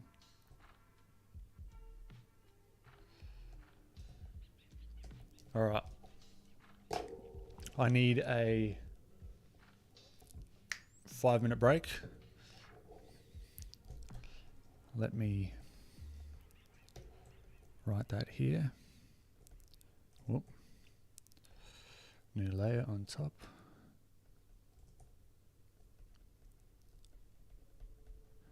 Be back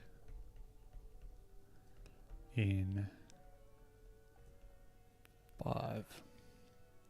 Alrighty.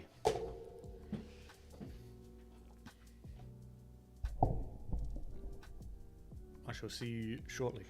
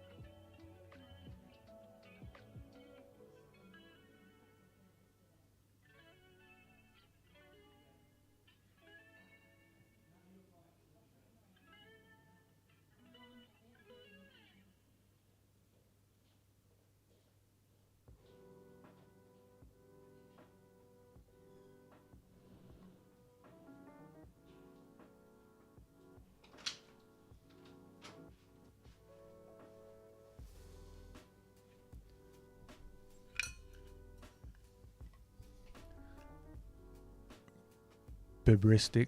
Don't make assumptions. I'm not back just yet.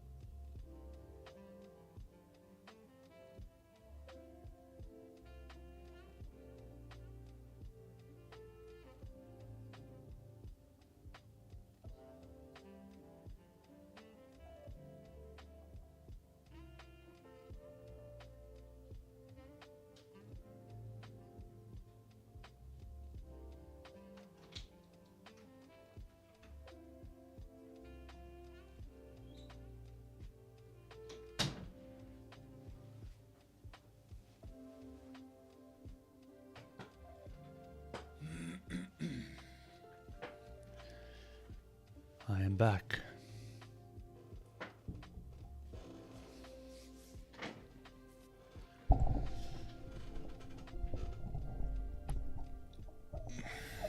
Ay caramba.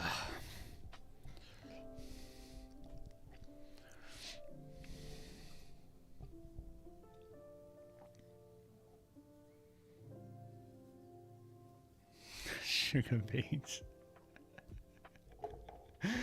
You've got it. You've got the saying. It's going to stick with you. I am back. All right, what have we got in chat?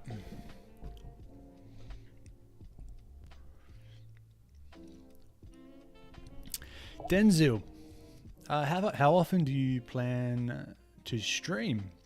It's nice to have something to have on during WFH. WFH. World Financial Haberdashery. I don't know. What does WFH stand for? Dylan. Catch you later. Yash Art. I have no favorite color. They are all like my children.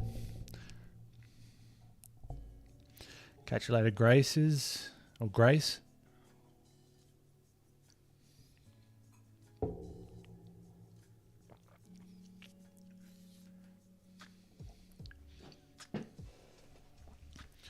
Oh, your English is pretty decent, Babristic.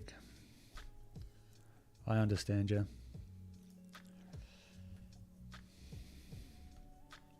Whoa, what has just happened here? Okay.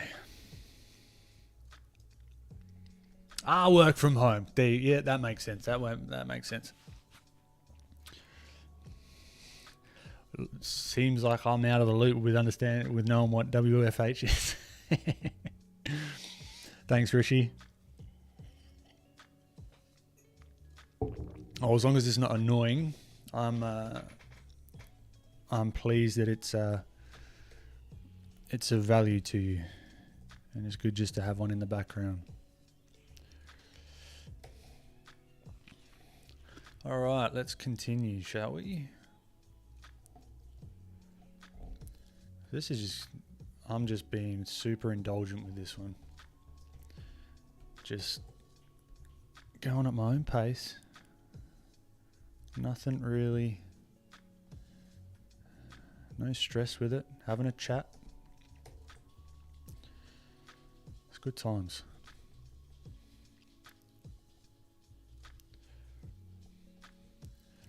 All right, so back to where I was. So there's a lot of things that I can see that I've done. The nose is too long. There's some shape issues, but from afar it looks okay for now. We'll make it look better. But the goal's not, but I don't want it to be like 1-to-1. I still want it to have a little bit of that painterly feel to it. And this is outside of my regular stylized character stuff, but it's a really good practice that I enjoy doing.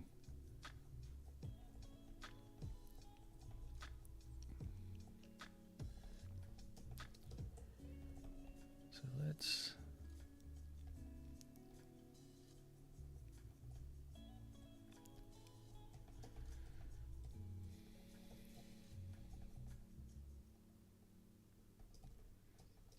yeah, there's a few shape issues. Babristic.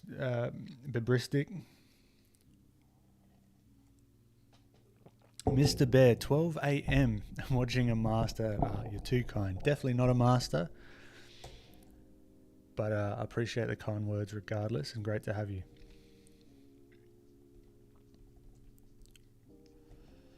Yeah, there's some definitely some structural issues going on here, which we'll fix. We will probably fix. Aussie, welcome back. It was so hot I had to go for a swim. Nice one. Damn the shading and colours. Thank you, Mr. Bear. Alright, let's see how we're going from afar. Yeah, this eye needs to go down. This eye needs to move down. You know what? I'm going to break my own rule. I'm going to do a little bit of surgery. Let's just utilize the digital tools while we have them.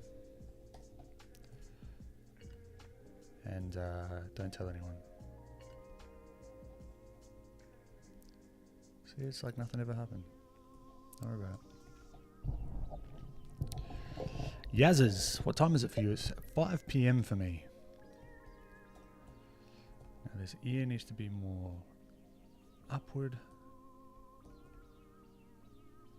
Like that, probably.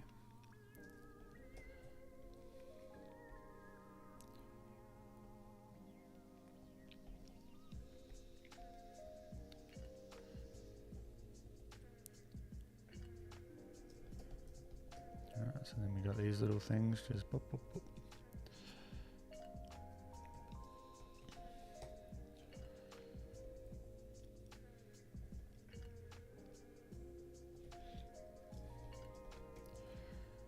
Put a little bit of that specular on here, just a tad, just an indication. And a little bit of that highlight on the side here, which would be more of the Fresnel, I think, maybe. Fresnel.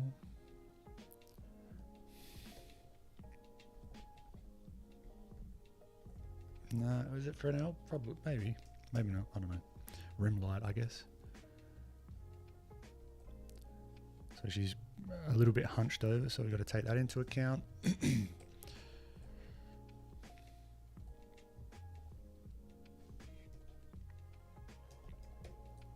And this whole structure is off, which is fine.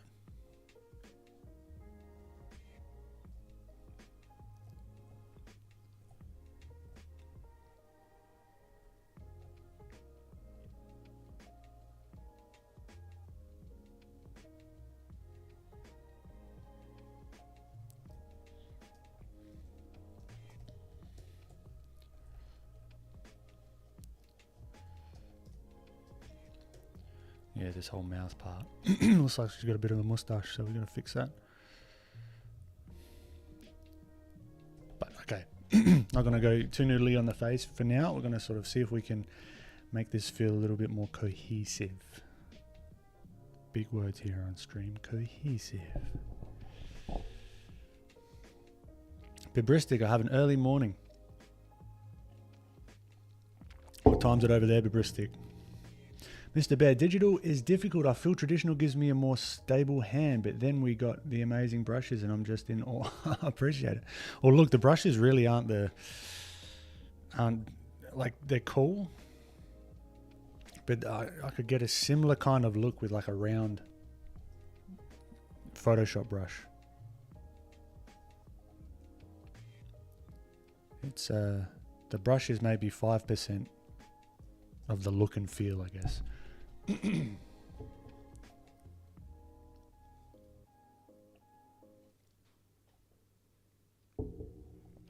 Aussie, sick painting, appreciate it, man. Sugar Beats, I know I'm getting tired because I don't have things to type. Are you feeling okay? It'll be what, 1:30 over there now, probably?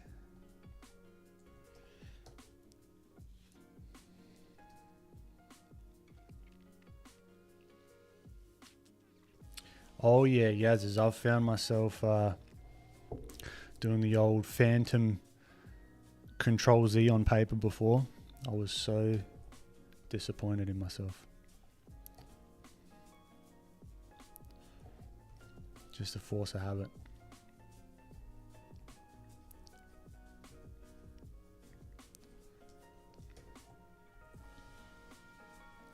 The cool thing is I could even come through and think about adding some like splashes of really saturated color to give it a little bit more zhuzh, because it fits in with the value group.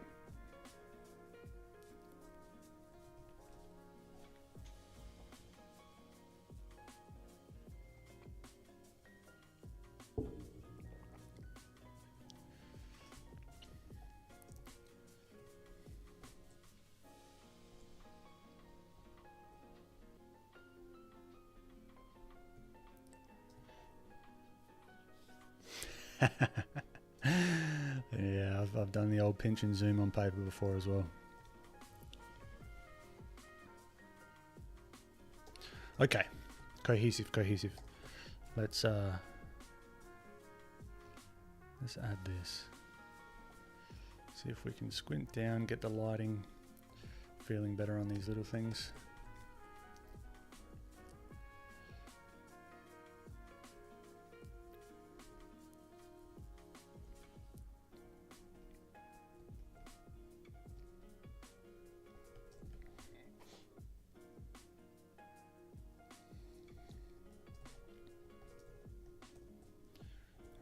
Alright, there needs to be a whole shape here that I'm missing.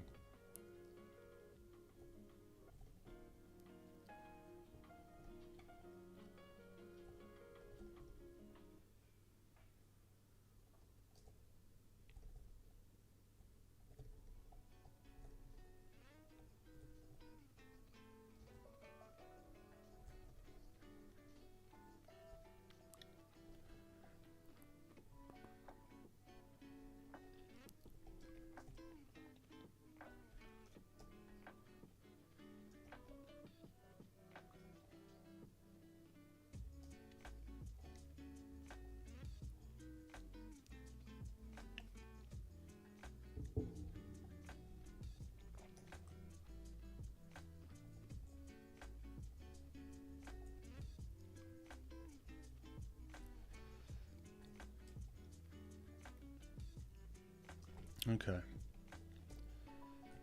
It's getting there, getting there.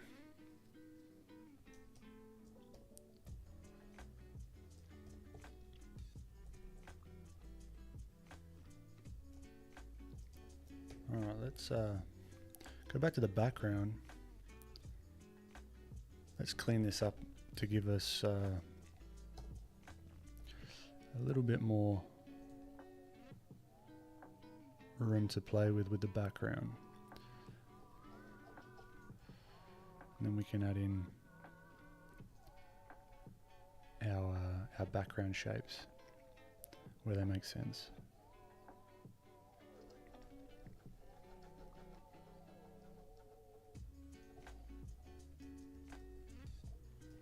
That'll do.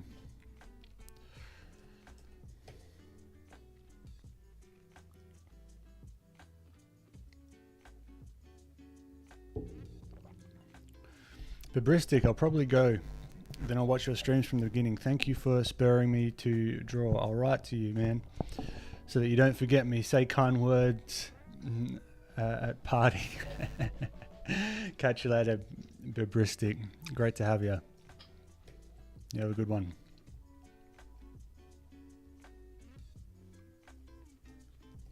Okay, now we're on our background layer. We'll probably eventually merge this together.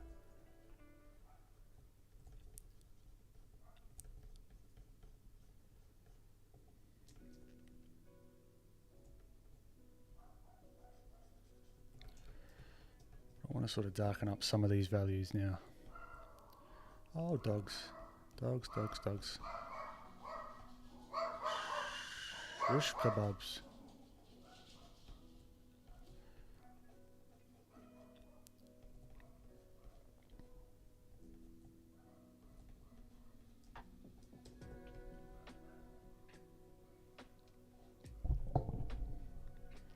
Catch you later, Bibristic.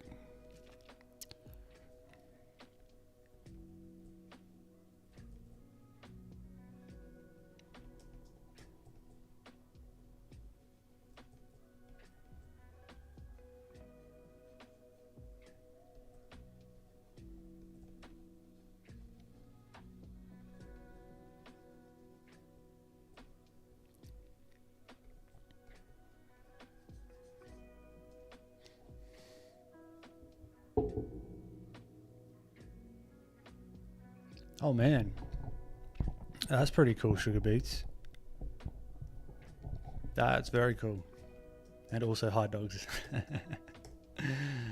Yep, they've something's annoyed them, and they're annoying me.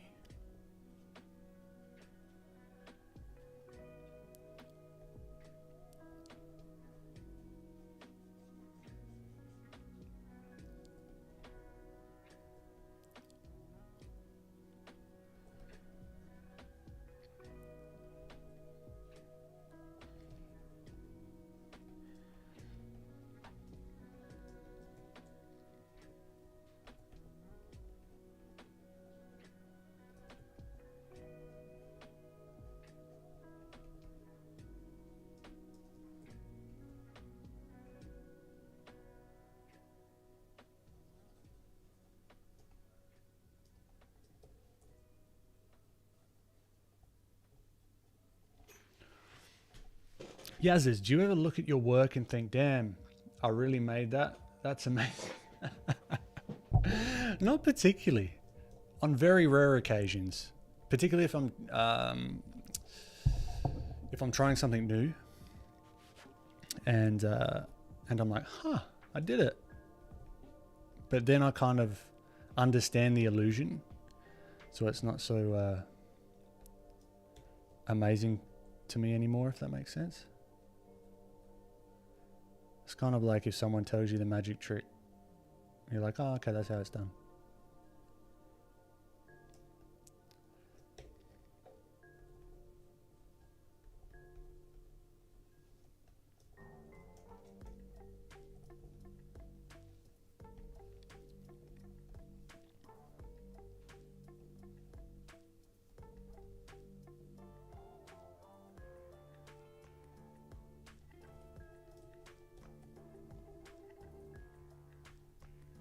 You know, I don't want many sharp or hard edges here, really.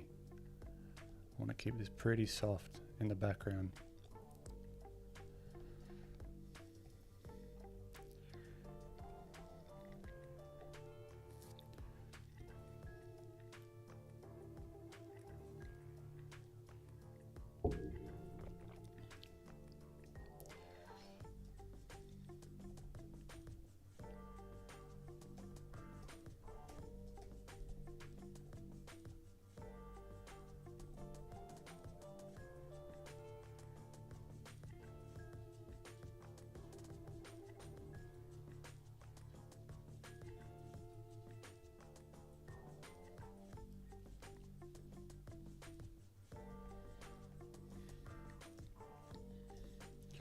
Let's do a bit of zooming out. Let's see where we're at with it. Yeah, her face has got to change. That's alright.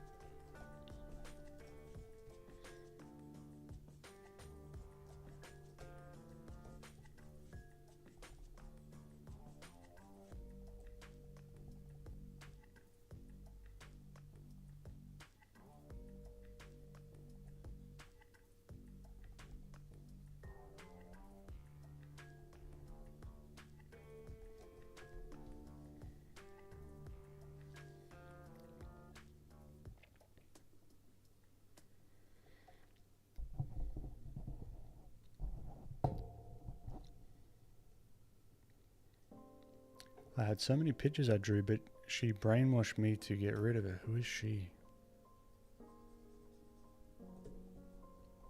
You scare me, Sugar Beats. Falco. Okay, it's almost 4 a.m. Bloody hell, Falco.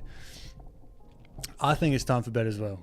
Sorry I didn't stay until the end. I'll watch the whole stream tomorrow. Good night. Catch you later, Falco. You go get some sleep.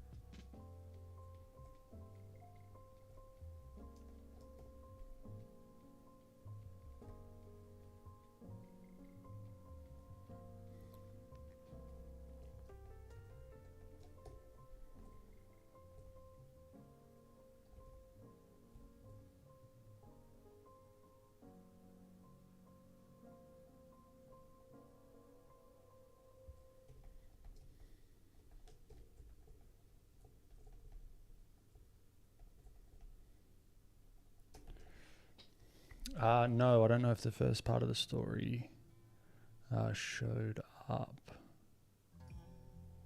No.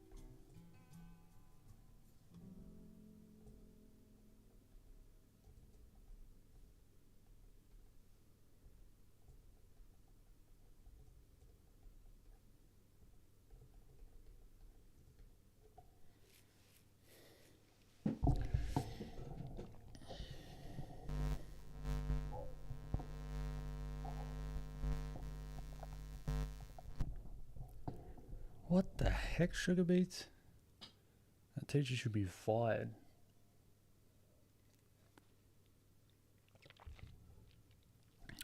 Eloise, I have a question.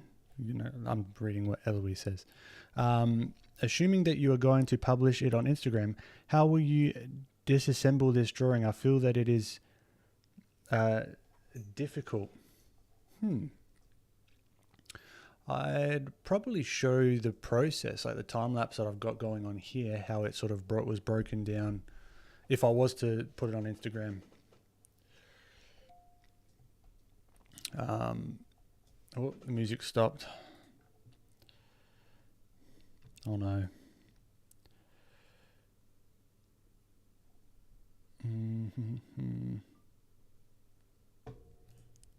Quick. We need something.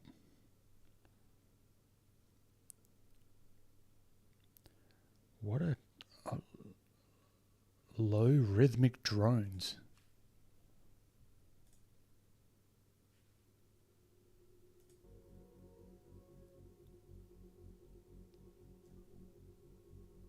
Nah, that's weird. Not for me.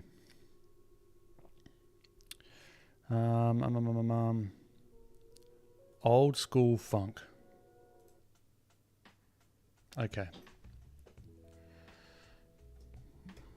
I swear I've heard this song 50 times on stream, but it'll do.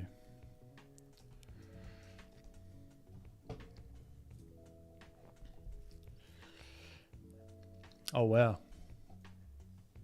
Man. That would have been crazy, Sugar Beats.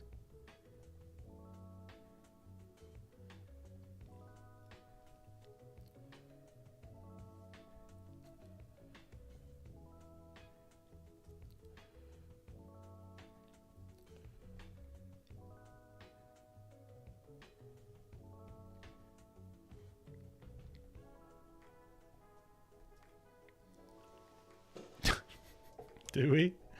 Who is we? Speak for yourself. Oh, really?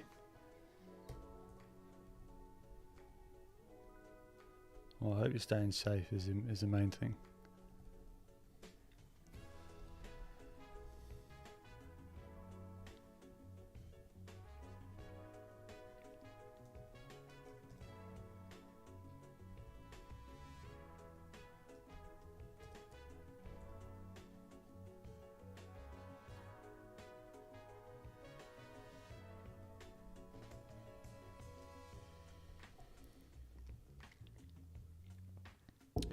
Eloise, I mean, do you think about the method of decomposing into a note before starting or during a drawing? Do you discover that? Sometimes a bit of both.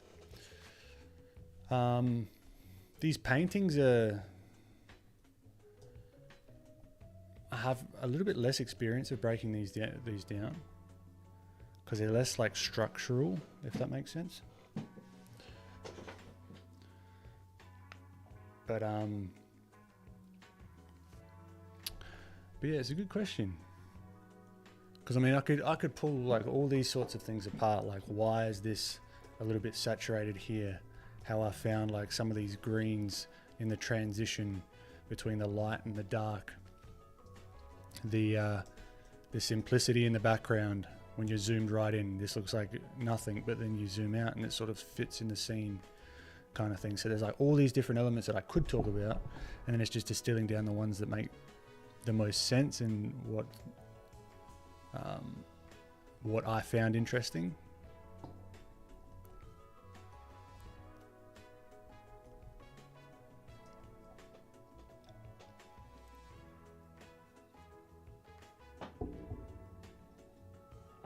Oh, fantastic, Sugar Beats. That's good that you got someone, got an organisation helping you.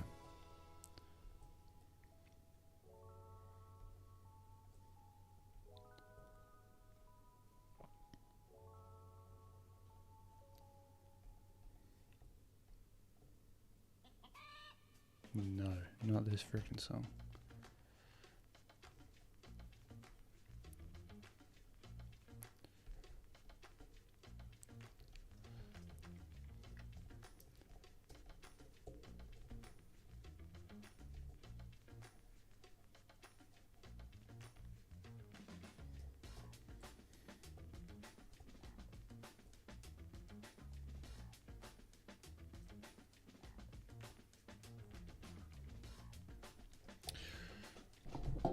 You too, Yazzers. You get some sleep. Very important. It is very, very important.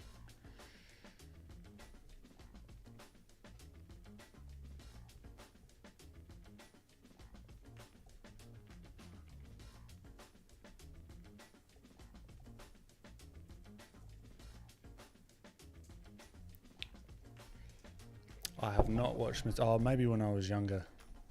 Like a long, long, long time ago. I don't remember it though. Sugar beets.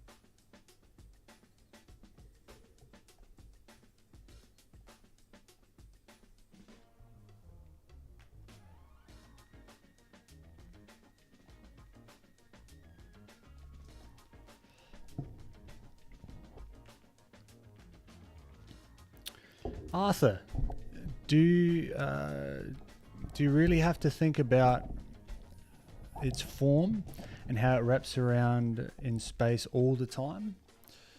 I kind of swap in and out with this particular kind of painting. I kind of swap in and out of that mode of thinking.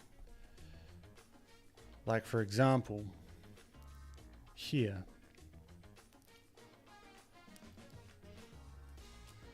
If we're looking at this, all of these are forms. I mean, they're blurred out, right? So I just wanted to get the basic shape of this, but I know by looking at this that this top part here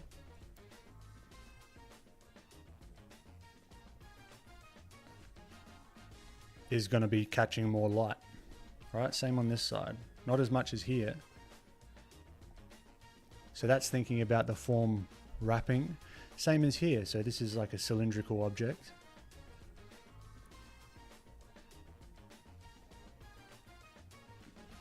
You can sort of use that knowledge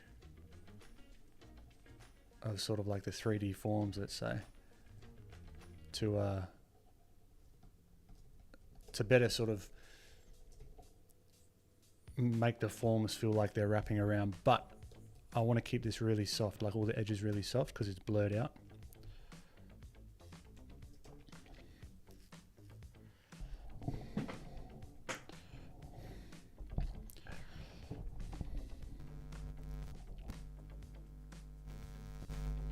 Ah, sugar beets. Yeah, that's pretty toxic.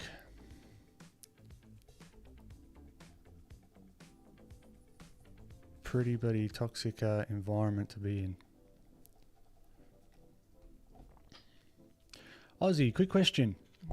I finished a portrait course, but now I feel like I'm stuck to the reference. I find myself painting every detail I can. It was very helpful, but I don't know. It doesn't feel very efficient. Yeah, that's where sort of the whole simplification thing can come in handy. What can you do without painting every detail to make it or give it the impression that it's the thing? Right? That can help sort of stray away from the reference.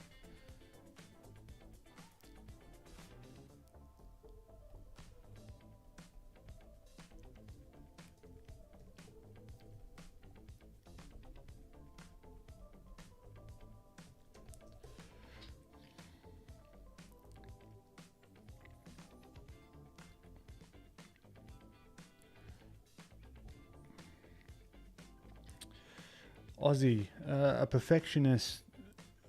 I mean, there's no risk in trying to push the shapes, particularly if you're doing it in digital, right? Try it. Throw another layer on top of whatever you're doing, and give it a shot. Push the shapes. See what happens.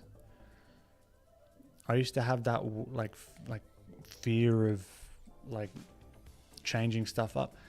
Give it a shot. You never know if you if you don't try, you know.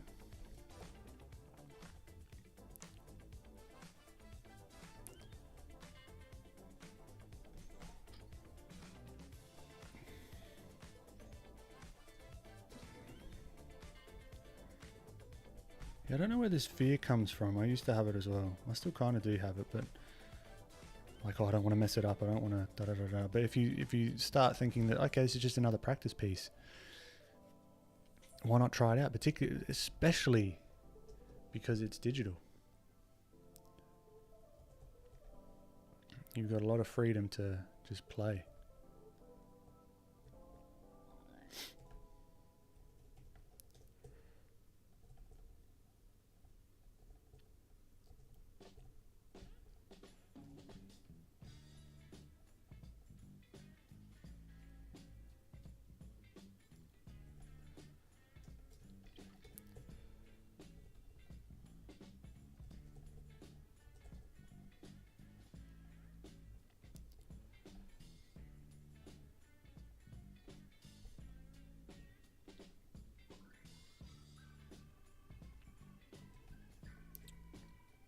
Now this guy's way too in focus right now. Way too in focus.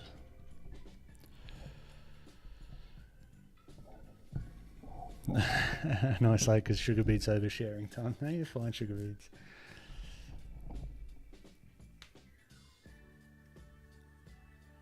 $100%, 100% sugar beets. You keep doing your thing. Denzel, clocking off to walk the dogs. Thanks for the stream.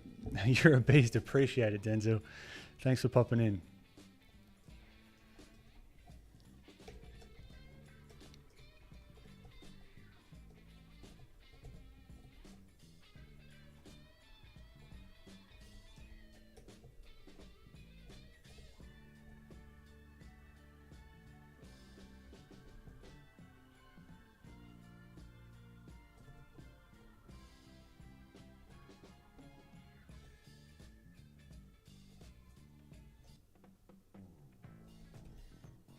No.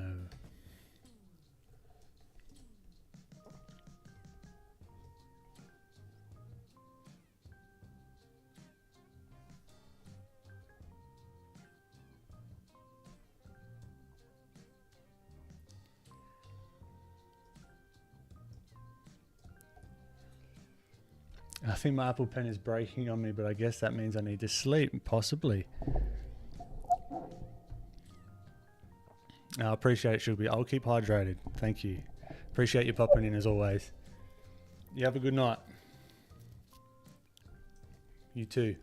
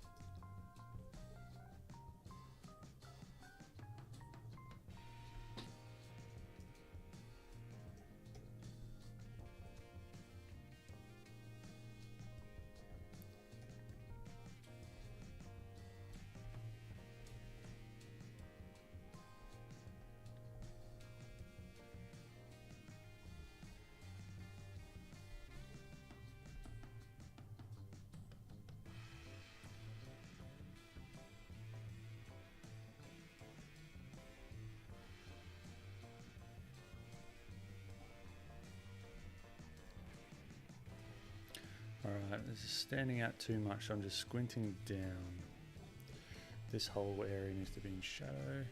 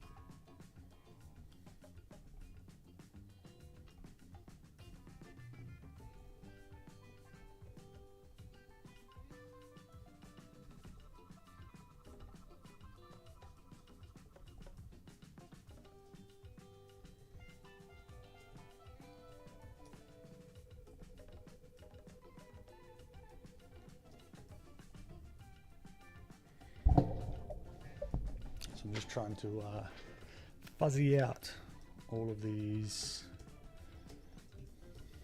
hard edges really.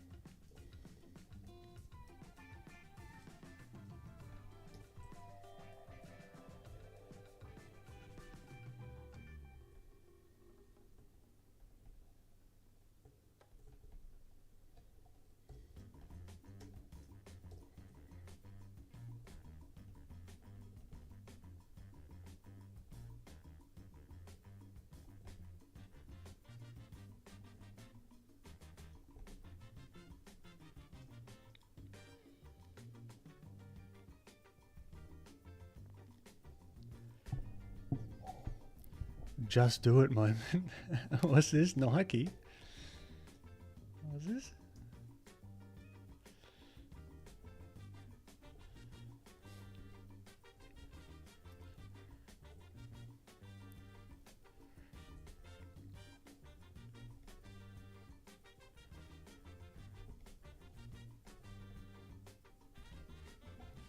Oh no, with your yeah, play around with the shapes as you go for it. It's fun. It's freedom.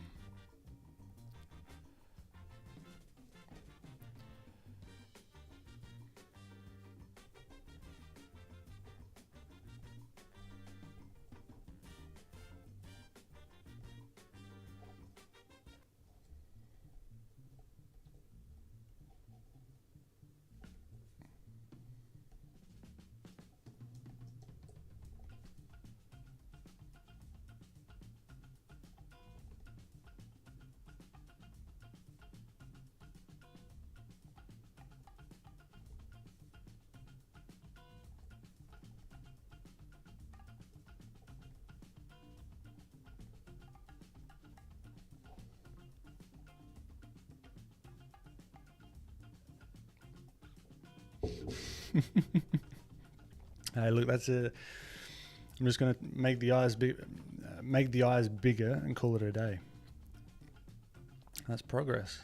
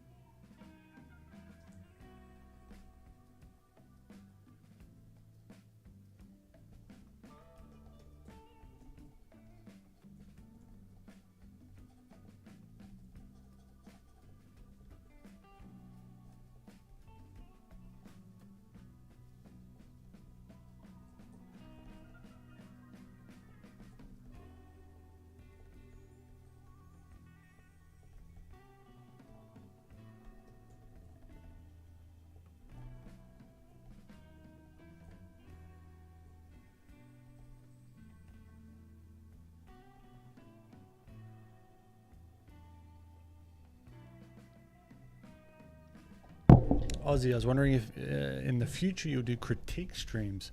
I don't see why not. That could be something. You just got to figure out how that all fits into everything.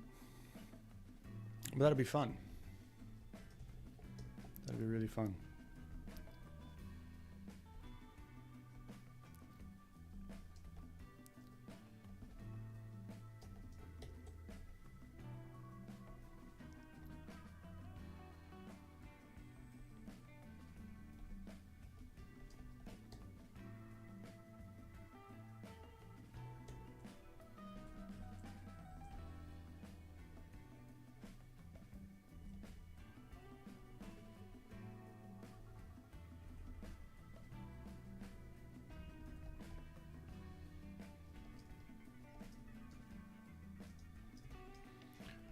Oh, I'm losing steam. Yeah. There's only so much coffee can do. How long have we been going for? 5 hours. Not too shabby. Not too shabby. There's a lot I want to do here, particularly with the background.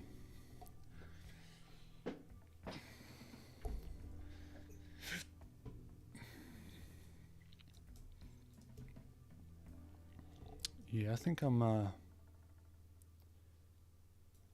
and truly fried. Let's see. I just want to try something. Whoa, not that. Let's see what a little bit of blur might do. Like a Gaussian blur.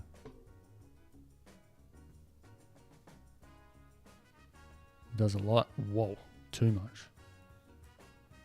Yeah, it really pops her forward.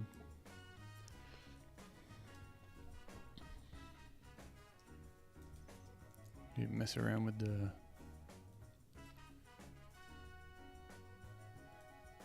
values.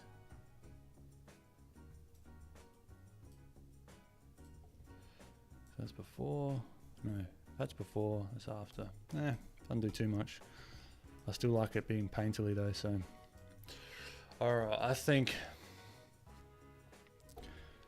5 minute, just stretch out, and then I reckon we'll call it a day. I need to get something to eat.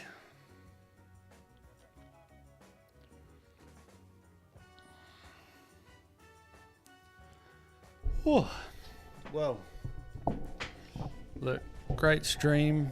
Everyone, appreciate you all popping past. As always, it bloody boggles my mind. But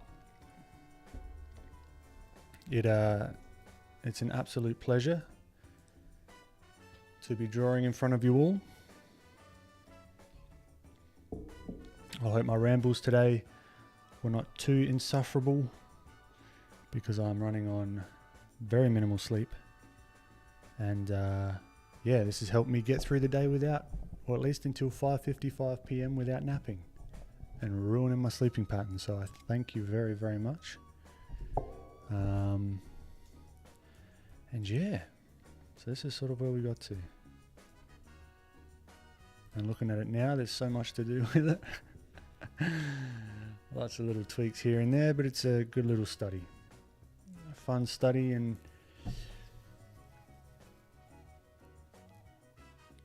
so many little tweaks. Anyway, look, alright, I might just bounce right now before I get stuck back into it and start tweaking things. I need to grab something to eat. And yeah, and before I go, Bravin, could you have some advice on the art I've shared on the Show Off channel on Discord? How to get it less muddy / better blended? I'll take a look.